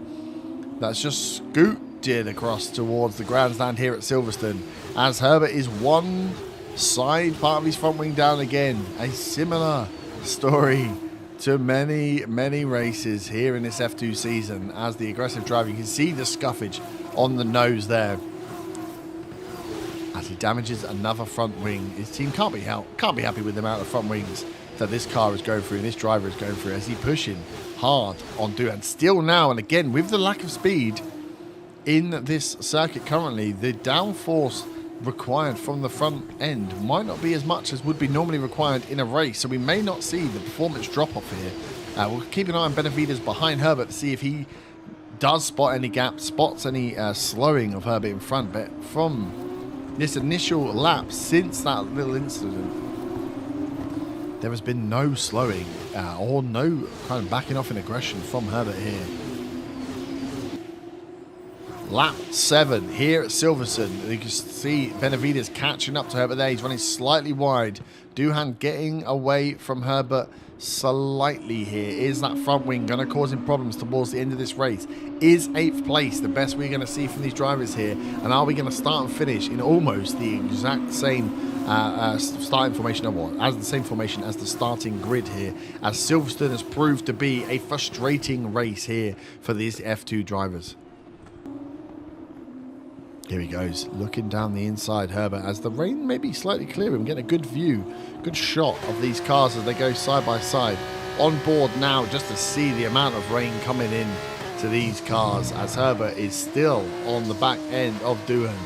Benavides a second behind now, so Herbert really giving it some in these last couple of laps. You can actually see from this camera angle that the racing line is quite clear, quite evident on the track now, so maybe there is a little more grip, and Herbert's finding some speed through these chicanes compared to Doohan in front.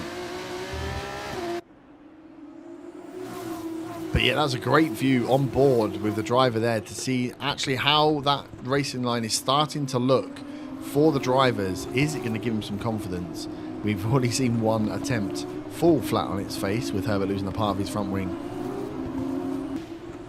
Lap 8 here as Herbert is back on the hunt of Doohan. Iwasa also chasing down Novalak there. So you can see these cars getting into small little battles as the grip is starting to maybe come back to these cars. Tyres are warmed up.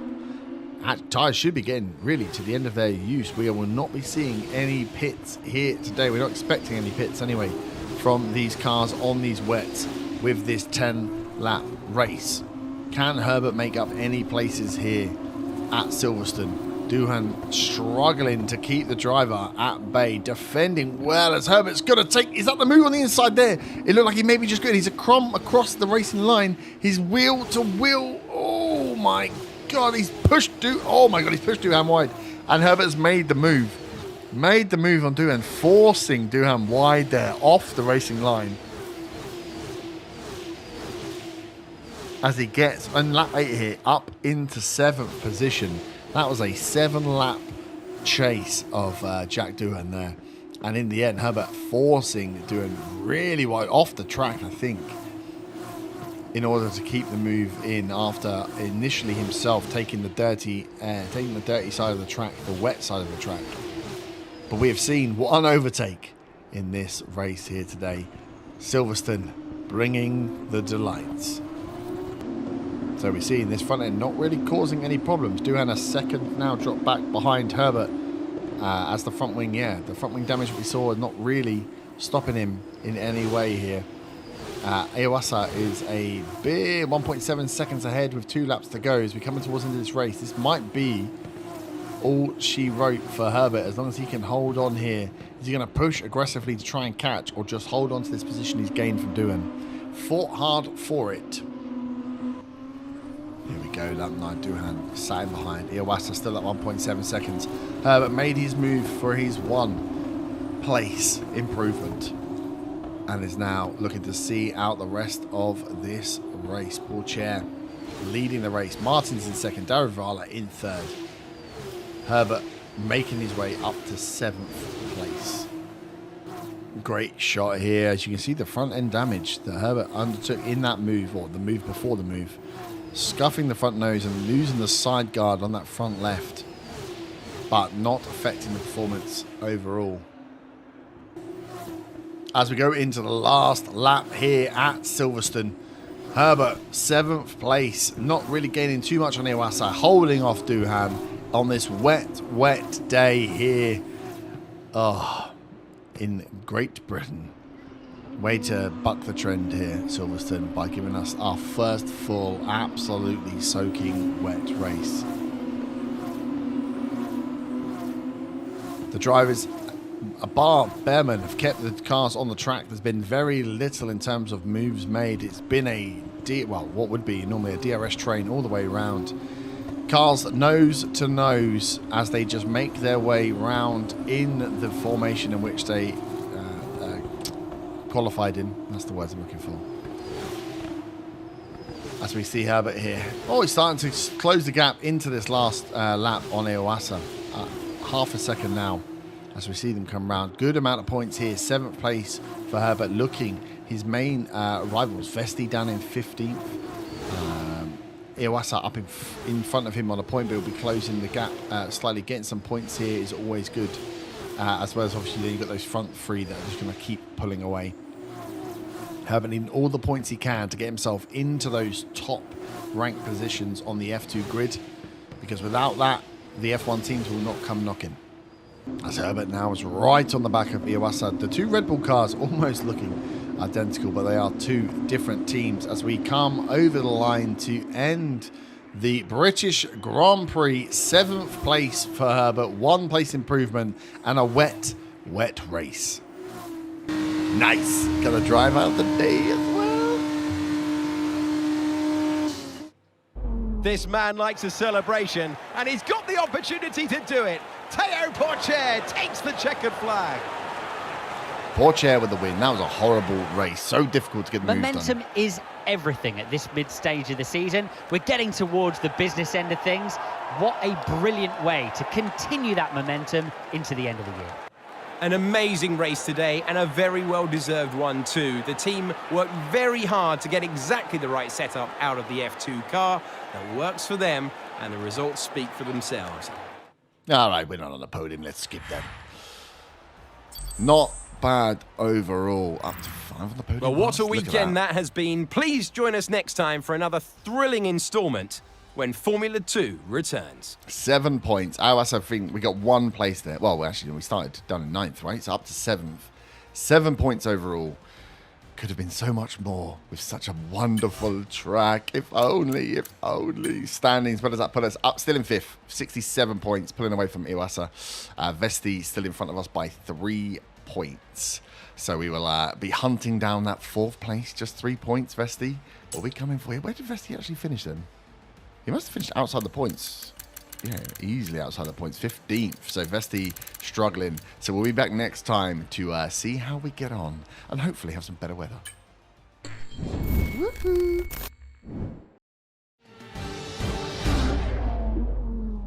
Welcome back to another Formula 2 special here in Budapest at the Hungaroring. We have just finished practice. The less we talk about, the better. You see here, we're not... Hajar did well. Good for our teammate. Let's highlight that. 4th fastest coming out of practice. We're down here in 21st. Not because we weren't fast, because we were too fast. I had umpteen issue not spinning on some of these tracks, trying to release out of corners too fast. Losing control, spinning, tyres were then gone. Not good. Not good at all.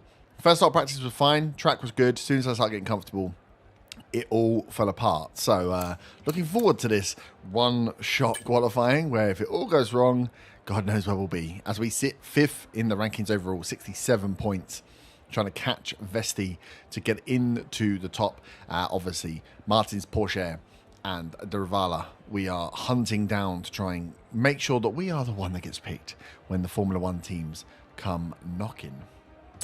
So, Budapest, weather looks fine. One-shot qualifying after I've struggled to keep all 4 wheels on the track for a single lap. So, this should go well. 71 rated driver at the moment. More progress made, which is good. Sunny Hungary.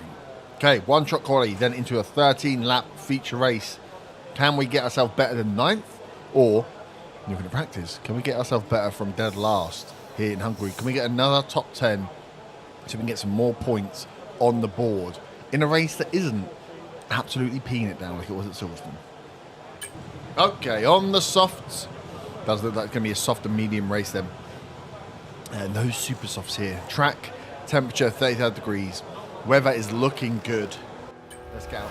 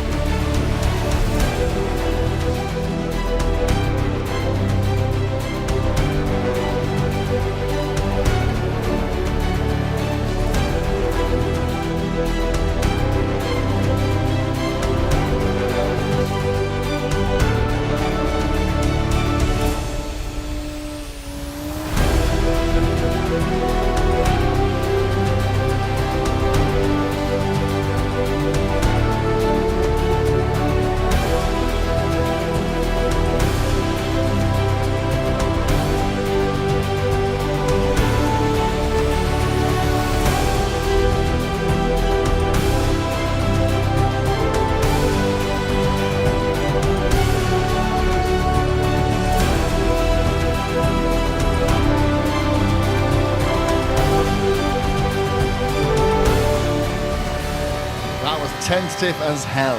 I wouldn't be surprised that was stone last. Oh!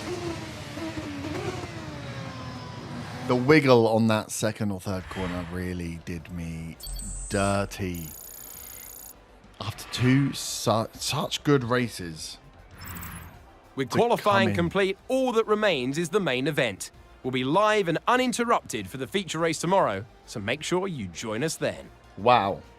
What a bump back down to earth. Qualifying. Our pace was well off. 2.9 seconds. Are you kidding me? We were the slowest by far there.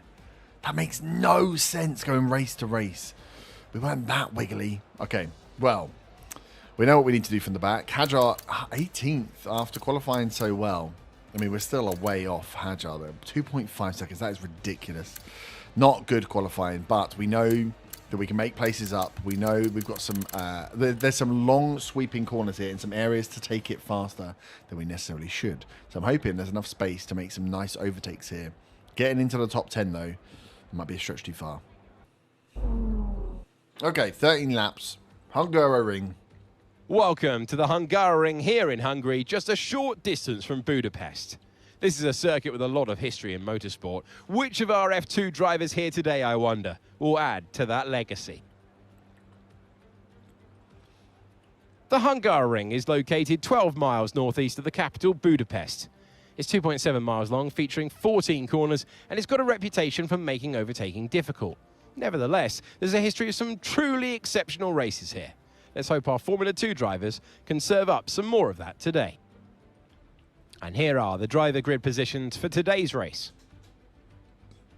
Teo Porcher will start on pole. Fantastic qualifying from him. And it's Jan de Ruvela in P2. Looking down the rest of the grid, we have Hauger, Martins, Ayumu Awasa, Novalak, Leclerc, Doohan, Miney, Brad Benavides, Correa, for sure, Frederick Vesti, Ollie Behrman, Maloney, Fittipaldi, Stanek, Isaac Hadjar, Boschong, Cordial, Nissani, and Herbert. And now it's time to head down to the track. So far behind. It is the Formula 2 race. It is time to introduce you to Alex Brundle. I'm Alex Jakes, and we've got changeable weather out there today. That's making for some nervous team personnel down in the paddock, down in the pit lane. Well, uncertainty is what strategy's all about, but it absolves the teams from the responsibility of running both compounds of tyre. They might have to use that wet tyre, of course, and then the question is, where do those crossovers lie between the wet and dry conditions? With some luck, we might just be able to work our way up the field, but we need a good start. Keep it clean, okay? Ah, yes. Keeping it clean. My number one skill as a driver. One stopper. 13 laps. Softs onto mediums. Here we are, the Hungarian Grand Prix in this F2 season, as we are lights out. And away we go here in Budapest, as we are seeing Herbert come from the very back of the grid, somewhere that we haven't seen him for a while after the good races, the good performances before, as he clearly, wow, in a race of his own here, Herbert shoots out wide from the first corner from the back to 19th, although is alongside his teammate Hadjar and Boschong here as he dives into that first corner. Can he get in front? He does, in front of Hadjar. By the third corner here, Herbert up to 18th inside lap 1. This driver has tasted victory and clearly does not want to to stay at the back any longer, as he's up to 17th now. Stanek passed easily inside this first lap from 22nd to 17th here, with Porcher still leading in front of Darivala, Martins and Hauger up in the front of the pack as Herbert goes side by side with Maloney. A nice pass there round the outside of Maloney. Some serious pace here in this early lap from Herbert. Surprising that his qualifying one shot went so badly, putting him at the back of the grid. If within one lap he can make up so many places. Nice view here. We see the cars coming down. Bit of a gap to Ollie Behrman, the British driver, versus the British driver here in lap 1 in Budapest. A good first lap from Herbert here. Needed to get out and attack early if he is to get into the points, which we can only assume is the target from here on out to the end of the season. 1 second gap to break to get DRS, and Behrman is the next target. You can see behind him Maloney, Fittipaldi, Stanek, Hadjar, all in a DRS train behind Herbert here, then being the first break of this pack. As Herbert is now inside DRS, half a second to Ollie Behrman. The entire F2 pack here in one giant DRS train. Not a second between any of the cars. Oh, Herbert's just dropped back behind a second now. He's letting me down in my commentary. But not a second between any other car here. So once Herbert brings this pack up to meet Behrman and the rest, we will have one entire DRS train, as is to be expected in the F2 here. The differences between the cars, only the driver's abilities. And a nice lick of paint here and there. As we come down, we see again that lovely top-down view as Herbert is still struggling to stay. He dances within, and then Behrman with the DRS is pulling away that 1 second barrier, proving difficult for Herbert to break here. Early, taking advantage, I suppose, of the early traffic and that early pace we had seen, not translating when he does not have DRS and is riding on his own. Struggling to catch up with Ollie Behrman here as he brings his tail along with him. Maloney still that 3 tenths of a second behind, not making any moves to try and take that pack leader from Herbert, letting him to eat up the fresh air in front. As we watch now, great view here we got here at the Budapest track, watching these F2 cars as they come round into the chicane. Looks like we still we're inside and been inside that second for over a lap now. Herbert seems to have broken that DRS, 7 tenths of a second on Ollie Behrman, which means no more pulling away under DRS for Behrman. Can Herbert catch up in the coming laps to try and make his way up into those points places? 10th position will be the aim. In front of him, the teammates Vesti, Behrman, and then Verschoor and Korea as well in the VAR team before Benavides. The man sat in 10th. DRS open on the straight. The full train is complete as Awasa takes Hauger up near the front of the pack. Awasa up to 4th position behind Martins and Darabru, the guys that are leading out in this championship. A pack that Herbert would love to be part of. 3 tenths of a second. We go through the chicane now. Herbert on the tail of Ollie Behrman, up within the gap that he has to Vesti now as the train is complete. 4 laps of this 13-lap race complete, and Herbert is back in attack mode. You see him running wide there as he comes out the straight, as he's pushing this car to its limits, trying to get any little bit, as we see a bit of lock-up smoke there from Ollie Behrman, seeing his fellow British driver in his rearview mirror, very close in his rearview mirror as they go around the corner there. Is Herbert going to make moves any time soon? As he goes, looks round the outside. The door was not open though, as DRS is now open. Takes another look on Behrman. Behrman must be feeling that presence of Herbert right behind now as he looks for the move on the inside. Is he going to make it stick? Late braking from Herbert. An easy move. A very easy move. Oh, he's lost a bit of front wing there, Herbert. There must have been some contact somewhere, as you can see that side skirt of the front wing, that front left. A familiar break in the front wing for Herbert. Seems to be his favourite area of losing, but if he isn't coming in for damage, we'll be trying to see out the rest of this race with front wing damage. Behrman taken. Vesti is next on the list, and Herbert does not seem to be holding up here. Like we say, that 10th place, those points are what are required to push him up the leagues, push him up the standings, and get his name in front of some of these F1 teams for next year's season. Goes slightly wide, that downforce slightly suffering, but Behrman right behind Herbert here, looking to make a move where he can. Will he be pulling off a similar late braking maneuver that Herbert pulled off before? So Herbert goes close again, right up behind Vesti. Yellow flags are out. Someone is dropping out of the session. We've had a DNF from Martins. That's massive. As we just see there in the back of the screen, the pink and blue Alpine livery of Martins, who is going to be missing those points. Daravala up to second, Iwas a third. That is huge. As we see Herbert dive down the inside. That looks like contact again. Contact with Korea there as he takes both positions, Vesti and Korea, in one move. The front wing is as damaged as it was before. We didn't quite meet our targets there, but don't worry about it. Get your head down and chin up, and let's focus on the rest of this race. As we're getting some radio interference here from the Herbert team, as it looks like he was trying to hold on to that wing damage. We can see that is a further damaged front wing now. You can see the back part of the wing gone. The team letting Herbert know that that is not going to sway. That's not going to last. Will he pit in halfway through this race for a new wing? Or is he going to hold on as he stands now? You can see the damage to the front wing, but just one position away from the points. Will Herbert try and manage this damage through to the end of the race? It was a big move to take Korea and Vesti in one move, but came at the cost of Parley's front wing.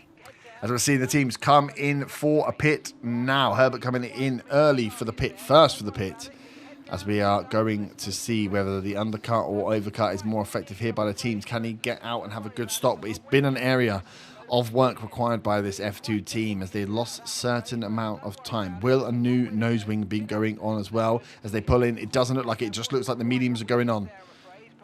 No new nose, and Herbert's been released out. Fairly quick stop there from Herbert. Let's see where they come out. Of course, we're going to have this one lap. Teams pulling right out in front there. Is that for sure pulling out straight in front? That wing, you can still see the wing. Compared to the wings in front and behind, the damage that Herbert's carrying here on that front left side of his wing. So, fresh, medium tyres. One lap to catch up to the rest of the pack. Will Herbert be in front or behind? Will the undercut of these cars help? Will he get the tyres up to temp and be able to maybe take for sure or Marnie in front before the rest of this team pull out? With Marnie, remember Herbert coming from 11th position, so anything they can do to take a place or two will get him into the points contention.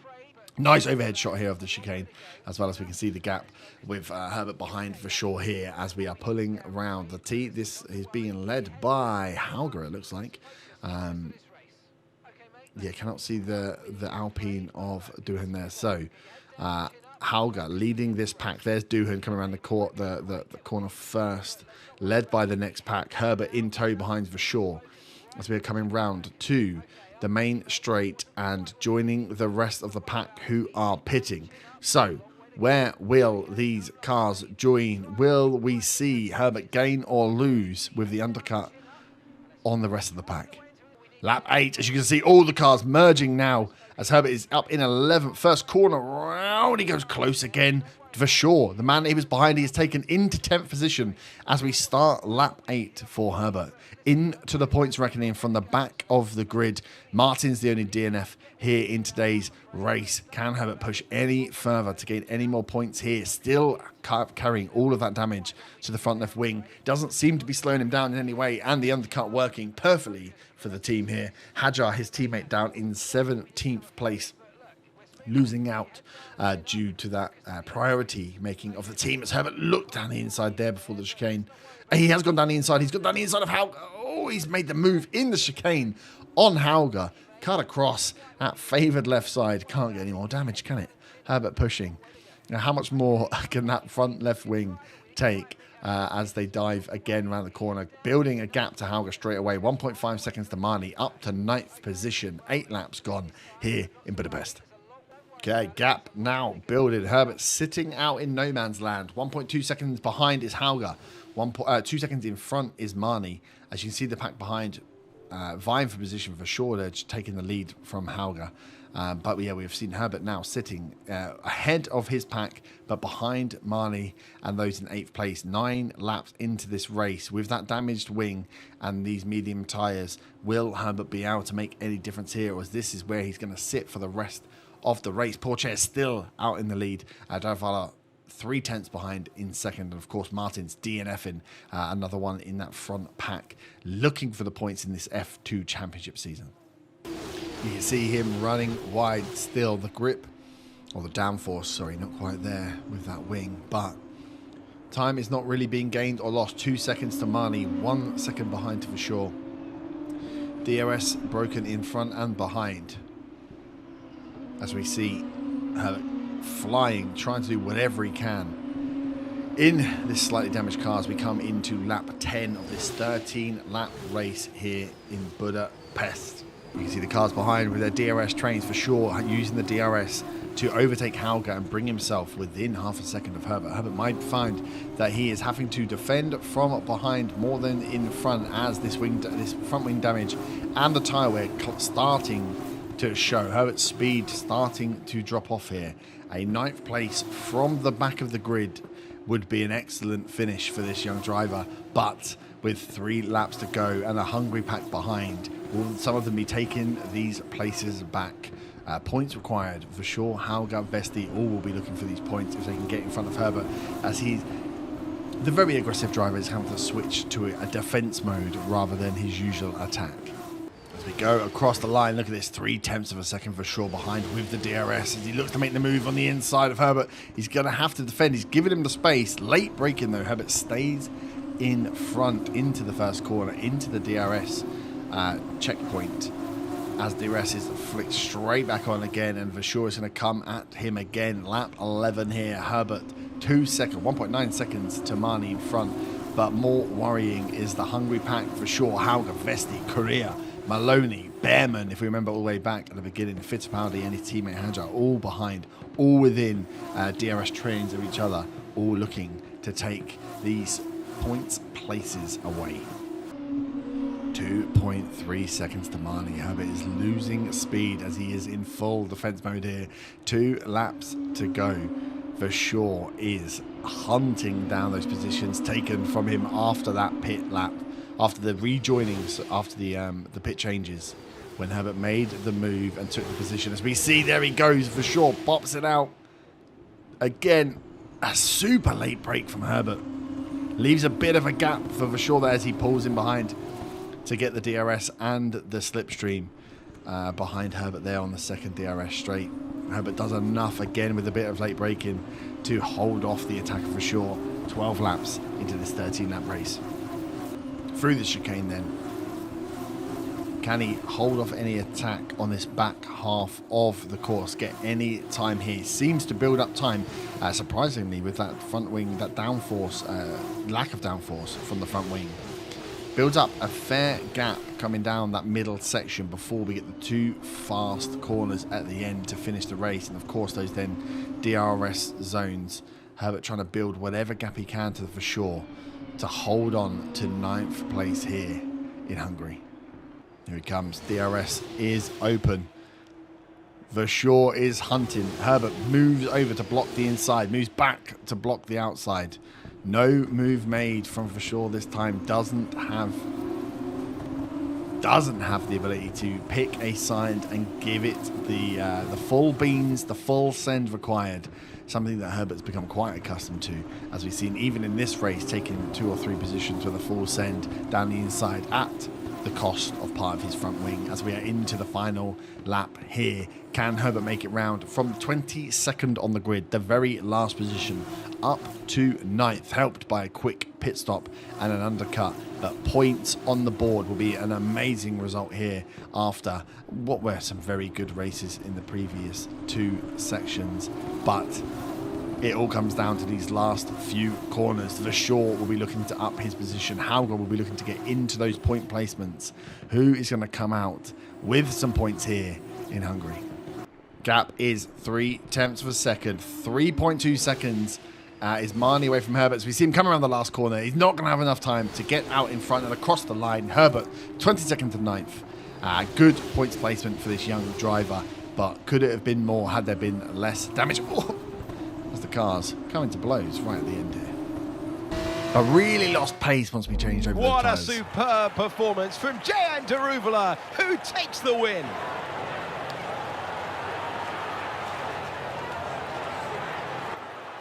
When you're in a title fight, you've got to drive so calmly, and that's exactly what they've done, driving without pressure.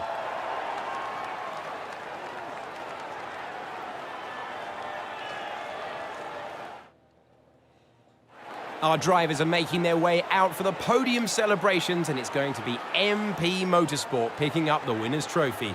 Congratulations to the entire team for that fantastic performance. And after all that excitement, I think it's time for a lie down. Thanks for joining us, and we'll see you when Formula 2 returns.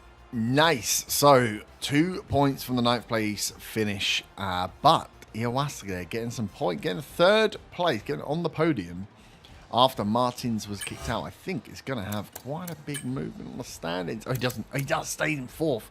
77 up to 69 points. Giggity. It's almost, some might say, I planned it. 1 point behind Vesti. 9 points ahead of Hauger as we look to break into the top 5. Iwata, they're getting that third with Martins not there. They are the drivers to beat. Daravala, Porsche, Martins, Iwasa. Vesti, I don't think has scored points for a while, so we've just been chunking away at his difference. But yeah, we've got some races to go in. What I think this is 10 of 14 to try and push ourselves as high up that leaderboard as possible. It's going to be a big one. So we will see you back next time for the next Formula 2 race. I think it's 4 races left to go. Woohoo! Welcome back to another Formula 2 driver career mode for FM24 with FMF124. Oh God, whoopsie. With me, Herb Herbert, as the driver here, as we are at Spa, high-speed circuit, as I've just found out all about. Do you have the balls to keep your pedal to the floor all the way through corners? We just finished practice on a mildly overcast day, and 6th fastest. Not bad. Not bad overall. Gap in front still 0.8, well, 8 tenths of a second from for sure. There were some fast cars out there, but I think we have this track. Many, many ridiculous tight turns followed by incredible long straights. So overtaking isn't going to be great. Opportunity for dive bombing, not great. So I think it's going to come down to a nice, strong qualifying, which is, as we all know, not my forte on the one shot. As we look at the driver standing, or the championship for Formula 2 here, we are still 1 point behind Vesti, looking to hunt down to get into that top 5. So we're looking to outplace Vesti, Iwasa, Martins, Porsche, or Daravula. Obviously, those top 3 are away from us at the moment, but the closer we can get to them, the better chance we have of a good F1 seat next year. After that practice session, 71 rated still, but halfway towards 72. Getting there slowly. Okay, sunny for the race and quali. One shot. One shot. Good, but I cannot wait until hopefully we get F1 and we can drop this one-shot qualify malarkey. I hate it. So much pressure for one lap, but let's see where we can get to. 6th fastest in practice. Can we improve for the race? Okay, softs and mediums, which make me think it'll be a softer medium in the race tomorrow. We're going to go for the softs, obviously, now. Dry track. Nice. 27 degrees, not bad. Weather's still going to stay nice. Right, let's do it. One shot, one chance.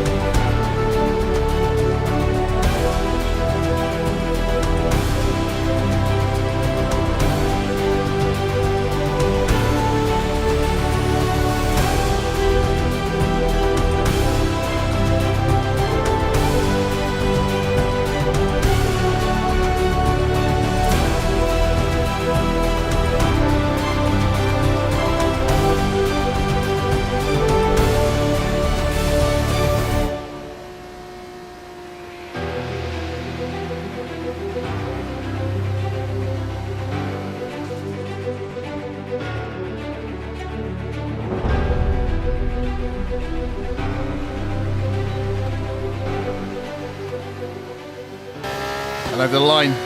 Did we stay? Come on! Second pole position, Spa. Super fast straight lines. We were not the fastest in any of the speed traps. Come on. It's time to leave for now, but we'll be back tomorrow when the feature race gets itself underway. Look at that. Fastest round the track. That was tight all the way around. Porcher second, Daravala third, Martins fourth, Behrman in fifth. Behrman qualifies well all the time. Has been plagued with car issues from Prima all year. Keeps dropping out of races. Iwasa in sixth, Hauger seventh. So we are above Vesti, above Iwasa, above everyone obviously here. But can we hold it? We've got the 2 points now, which will put us above Vesti going into the race. We're already into fourth. Can we carry it through and start to chunk away some of these differences here? We already moved up. There we go. Fifth. Oh, we were sixth. Oh, God. I'm in the top five. It feels good to move up, but also bad. 6 points to take fourth. We need to beat Iwasa by a few places here to take fourth after today's race. And then we are just hunting down those top three. Will be difficult to do, we know that, but not impossible. Okay, 9 laps this I've just seen. I don't think it was it didn't feel particularly long track because of how fast it is, but that's good. 9 laps to maintain concentration in the sun, in Spa. Not too many corners. It's all going to be straight line, and being at the front is going to be those big, long straights with DRS and tails behind, where the people can take you on those fast straights, and you can then struggle to catch them back without waiting. So we will see how the race goes. A strong start needed, and then just watch our back. Located in the Ardennes countryside, Spa has been hosting races for almost a century, and it's revered by drivers and fans alike. So it's a joy to be here today as we prepare for the next thrilling instalment of the Formula 2 race calendar. So here we are again, a whopping 3.5 miles of track here at Spa, featuring long straights, some seriously fast corners, and some massive elevation changes. This is a track that routinely delivers high-quality racing, and we'll be hoping to see just that from our young F2 drivers today. As we're now moments away from the off, let's take a look at the grid order in which they'll start today's race. Herbert lines up on pole position, with Théo Pourchaire starting alongside. Looking down the rest of the grid, we have De Ruyveler, Martins, Ollie Behrman, Iwasa, Hauger, Leclerc, Fittipaldi, Richard Verschoor, Vesti, Miney, Clement Novalak, Isaac Hadjar, Doohan, Cordial, Correa, Brad Benavides, Maloney, Nissani, Stanek, and Ralph Boschon completes the grid. And with preparations almost complete, let's head down to the track. Hello one, hello all, and welcome to the commentary box. I'm Alex Jakes, he is Alex Brundle, and we have changeable conditions today, Alex. How does that uncertainty affect the strategy? There are going to be some quivering hands on the tyre guns, aren't there, when they tighten up what could easily be the wrong specification of tyre completely for the conditions. It's a gamble out there. Any reassuring words? No reassuring words. Brilliant. Well, let's look at the strategy then. Yeah, that's what I thought. One stopper in the sun. Lap 4, we're coming in off the softs onto the mediums to see out the rest of the race. We've got 4 laps, and hopefully we're not going to get undercut on the pit stop, which I know some of those drivers, I'm looking at you, Dover, is going to try and attempt. So let's see how we can get on here. Start strong, hit that first corner, and away we go. Here we are in Belgium at Spa for this F2 Championship race. And it's lights out. And away we go, Herbert. From the pole position, his first pole position as Pourchaire pulls alongside a much better start from Pourchaire. Herbert giving nothing away as he dives in front of Daravala and Pourchaire to hold on to his first position here in Spa. And Herbert is away. Just what a difference a race makes. Last time starting last on the grid to Spa now, starting in first. A wonderful one-shot qualifying from the young driver as he looks to pull away straight away. 0.4 of a second from Daravala here in lap 1 of Spa. Pourchaire, Daravala behind, Iwasa, Martins after his DNF last time round all competition rivals for Herbert as he looks to gain places in this F2 championship season, trying to get some of the attention of some of these F1 teams to get his best seat for next year.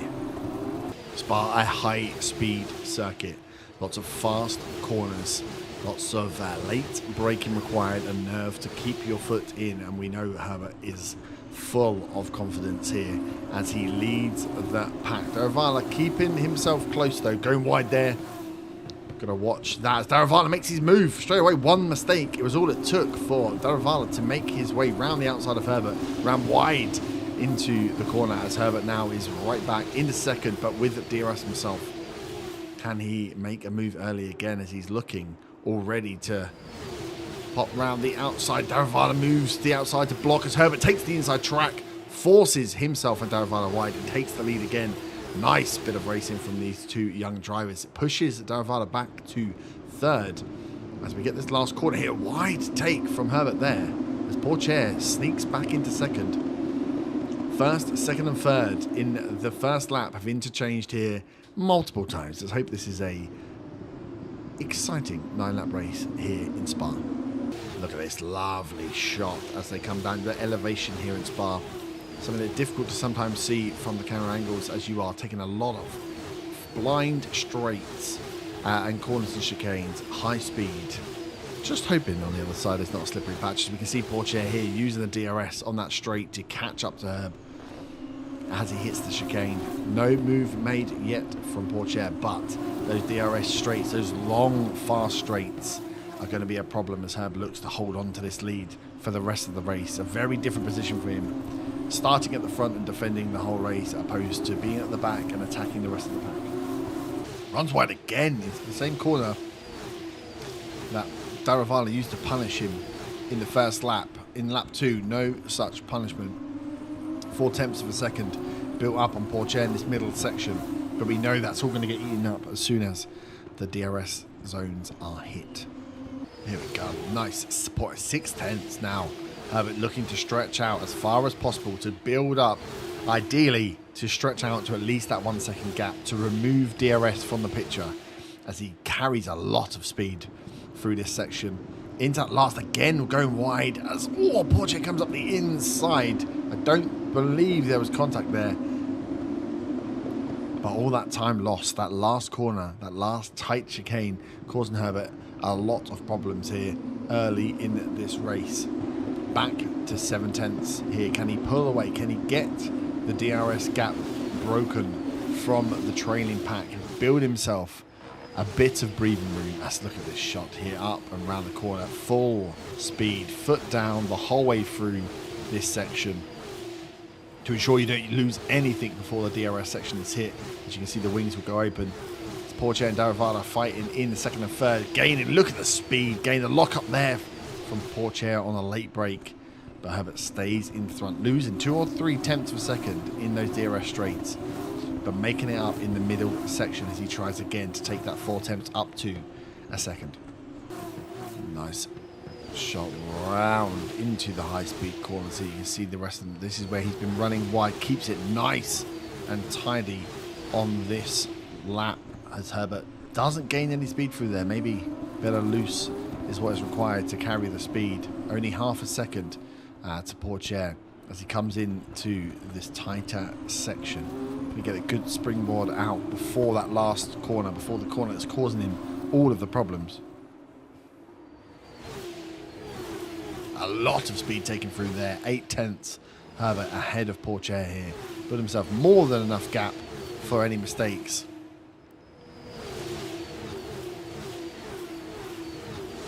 And there we have it. Can he hold it into lap 3 as we come in towards the end? This last tight chicane, a second, the gap much tidier from Herbert there as he only lose a few tenths of a second to the trailing pack. But we did see, for a few corners at least, the 1 second gap broken between first and second place. This is Herbert's race to lose now. Here we come down the far straight. We know the DRS is going to have an impact. He didn't quite break it this time round. Pourchaire making the move. He's going to make the dive. He does not. Nope, he looks, but doesn't go. Herbert stays in front. 0.2 of a second, the gap down to at the apex of that corner there.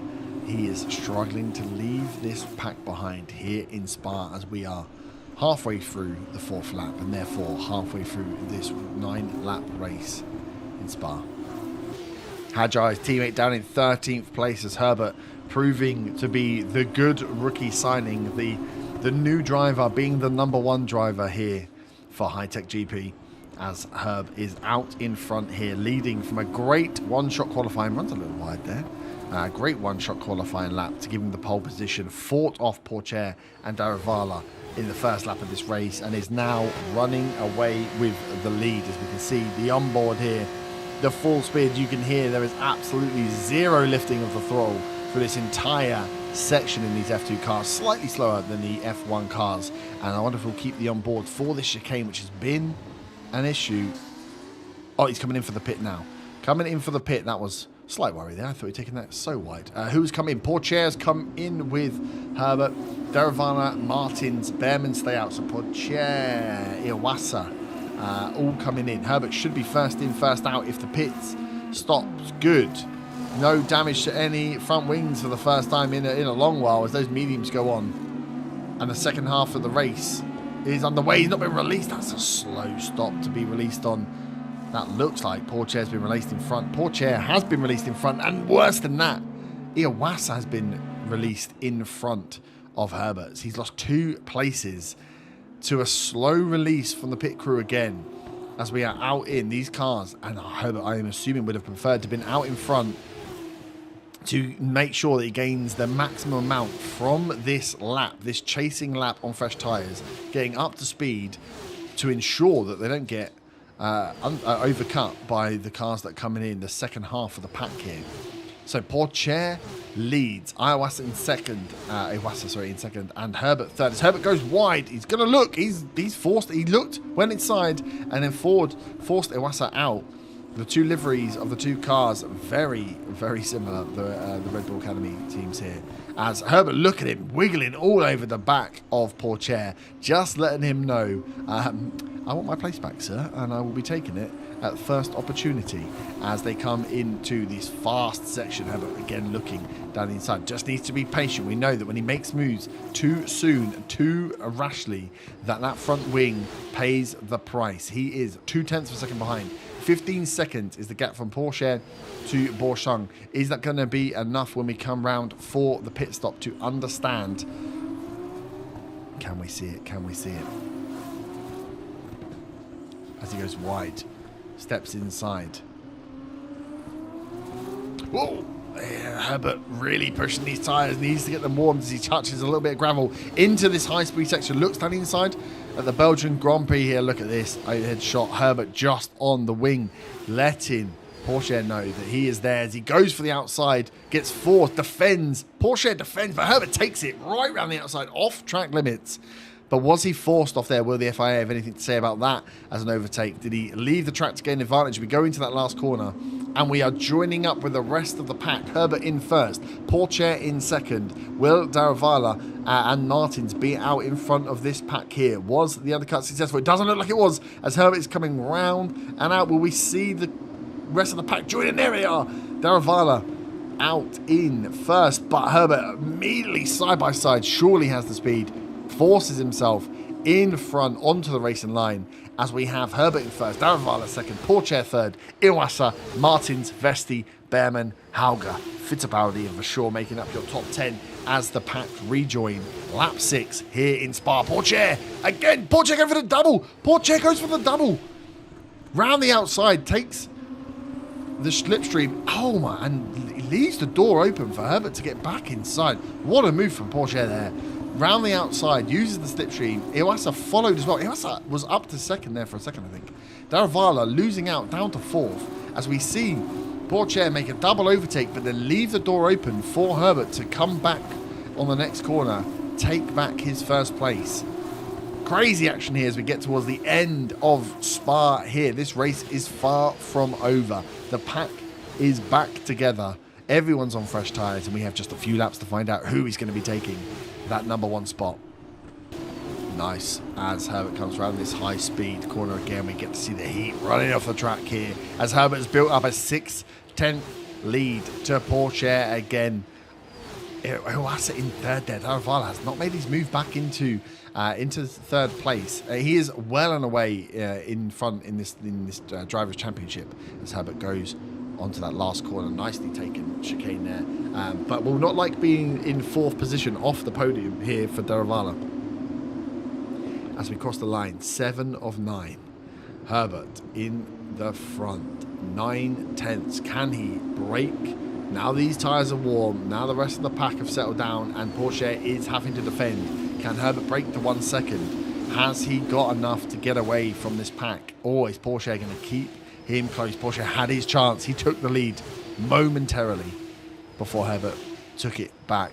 And is it now his to keep? 9 tenths up to that second. Is that DRS only? It is. You can see that clock. Look at the speed on this DRS straight. Herbert losing a lot of his lead there. 9 tenths down to 4 tenths. Half a second gain in that one DRS straight.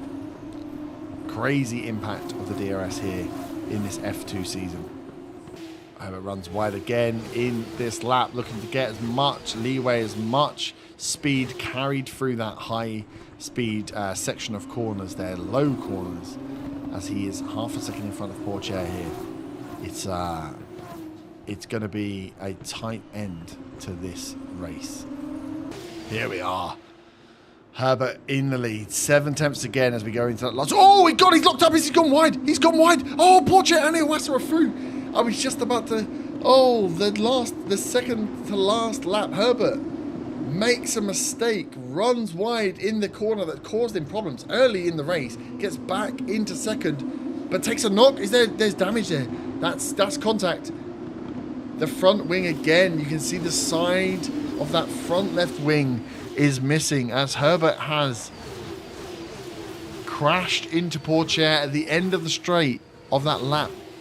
End of lap 7, ran wide into the corner, locked up, letting Iwasa and Porsche through.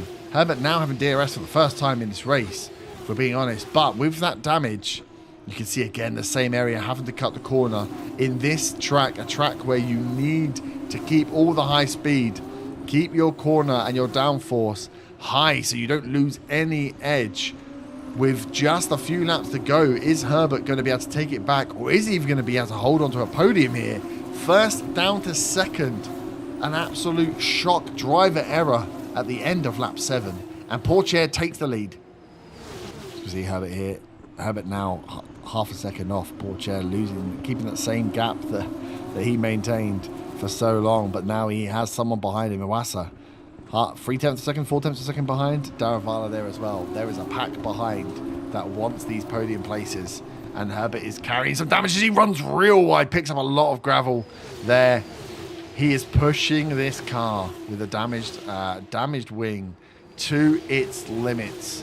Can he keep a cool head? This fast section here. Can he take it? He's gone for the move. He's gone for the move. Round the outside.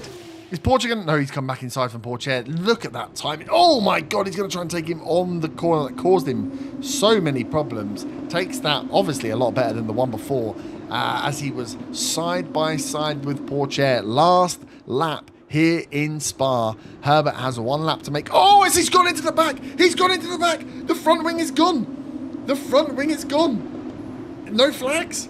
Martins is into second. The front wing's gone. Maloney's out. There's cars have piled up on that first.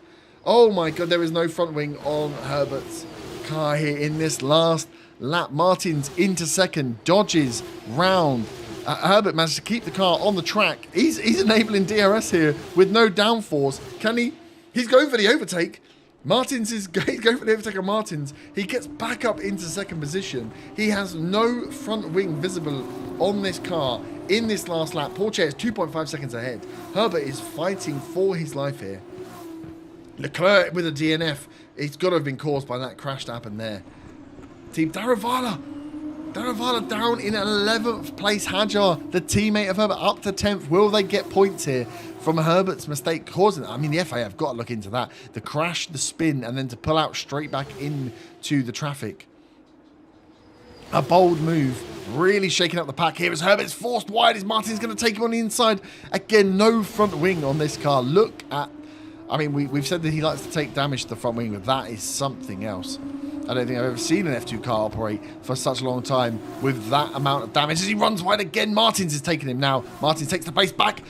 Vesti's gone round again. Is Herbert down to 4th? Herbert is gone from 1st as he comes into contact slightly with Vesti. Fighting tooth and nail here. Herbert rally driving rather than Formula 2 driving here, as Martins is now 1.6 seconds away. Herbert is looking to hold on to a pole position with a few corners to left in some high-speed straights with no front wing. Pourchaire 1, Martins 2. Herbert is holding on to 3rd place here in Spa after leading, as we see him come around that last corner.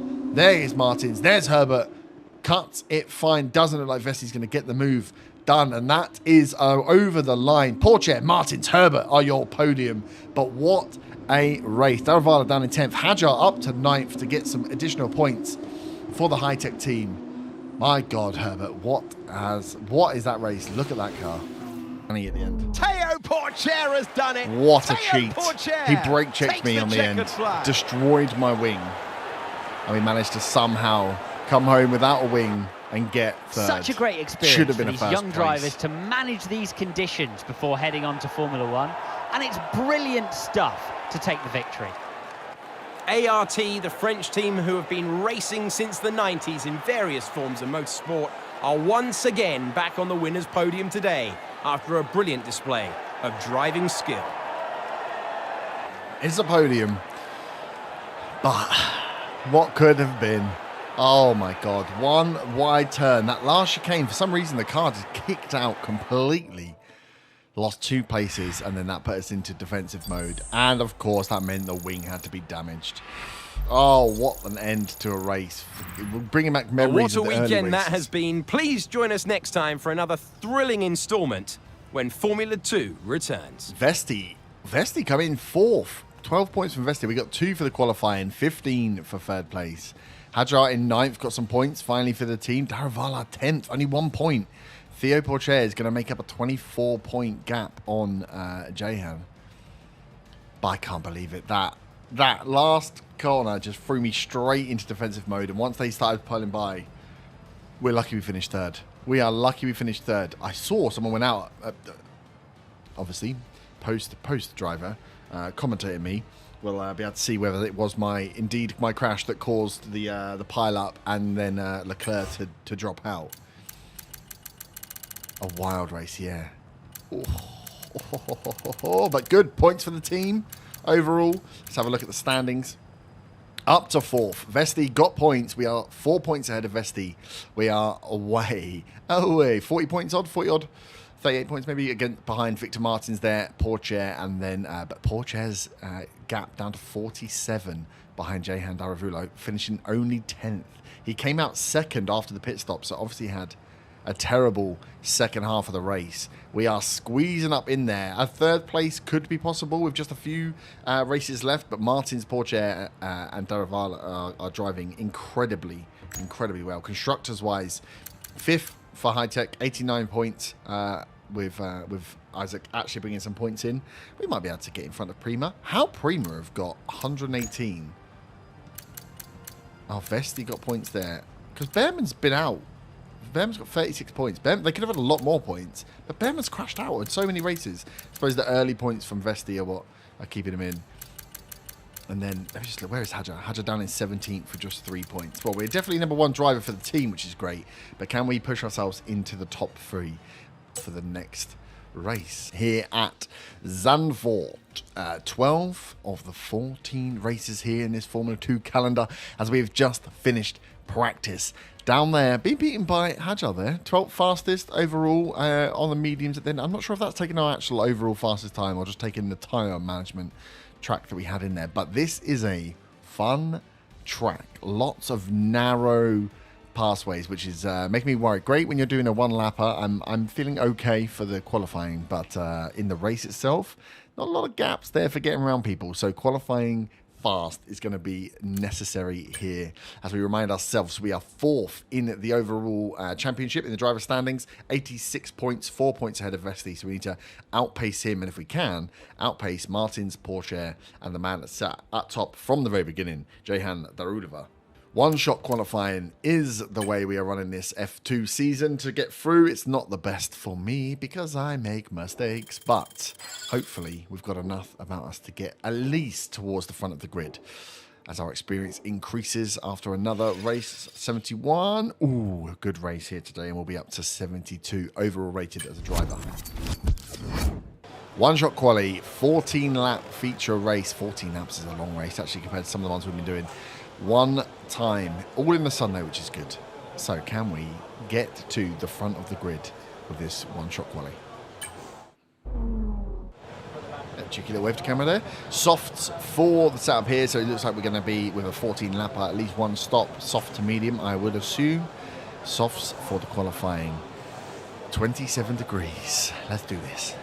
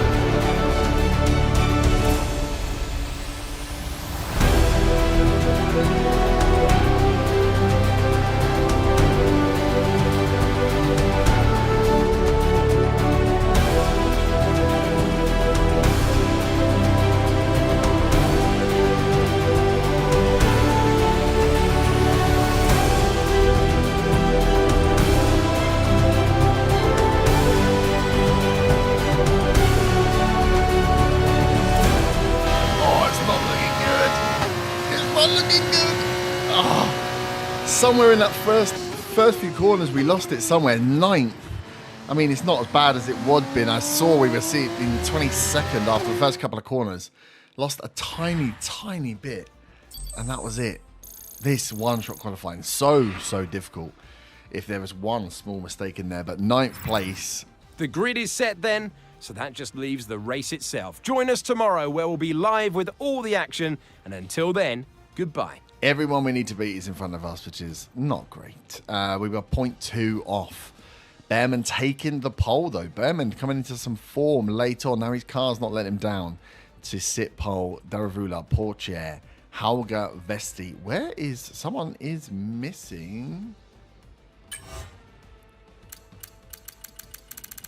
Who had a bad... Hadja down in 17th. Victor Martins. Starting at the back of the grid. That is not good for Victor Martins. Must have had an issue. But doesn't mean we can outplace him at least. Because to get from 22nd up to points placing, well, that's something only Herb Herbert can do. Hadja in 17th. Me in 9th. If we can hold on, we get points, which is good. If we can take and get in front of Iwasin better, Vesti even better. But we are asking for quite a lot on quite a narrow track here. Okay, 14 laps. All in the sun. Let's see what the strategy is for this one. Welcome back to Formula 2, where the tension is building for what promises to be another exciting race here in the Netherlands. 4 lefts and 10 rights make up the 14 corners of the narrow and demanding Zandvoort circuit, with plenty of peaks and valleys over the course of the 2.6-mile lap, which will demand absolute concentration from our drivers here today. We are nearly ready for the start of today's race, but in the meantime, let's take a look at the grid.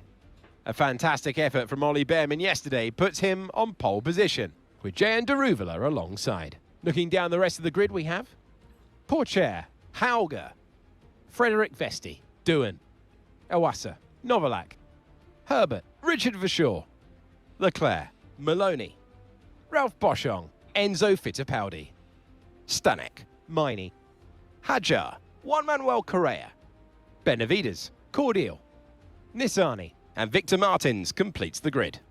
Now it's almost time to lights out, so let's get down to the track.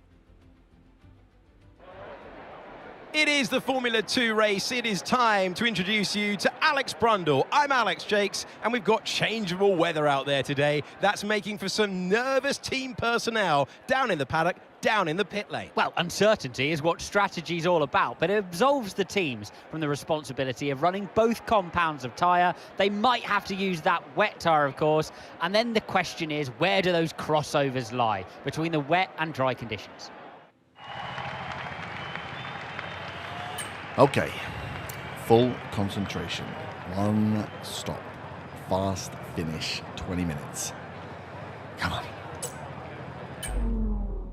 Here we are, Dutch Grand Prix, Zandvoort, from 9th on the grid, lights out, and away we go here. In this F2 races, we get towards the end of the season, race 12 or 14 here for these young F2 drivers, as Herbert in the first corner. Look at that boomerang move right around the outside, up into 8th position.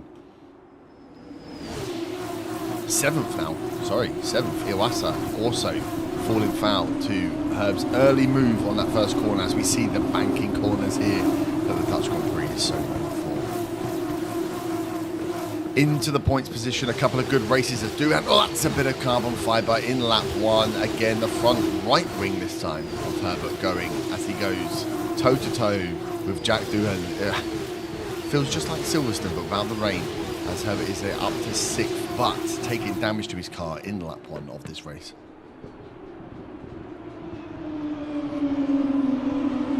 Going to want to stay in the points position here. Behrman leading the Zandvoort Grand Prix here. Adavru in second, Hauger third. Hauger up there as well as an interesting one to shake up some of the points. Pucher, Vesti, and then Herbert with Maynard Martins starting from the back. 22nd place Martins is not going to be good for him. Hadjar, Herbert's teammates down at 15th. As we're looking for some of the other the top contenders here in this F2 Championship as we get towards the end. Darren Varla is running away with it. Herbert is making a late push though for the top 5 with Marnie, one of his main arrivals down there in 17th as well. We see Herbert run wide here as he tries to get round Vesti. Takes place momentarily before giving it back. The front wing damage seemingly not slowing him down too much. The number 9 car here. That front wing gets very close. What a lovely look at the track there. That camber into the corner, into the chicane. Herbert is all over the back of Vesti. There we go. The move has been made. What a move that was. He was waiting a while to get round Vesti. Up to 5th for Herbert. 2 laps in. 4 places gained.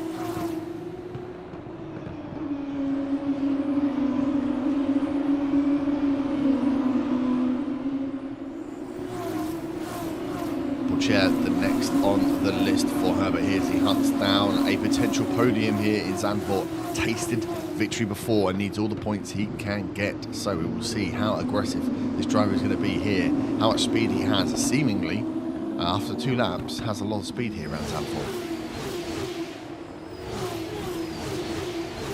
It's wide slightly there as we come round into that large banking camber onto what would be the DRS straight. DRS not enabled, should be enabled this lap, I believe. As we see the beautiful F2 train appearing now, every car with about half a second between them. Watch out, actually, oh, that was close. Herbert's got some speed in that middle centre there. Close that gap down, you can see how much he's closed that gap down.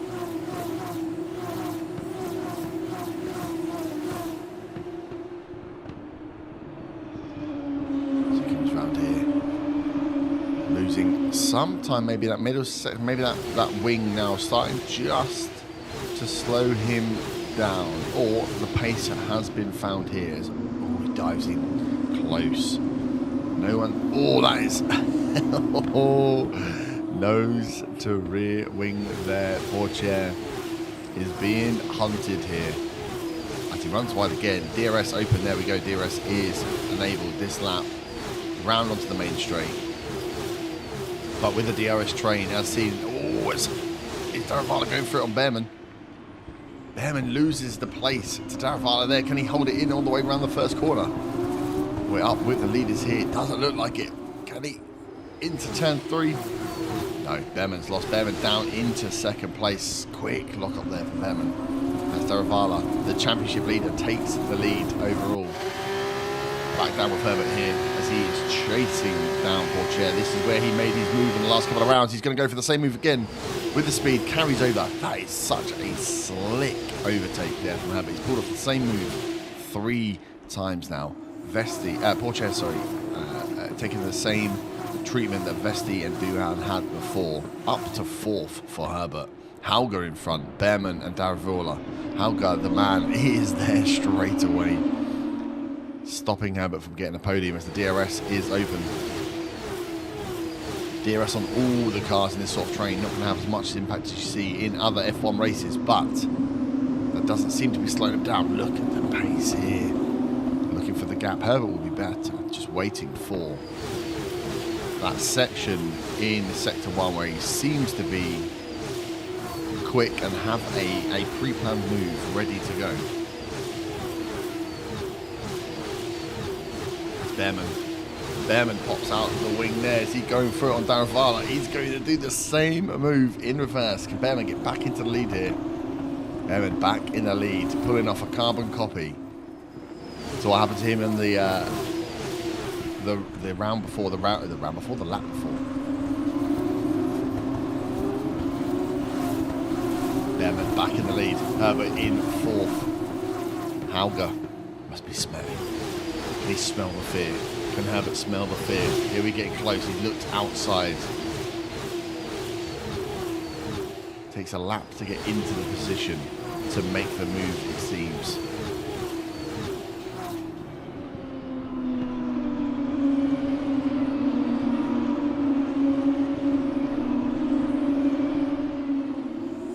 Look at that. It's lovely top lap. You can see, though, that Herbert is falling behind.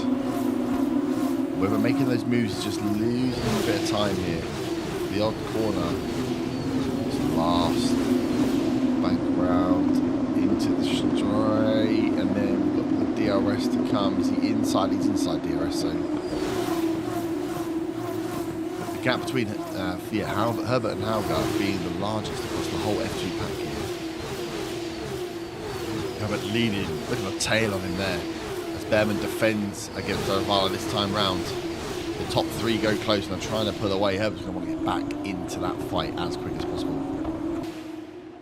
As we're coming up to the halfway point of this race and the pit stop window. We know pits can be very effective for the over and undercut. Half the pack going in first, with the other half following.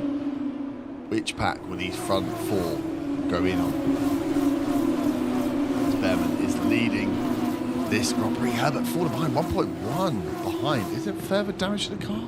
Oh, yep. There's somewhere he's lost the other side to the wing. The wing is now sideless, as Herbert is clearly struggling now to keep pace with the damaged wing again. Name a more iconic duo than young driver Herbert here and losing a front wing. So it doesn't appear to be slowing him down enough to lose any position. So whether on the pit stop they would leave the wing as it is, go for just a tyre change, and hope that you can maintain enough pace to stay ahead of the chasing pack, but maybe will not be heading for a podium today with this level of damage. Out in no man's land, 1.4 seconds here, lap 7. Herbert falling way back from the top 3 now. Hauger's gap 1.6. That's the largest gap by far here. You can see that Herbert is suffering some lack of pace here, although not enough to allow Pourchaire or any of the training pack behind them to make a move on him. Just creating this separation, giving that top 3 all the space they need to make whatever changes they want. You see the pack behind fighting there. Vesti tries to make the move on Pourchaire behind Herbert. 1.7 seconds, nearly 2 seconds now. Herbert's losing every lap. They need to get in for some new tyres pronto. Into the banking camber. He's not going to be anywhere near close enough to make any sort of dive or jump, as he now has Behrman's teammate Vesti behind him. Vesti being the one that pull away from Pourchaire seems to be losing pace as well, as that gap between Vesti and Pourchaire is up to 0.8 of a second. So Vesti is going to be the one that's going to come out and challenge Herbert here for position. Vesti half a second behind. Herbert 2.7 seconds off Hauger. There goes Vesti. Has a little look as they come down. It's in touching distance now. Striking distance as Herbert leaves the door open a little. That was in a great corner as he comes round into the camber. Can he keep it on the track? Keeps it clean for once. Obviously does not have DRS, and you can see the wing open on Vesti here. Vesti has the home straight with the wing open. Oh, but they're coming in for pit. They're all coming in for pit. I was going to say Vesti's following down. I wonder if Vesti would have stayed out. Vesti in, Hauger in, Herbert in. Behrman and Derivala staying out. Soft tyres going on. It's not a great stop. Get the release done. Okay, brilliant. Herbert is literally not being released. Released last. That is just what you want. That is just what this driver needs. No wing change and being released at the back of a pack that he was at the front of. What happened there, pit crew?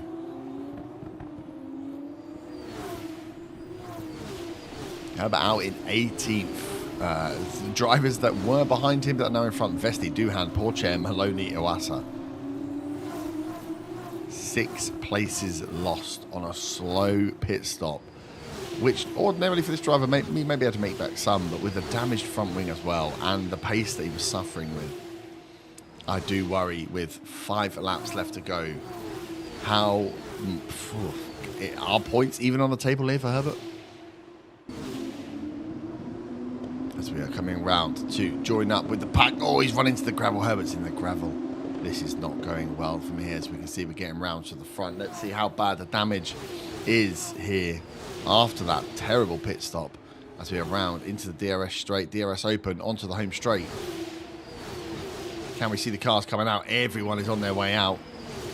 Behrman keeps the lead. Derivala in second, Hauger third, Vesti fourth. Herbert should be there, but instead ends up 12th. Oh my days. Vesti slots into Herbert's position in 4th. Herbert down in 11th. He's taken 1 place back as he has gone in. There's some carbon fibre left on the track there as Herbert goes side to side with Maloney up to 10th. But that's going to be more damage for this F2 car. There's only so much he can take as he looks for the move again. That similar move against Pourchaire. Pourchaire must be ruined. Oh, as he comes back at him though. Pourchaire was done with that similar move earlier in the race. Herbert managed to make the move stick into the next corner, up to 9th place.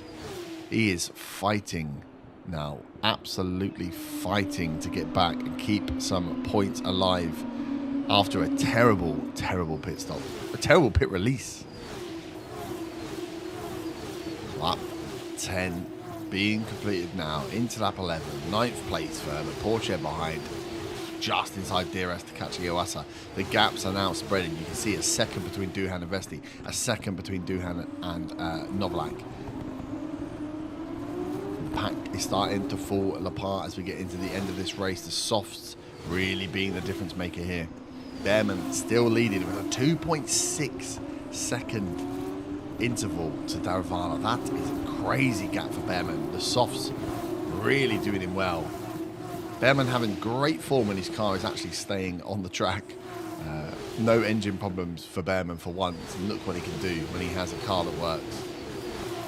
Iwasa is the next target for Herbert if he wants to stay. But 9th position might be the best he can really achieve here with a few laps to go in damage. Points on the board are what are required. Iwasa is his closest, or one of his closest rivals in the points chart, and has been out the points for a while. So he'll be keen to get in front of him just to keep the differential working in Herbert's favour. Whether that'll be on his mind as we go into the last 3 laps, we'll never know. DRS wing open. Just nearly touches the grass. He comes in tight for the home straight. Iwasa does not have DRS. This is where Herbert will make his time up. That gap down to half a second now. Look at those the brakes burning there on the way in.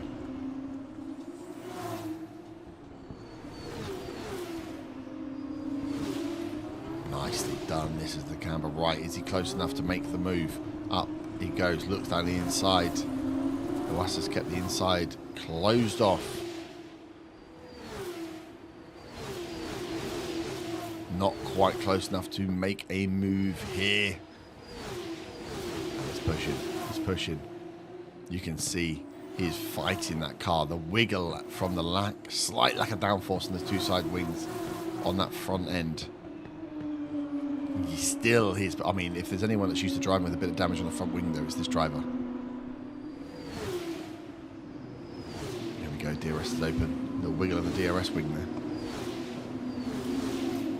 Cuts in tight, cuts the corner, really trying to shave off and save where he can. Clearly, these tyres now starting to feel some wear, as he's looking for any second he can to keep himself on the track. Wing is open again, but Iwasa's up to 0.8 of a second again. He's going to get it back down to half a second, I assume, with this DRS straight. And we start the game again. 2 laps to go. Up to 0.4 of a second after the DRS straight. Now, will he lose it all in that middle sector again? Can he be close enough to make the move that he has made 4 times previously this race? Iwasa keeps that door shut on that inside track. That's the area Herbert wants to run into. And Iwasa's not letting him have it. See yellow flag in front. Not affecting the car, so they pass through. Oh! Oh my God, the wing's gone. The wing has gone. Leclerc's pulled up. Herbert's hit the back of Iwasa as he's hit the brakes. I think we've got to go back. We've got to go back and see that. Here we are, coming down and around the corner. Leclerc pulls up. Oh my God, you see again there. Iwasa just turns on the inside to miss Leclerc as Herbert is coming in. And that is the front wing gone. Front wing is off Herbert's car here as he runs wide straight away. 8th place. Oh my, we'll even finish the race now with so few laps left to go. Look at this F1 car without a front wing. I've never seen a more ridiculous sight in all my life. So he's going to try to dive down the inside, just cut the chicane. Herbert back up to 9th from Stanek. There's no way he can keep it. He doesn't have a car. He doesn't have a wing. The team will be telling him to box, but if he boxes, he comes out. There's no way he's getting points here. If he can just keep the car on the track for one more lap. Oh my God, with the final lap here as well. Stanek, Boschang, Porsche. Porsche has dropped down to 12th. Having a terrible race in the end. Herbert going to run wide everywhere with no front wing as Stanek makes the move.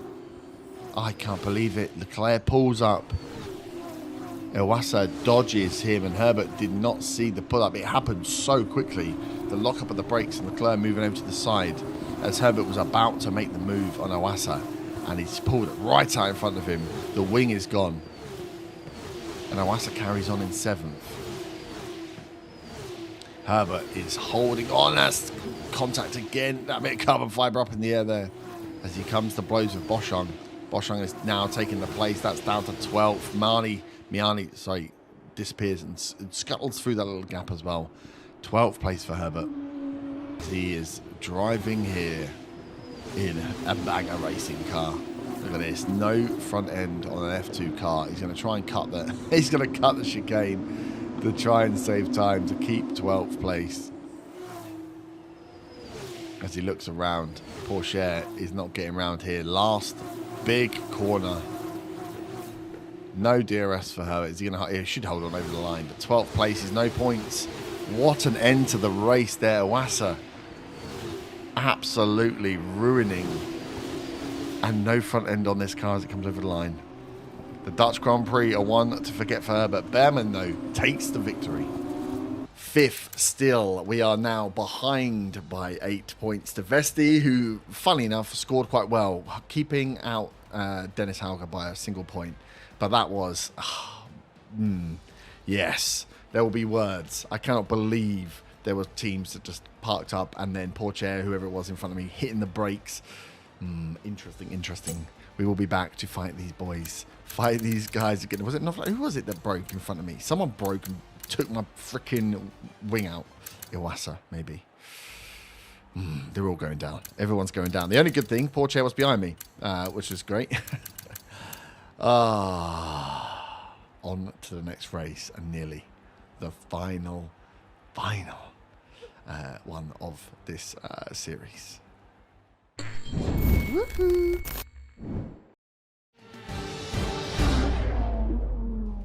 Welcome back to another Formula 2 My Driver career here on the Nerd as we are back.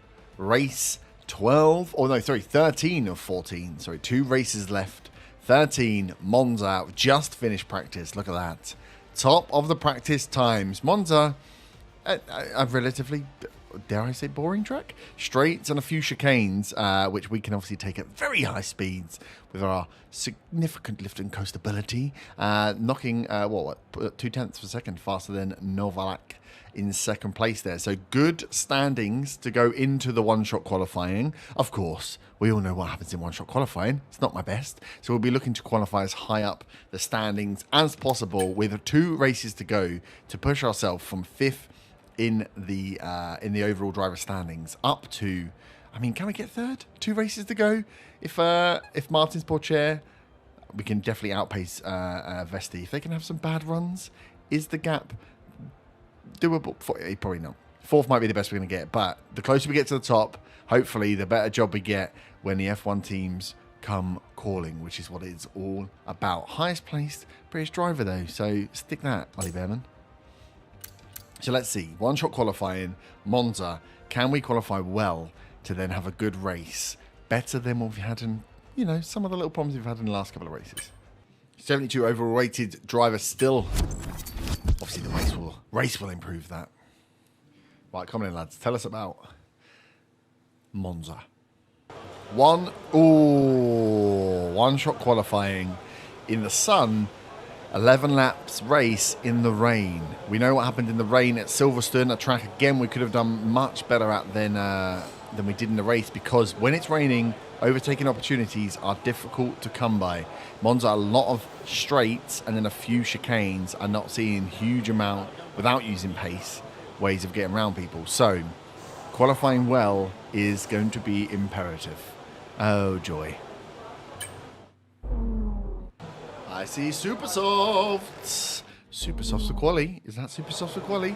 That is Super Softs. Well, I mean, might as well use them now because we definitely ain't going to be using them in the rain tomorrow. Right, let's do it. One shot, one opportunity. I have to stop myself saying that every single time. Can we qualify well for a wet race?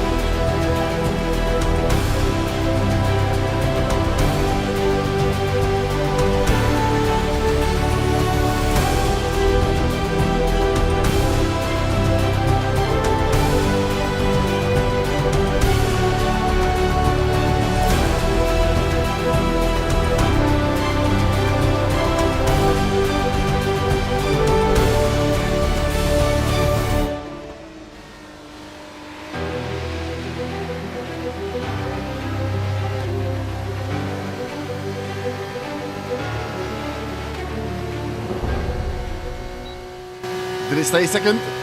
Second on the grid. We had a wobble there.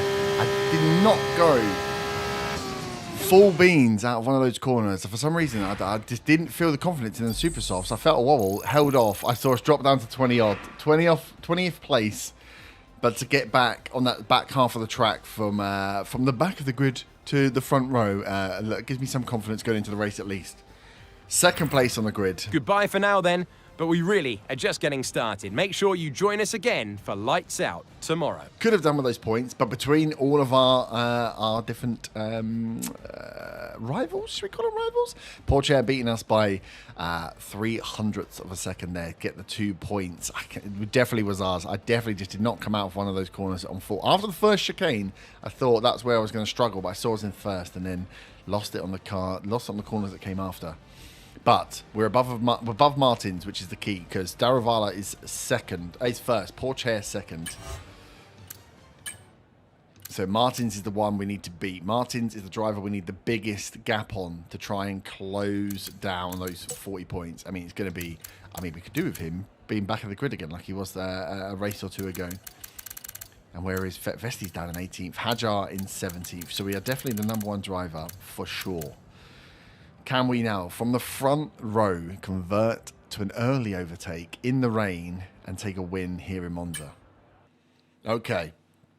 11 laps. Let's see how wet it actually is. Oh, no. Oh, no. Hello and welcome back to a classic circuit. Familiar to fans the world over, this is Monza.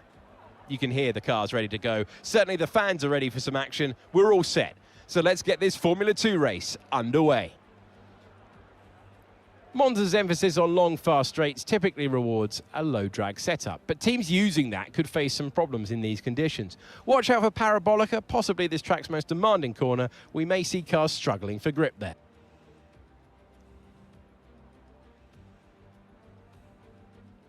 Let's look at the grid order for today's race while the cars make their final preparations. Teo Pourchaire has a clear track ahead of him today. He starts in pole position, and Herbert completes the front row. Looking down the rest of the grid, we have Martins, Deruvala, Ayumu Awasa, Behrman, Fittipaldi, Hauger, Verschoor, Arthur Leclerc, Doohan, Novalak, Zane Maloney, Brad Benavides, Correa, Stanek, Hajar, Frederic Vesti, Boschong, Cordial, Miney, and Roy Nissany completes the grid. And with preparations almost complete, let's head down to the track. It is the Formula 2 race. It is time to introduce you to Alex Brundle. I'm Alex Jakes, and we've got changeable weather out there today. That's making for some nervous team personnel down in the paddock, down in the pit lane. There are going to be some quivering hands on the tyre guns, aren't there, when they tighten up what could easily be the wrong specification of tyre completely for the conditions. It's a gamble out there. I think it's wet. Speed's key here today, so we're going to need a low downforce setup, which of course means that DRS won't be as effective, but hopefully we're going to be so quick we won't even need it. I mean, it's absolutely pissing down. We do have, though, the inside line, if we can get away well in that first chicane, which I think is going to be the hardest part of this race. Default strategy, wets all the way through, so it's 11 laps, single race, no stops. We can't get any pit stop cock-ups, which have let us down in the past. Naming their names, pit crew, where we're not getting released in time. So hopefully, with a straight race, if we can get away cleanly, that's it. It's just holding off everybody else. If DRS isn't effective, we should have speed. But I'm not as confident on the corners in a wet track as I would be on a dry, of course. Wish me luck. Here we are at Monza, home of speed, but maybe not today in the rain, as we have 5 red lights.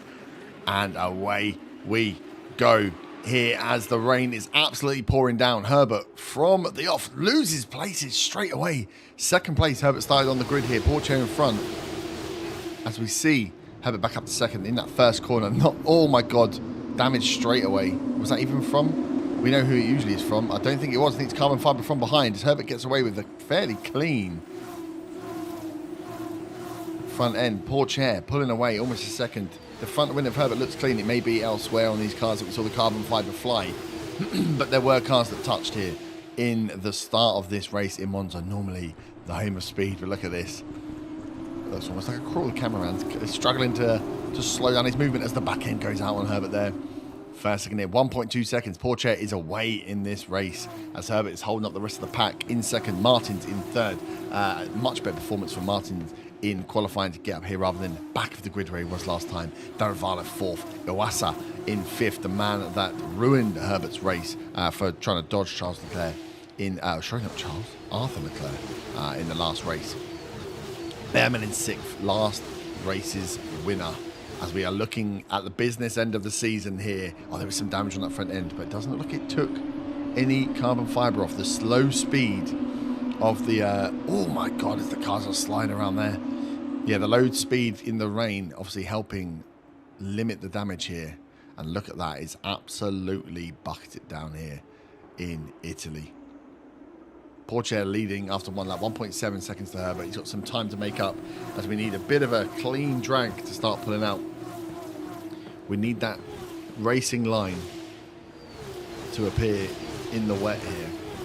As we were expecting potentially a one stop on the wets, or it could be a single if they can maintain the tyre where it could be a single shot all the way through on the one single set of wets.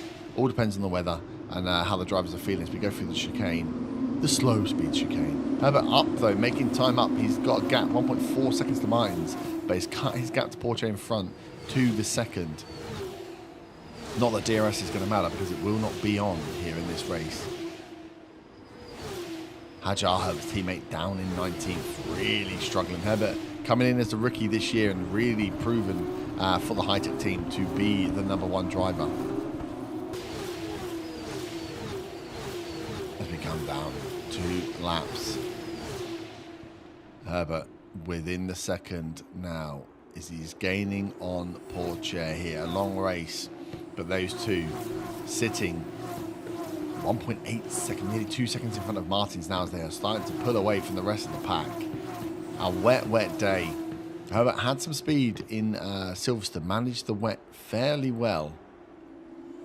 Of course, though, doesn't help with his normal aggressive style, although he is right up on the tail of Porsche. There is some speed being found here as the track is either drying or that racing line is starting to appear as Herbert is finding some grip here. Just 2/10 as we go over the line into lap 3 from Porsche. Porsche moves over to the right. Herbert moves to the left. Is he going to try and late break him into the first chicane? Are we going to see an overtake? Oh, side by side he is. He goes wide on the chicane, takes the inside track, forces him slightly wide. And Herbert is into the lead in this race, into lap 3. 2.2 seconds the gap from Porsche to Martins. And Herbert will be starting to pull away from Porsche now. A lovely move, a slow chicane overtake from Herbert here in the rain as he takes the lead in the race. It's been a while since Herbert's been in the front. Will he really remember about defending rather than just attacking as he needs to lead out now the rest of this race? Oh, as he runs wide there, trying to keep as much speed as he can. Porsche is not letting him get away here. This is really a 2-car race. As you can see, Herbert fighting that back end, kicking out. He's putting the power down, even in this wet here. Martin still sits third. Daravala 4th. Iwasa 5th. Behrman stays 6th. As these 2 cars are going at it now. You can see, yeah, that initial damage to the front end, the scuff at the very beginning of the race. Doesn't appear to have caused any real damage, as we have seen Herbert pull away here. But yeah, Porsche is not letting him get out of sight. As he carries some speed. Carries a lot of speed for that last stretch, comparably. Almost drifting this F2 car around that last corner. Over the line into lap 4, nearly a second now between Herbert and Porsche, 1.5 behind Martins as they are either catching up or Porsche is slowing down. Into the chicane where the move was made.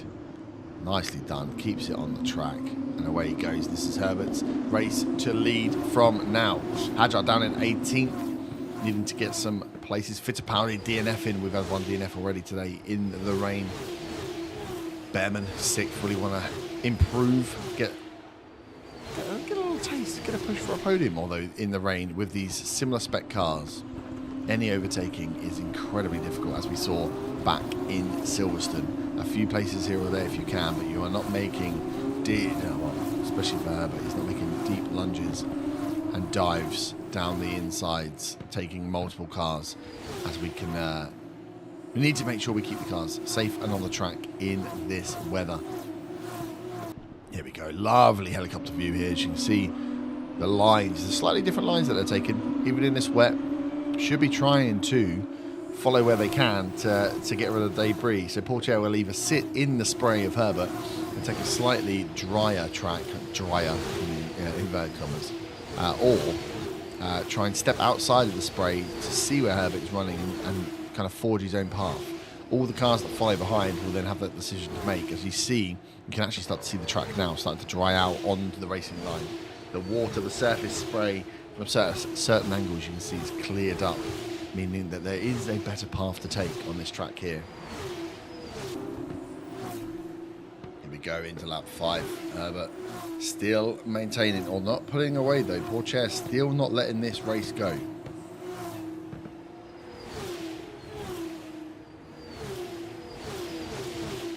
Wanting to stay in, stay close.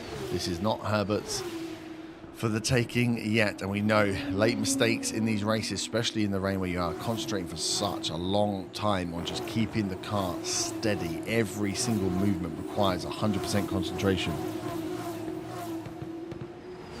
Portier is waiting for that mistake from Herbert to pounce, to get back into the lead that was his. There we go. Into lap 6 then.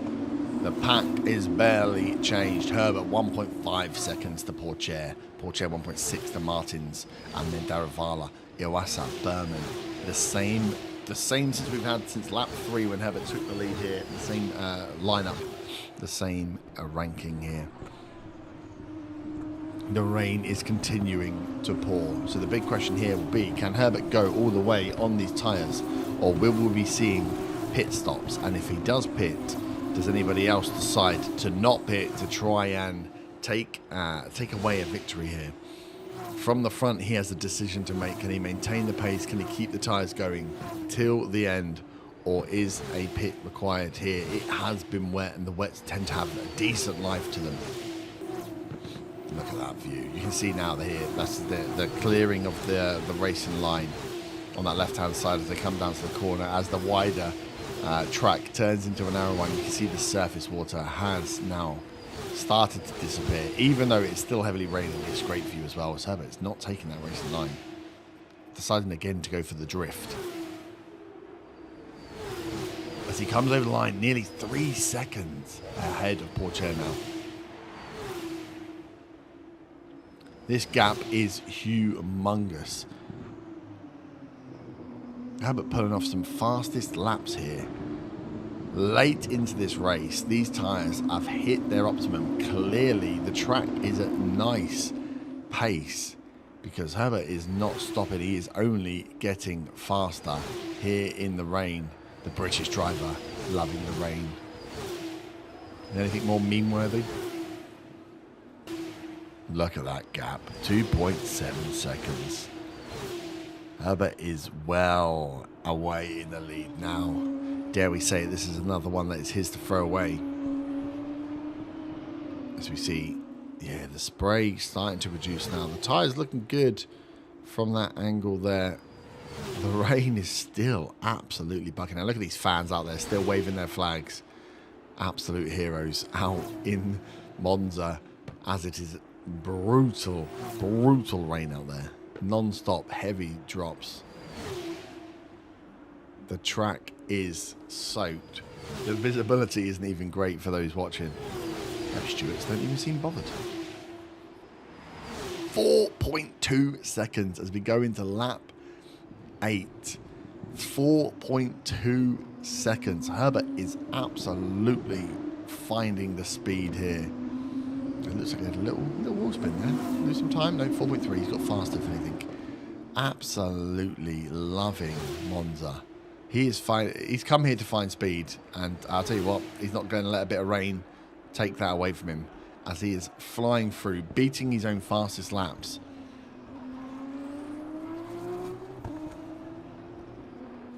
Pourchaire stuck in for so long, but now we are seeing Herbert just pull away.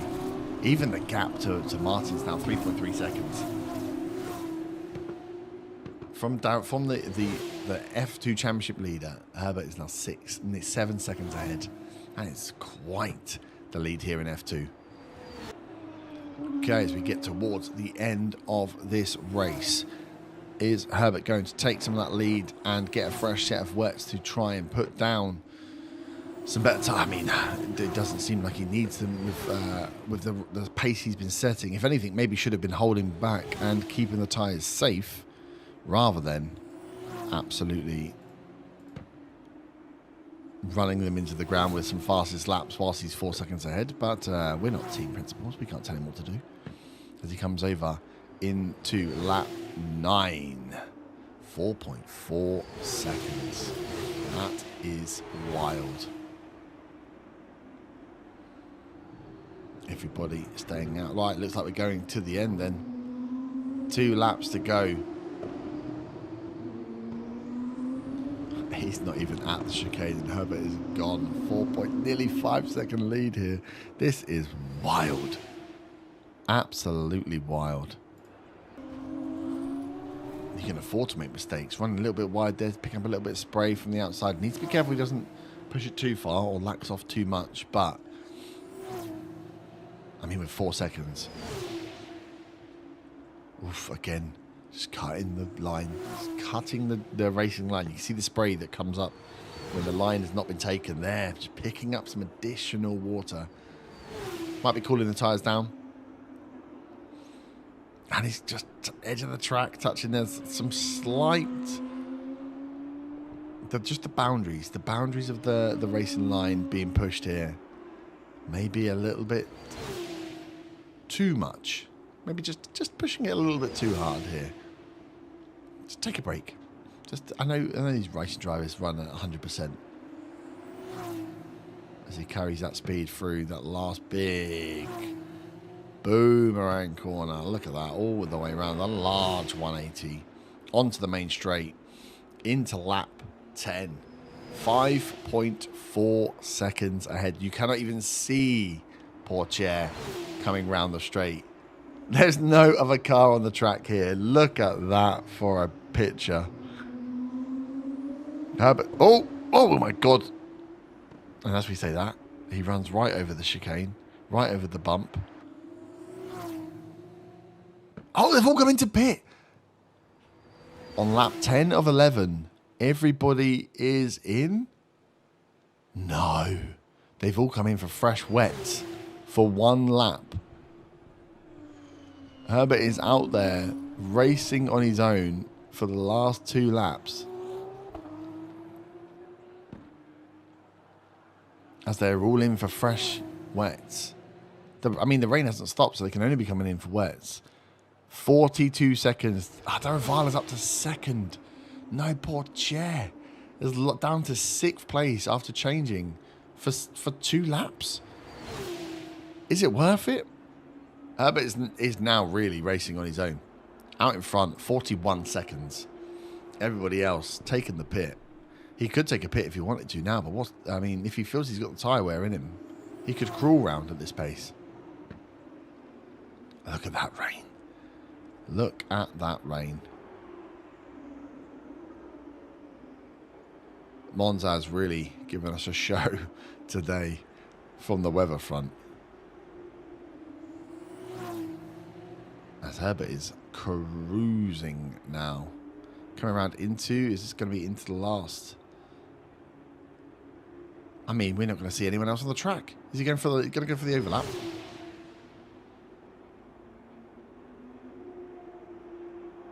Into the final lap of the race. Herbert on the straight on his own. The crowd have stayed till the end here. Wondering what they are watching. Herbert out in front, leading this race by 40 seconds as he is stuck to the same set of tyres whilst everybody else is coming for freshers. Pourchaire must be kicking himself in 2nd place, down to 6th on a tyre change. Daruvala then taking the second place for sure into third. Iwasa down in 10th, one of Herbert's rivals there. Hadjar up to 11th. Hadjar's made a great move due to the change of tyres. Being in first, up to 11th.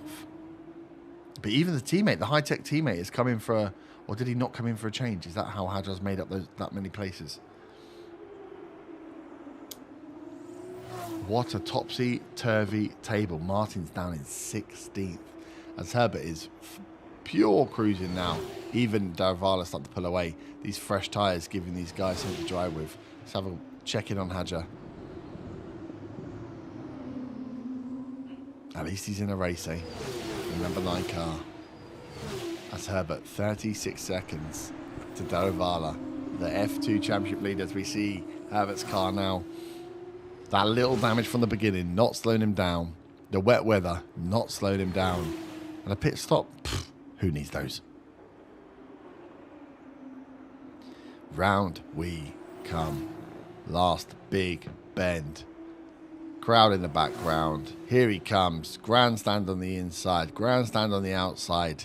As Herbert is going to come over the line here. Take the checkered flag. And the first place. Another podium. Another first place for this driver as he looks for points at the end of this F2 season. A great drive in the rain. I did see, though, Martins dropped off after they all stopped. A great win then for High Tech GP today. A great win, of course. We want to see where our those fastest laps really count towards the end of the year, you know. The extra multiple points for them fastest start laps tossing up, and that's how these drivers become champions at this level. I don't think you get fastest lap points, do you? Not in F2. There's only qualifying. And as they make their way down to the podium, Here we there's are. no denying the strength of the High Tech GP team. It was an incredible performance today, and they fully deserve to stand on the top step. On the Monza Tron over the track. Let's go. Another win in the bag. Easy win. Interesting they all went for a second stop or went onto fresh wets with 2 laps to go. But I think that pushed Martins down the rankings. I was a little worried about my tyres towards the end. And, of course, the corner cutting and 3-second penalty. Whoops. Momentary lapse in concentration. So let's see where we... It was great having you with us for this weekend. I hope you enjoyed it as much as we did. We'll see you when Formula 2 returns. Okay. 26 points. Oh, he dropped real far out. Hadjar was 11th, which is good to see, but... Gimme. Where is Martin? Martin's dropped down to 16th. No points for Martin's. Poor chair down to 6th. And then obviously Daruvala. But we're not gonna. He's not the one we're going for. He's too far out in the front. We are now.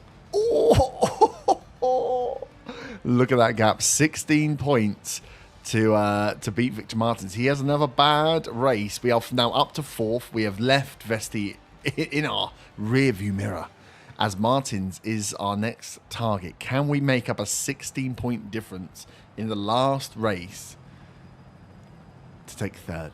What would do 16 point? That's got to be, oh my god, yeah. Okay, so we need to finish like 4 places away. We need to win, and we need him to come outside the top 4. Yikes. Well, we'll be finishing the F2 season next time, so catch us to see, can we make it into the top 3? Where do we finish overall? Does Hadjar get any more points? Probably not. And then, does anyone come call in? Welcome back to this F2 Driver Career Series here on F124. The end, the finale, the last race of the season. Yes, Marina, the Abu Dhabi Grand Prix. We've just finished practice. Hadjar in 8th, us down in 12th in the high-tech Grand Prix car. Could this be the last race in the high-tech or for the high-tech team as we go in to the last race of the season? Standings wise, 4th we are in the championship with Thea Porcher, Victor Martins of Art ahead of us, and Jehan Daruvala, who's been flying for most of the season up the top there. So we passed by Vesti. Martins is in our sight. We need to beat him by about... We need to likely win the race and him finish 4th or 5th for us to make that points gap up. If we can qualify first as well, an extra 2 points, make that a little bit easier. But we are by far the stronger of our 2 teammates. Hajar, this being the season before the current season, yet to hit his prime. Next year, you know, after following in my footsteps, he will come to fruition, I'm sure. But we are looking to finish strongly here in Abu Dhabi to attract some teams. We want an F1 seat, regardless of where it is next year. We want an F1 seat. So who is going to come, hopefully, looking for us at the end of the season? Being one of the top 3 drivers will sure as hell help that, especially if we can rack up another win.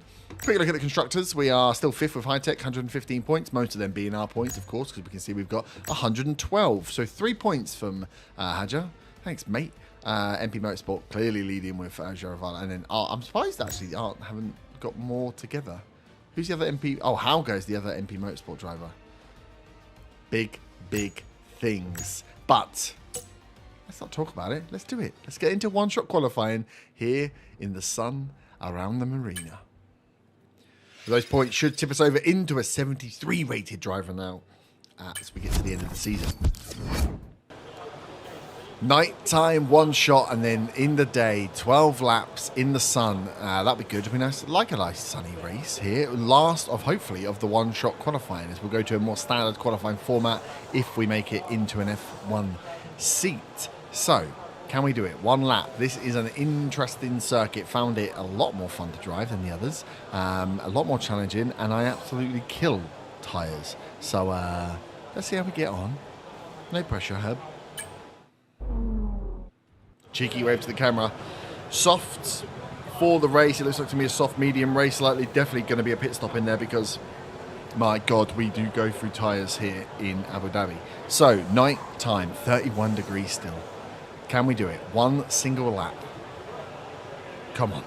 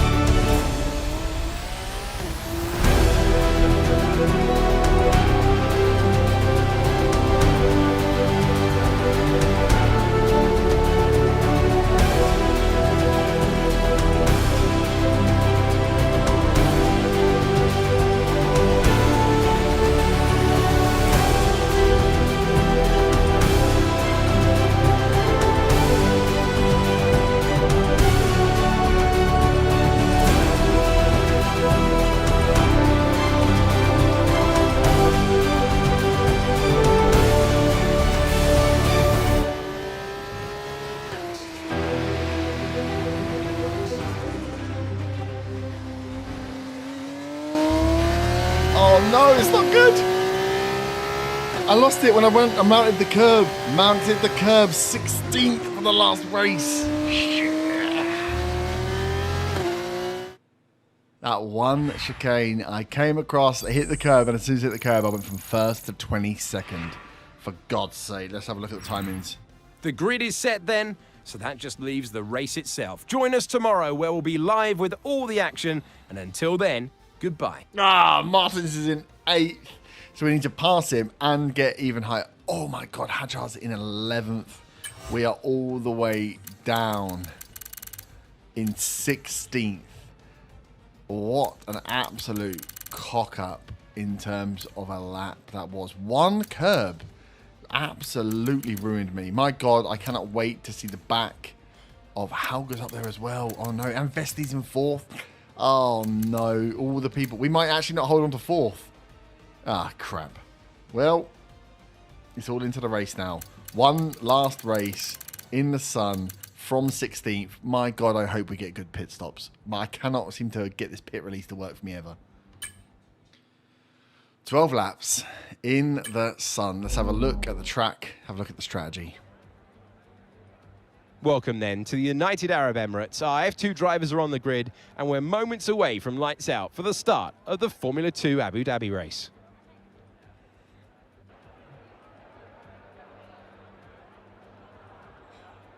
Yas Marina Circuit is a 3.2-mile racetrack built on the man-made Yas Island. In addition to the 16 corners, it features 2 very long straights. Now these will be the drivers' main overtaking chances today into Turn 5 and Turn 7. Let's take a look at the grid positions for today's race. Teo Porcher will start on pole. Fantastic qualifying from him. And it's Dennis Hauger in P2. Looking down the rest of the grid, we have Deruvala, Vesti, Arthur Leclerc, Awasa, Fittipaldi, Martins, Doohan, Kushmaini, Hajar, Behrman, Clement Novalak, Richard Verschoor, Correa, Herbert, Maloney, Roman Stanek, Cordial, Benavides, Boschong, and Roy Nissany completes the grid. And now it's time to head down to the track. It all comes down to this. I'm Alex Jakes, Alex Brundle is alongside me, and for the final time this season, we're about to go racing. Alex, you're looking to sign off in some style. So are the drivers and teams. It's a really important race for everyone here, despite the fact it's the end of the year. They know that everything they do in this event is going to echo for months through the end of the season. Here we are, last race of the season, Abu Dhabi. And it's lights out. And away we go as Herbert starting from 16th place here. Not the start he would have wanted. The previous race winner down at the back as he darts out from the very beginning. Makes light work of the first move up to 15th. He's going to need a big drive here if he wants points. Looking to get into that 3rd place slot here in the championship. Give himself the best position of driving in F1 next year. So it's already up to 13th. We are expecting an aggressive drive here as he goes 2 wide, 3 wide. Doohan, Mani, taken. Martin's in front. Herbert into 9th within 3 corners of this first lap. He is coming out all guns blazing. Hauger leading this race here. Porcher in 2nd, who is in 2nd place in the championship. Deruvala, the leader, and he's run away with this lead here in 4th. Vesti in 3rd. One of Aniwasa, all drivers that Herbert is fighting with to get as many points as possible as we look to close out the season. An important closeout in this F2 season as the F1 teams will have a look at this performance, have a look at how they have performed over the season and make their decisions on drivers for next year as Herbert is in behind Martins. Usually, under this the art colours, the Doohan. This looks very familiar. This is normally when a front wing gets damaged here. As Herbert is following Martins here under the bridge and round towards the end of the first lap here, be picking his time to make his moves because 8th place is not going to be enough for this driver. Up from the back already in 1 lap. As we go into the 2nd lap, how many more places will Herbert look to take here as he sits in, nuzzles in behind Martins? Very close coming through this first sector, very close. As he goes wide, goes around the outside. No, holds close. Looks on the outside, tries to force Martins to the outside. He's going to go down the inside. Easily goes down the inside. Victor Martins passed with ease. Victor Martins, a driver that was in and about those rankings, but had a couple of real bad starts, bottom places. Herbert himself suffering the same fate, qualifying in the top 10 and then qualifying dead last over multiple races. But Herbert has hit some form at the end of this season here. As we see, who was that diving down the inside? Was that Fittipaldi? As we see Herbert see a late season form dragging him towards the top of this F2 championship board. Fittipaldi behind Herbert now. He's at 1.2 seconds to hunt down Iwasa. Let us not forget the time that Iwasa took the front wing off Herbert and took him out of the points in Zandvoort.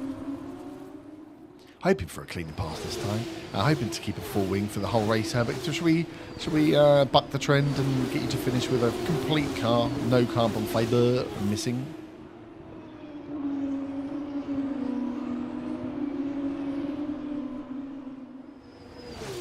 Here he comes. Iwasa, then Herbert in the DRS range here as we go over into lap 3 where DRS will be enabled. And now we get a whole nother ball game. Behind him, Fittipaldi outside of DRS range. His top 7 will be looking to start pulling away with that gap, that DRS, creating those little trains. As here we go. This is the move. This is the first sector, the sector that Herbert seems to have a lot of speed on as he's coming. Is he going to go for the dive? He's going to leave it for another lap. He is gone for it. Oh, he's gone in. Late braking wide. Iwasa holds the place. Herbert just letting him know he's there. That was a shot across the bow there as Herbert did not hit the brakes into that corner. Still managed to maintain the DRS at the detection zone as we go into tightly on board now through the chicane. And there's the foot down as away goes. The Yas Marina circuit, the end of the Formula 1 and Formula 2 season. As Herbert is in here, Iwasa 1.2 seconds behind. He's losing some pace here. 3 laps in. Into the points position. Hadjar up to 13th, Behrman down in 12th. A lot of cars passed from the start. Whether it was 15th or 16th, Herbert started in. Is 7th as high as he can go here today. Oh, and as I was talking, he's got to make up that time straight away. Back within DRS range, back within 0.3 of a second as we cross the line. Look at this pack. Oh, it runs really wide there on that first corner. Just trying to maintain his speed. As you can see how quick he is in that second sector. Out of that first corner. Incredible speed. As Iwasa has Herbert dancing across the back of him there as he goes round him. As he goes round him into that big boomerang corner again, takes the inside track before the DRS.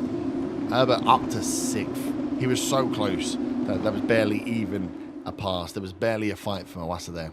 As Pourchaire is just slung it out and taking Hauger. Pourchaire into the lead. Can he hold it? Can Pourchaire hold it into the corner? We're watching it from Vesti's position here as there's carbon fibre on the track. Hauger and Pourchaire going wheel to wheel for first as Herbert is watching this happen from behind. So he needs a little bit of fighting from the guys in front. Pourchaire's, well, whether that carbon fibre actually affected him, Pourchaire's now dropped to 3rd, Vesti up to 2nd. As Herbert is sniffing Leclerc, the man that caused the accident with Iwasa, the man who's bailed out multiple times again for car issues.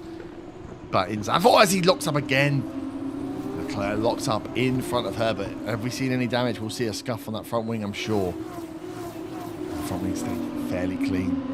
Lucky there. Herbert needs to get around Leclerc. If that car is unstable, you cannot follow that quickly if he's going to be locking up. That's a chance for a front wing to go in the bin. Herbert will want to pass Leclerc as quick as possible.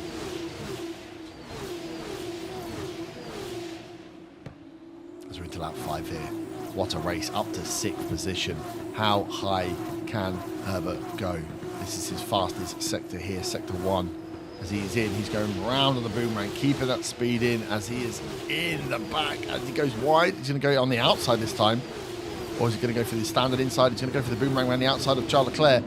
It's surely not around the outside. I keep saying Charles, it's Arthur. It's Arthur. He's holding it in. DRS is open on the speed, on the straight. Will Herbert get in front? Look at these guys up front dancing 3 wide. As Leclerc keeps his position. There we go. Gives it up at the end there as Herbert into the chicane. Takes the racing line. And is alongside Daravala here. Herbert's got round Daravala. The fighting that was happening in front. Pourchaire and Daravala fighting.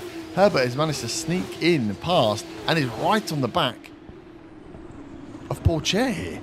Up into 3rd. One whole section there. Again, we're going to go back and watch this. We've got to go back and watch this section all the way through. From the chicane. As we'll ride on board with Herbert here as Yeah, he goes round. There was a fight here.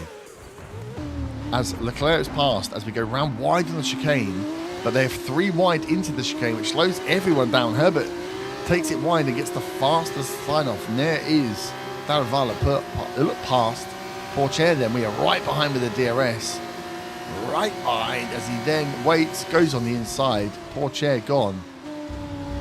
And we're into 3rd position with Herbert. He's picked up a bollard, and the bollard's gone. Good. The bollard is free. Vesti and Hauger in front as Herbert from, so what's it, 6th? I can't even remember where he started. 16th or 17th on the grid. Up to 3rd before the halfway point of this race. This shark is attacking.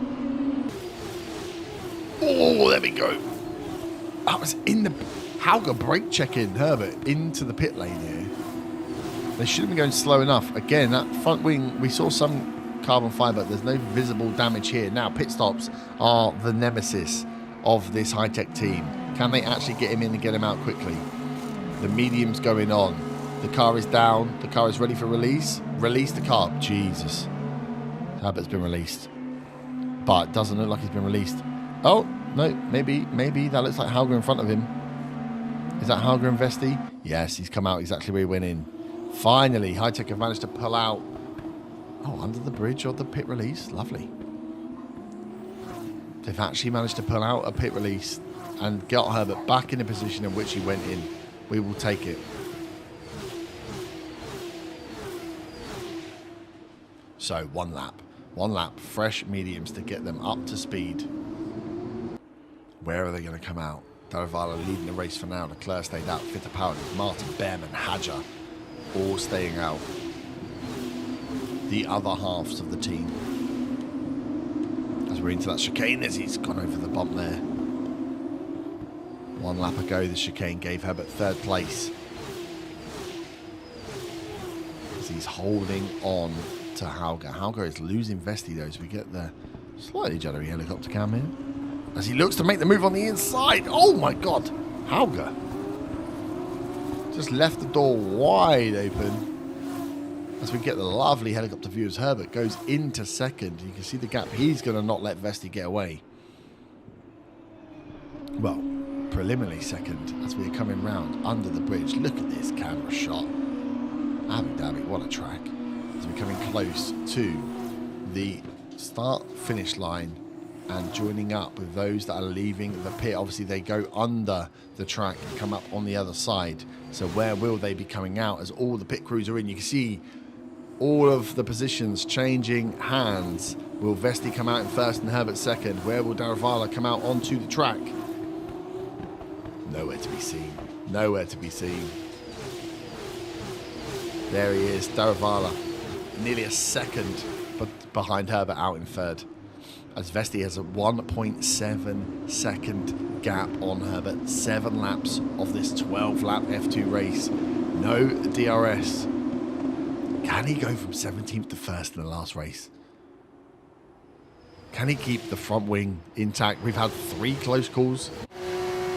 As we are riding on board now into this chicane, the famous chicane, the one that gave him all the positions. He gets some speed out the back of it, takes it a little better than before. Not so much air time. Still 1.7 seconds. Daravala has got DRS on him, so Herbert's going to have to look to defend as much as he wants to look forward. He's going to have to keep an eye on his behind. Lovely take. 1.4 shaved some time off. This middle sector, fast cornering. Keeping the speed in. These medium tyres now hitting their peak. As Herbert is down to 1.1. 3 is going to come over the line. Close to DRS. Oh, did he look like a run wide there from Vesti? 1.2 seconds. Can he break in? Can he get that DRS zone? We know this little first sector, a couple of corners, is where Herbert's been making up some time. Has made a lot of those early moves. But with no cars around, can he do it? He is inside the 2nd. Can he keep the speed in the corner? 0.6. Was he inside for the DRS detection point?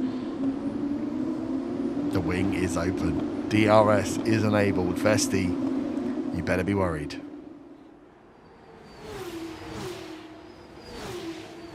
Into the chicane. into the chicane. Herbert is there. He is right there. Vesti has got his work cut out now. No DRS. As another DRS zone is in. That flap is open again. Herbert's pulling away from Daravala now. 1.3 seconds. So DRS behind, broken already. This is a 2-horse race. Oh, that's close. That is close. As Herbert's going to look. Is he looking? They're not quite side by side. Backs out. Backs out. Not worth it. He knows where to pass. He knows where his best options are for passing. Maybe the young driver finally realising that if you just a little bit of patience goes a long way as they're coming round to start lap 9 of this 12-lap finale to the F2 season here at Jasper Marino. Herbert ghosting in behind Vesti here. 2/10. Into his favourite middle section. Runs a little wide. That's going to slow him down somewhat. Into his favourite middle section. Look at the speed. Lost 2/10. Gained 2/10. Is it going to be a move down the inside? He's going to wait to see where Vesti goes. Vesti doesn't go, doesn't defend. Herbert takes the inside line. Round. Keeps the speed. Vesti slots in behind. Herbert should still have the DRS though, because the detection point is before the corner, and Vesti does not have it because Herbert waited. So Herbert with DRS in front, a strange sight to see, but we'll give him one straight to try and build a gap. Vesti's not letting him have that gap though. Only manages 3/10.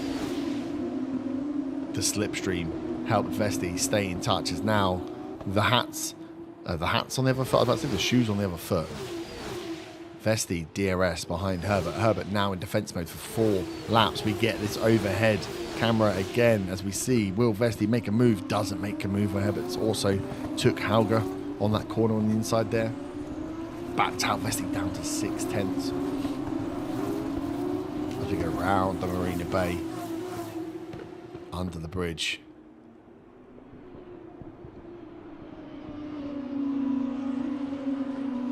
Nicely done. Herbert holding that pace.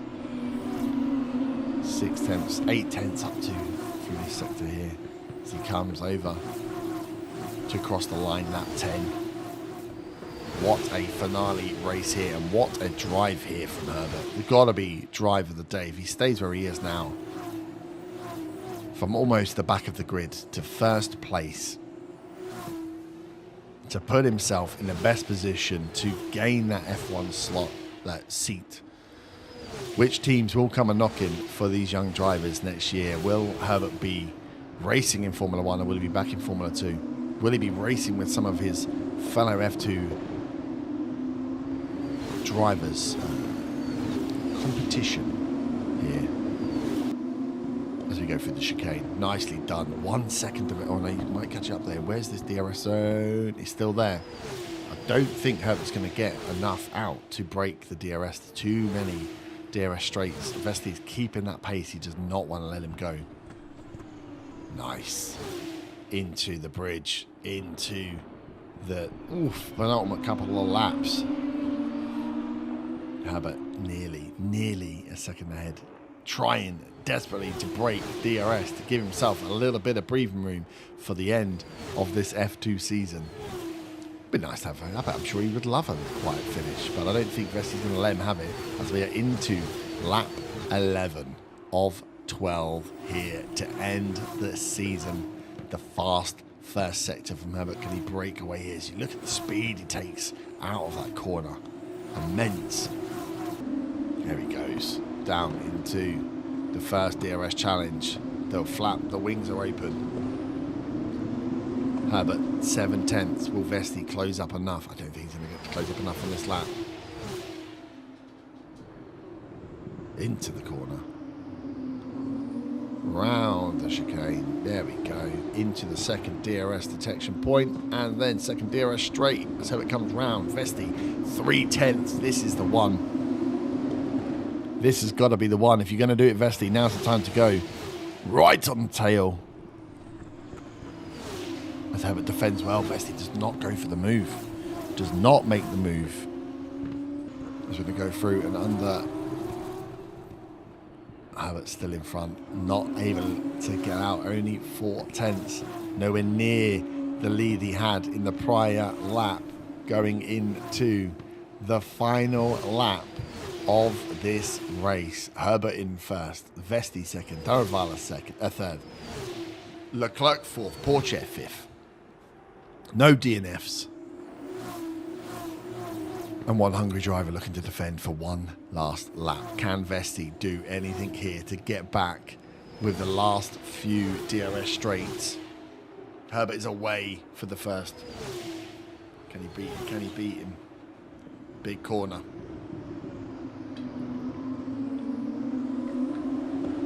Okay, into the first DRS straight. Boom. There goes Vesti's DRS back wing open.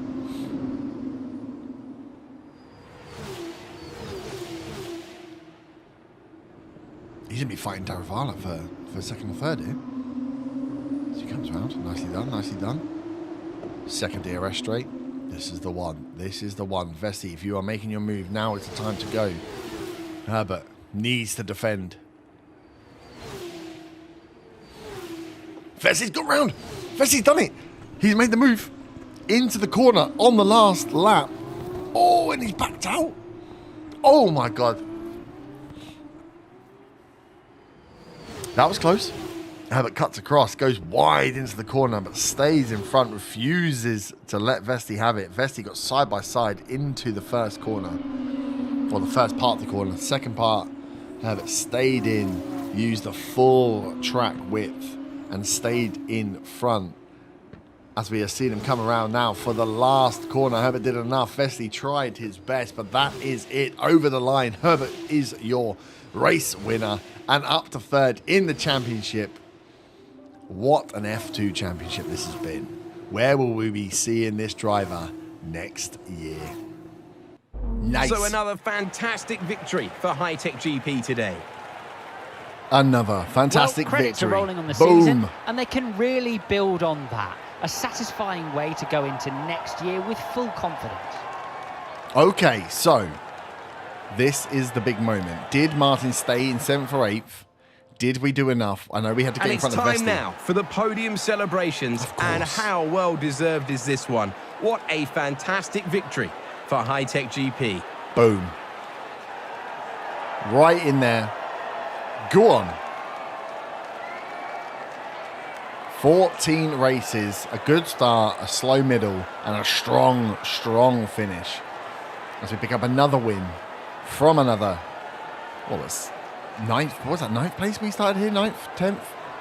What a drive. That whole mess up with the front three when they went side by side going into the second DRS zone on like lap 4 or 5 was absolutely epic for me.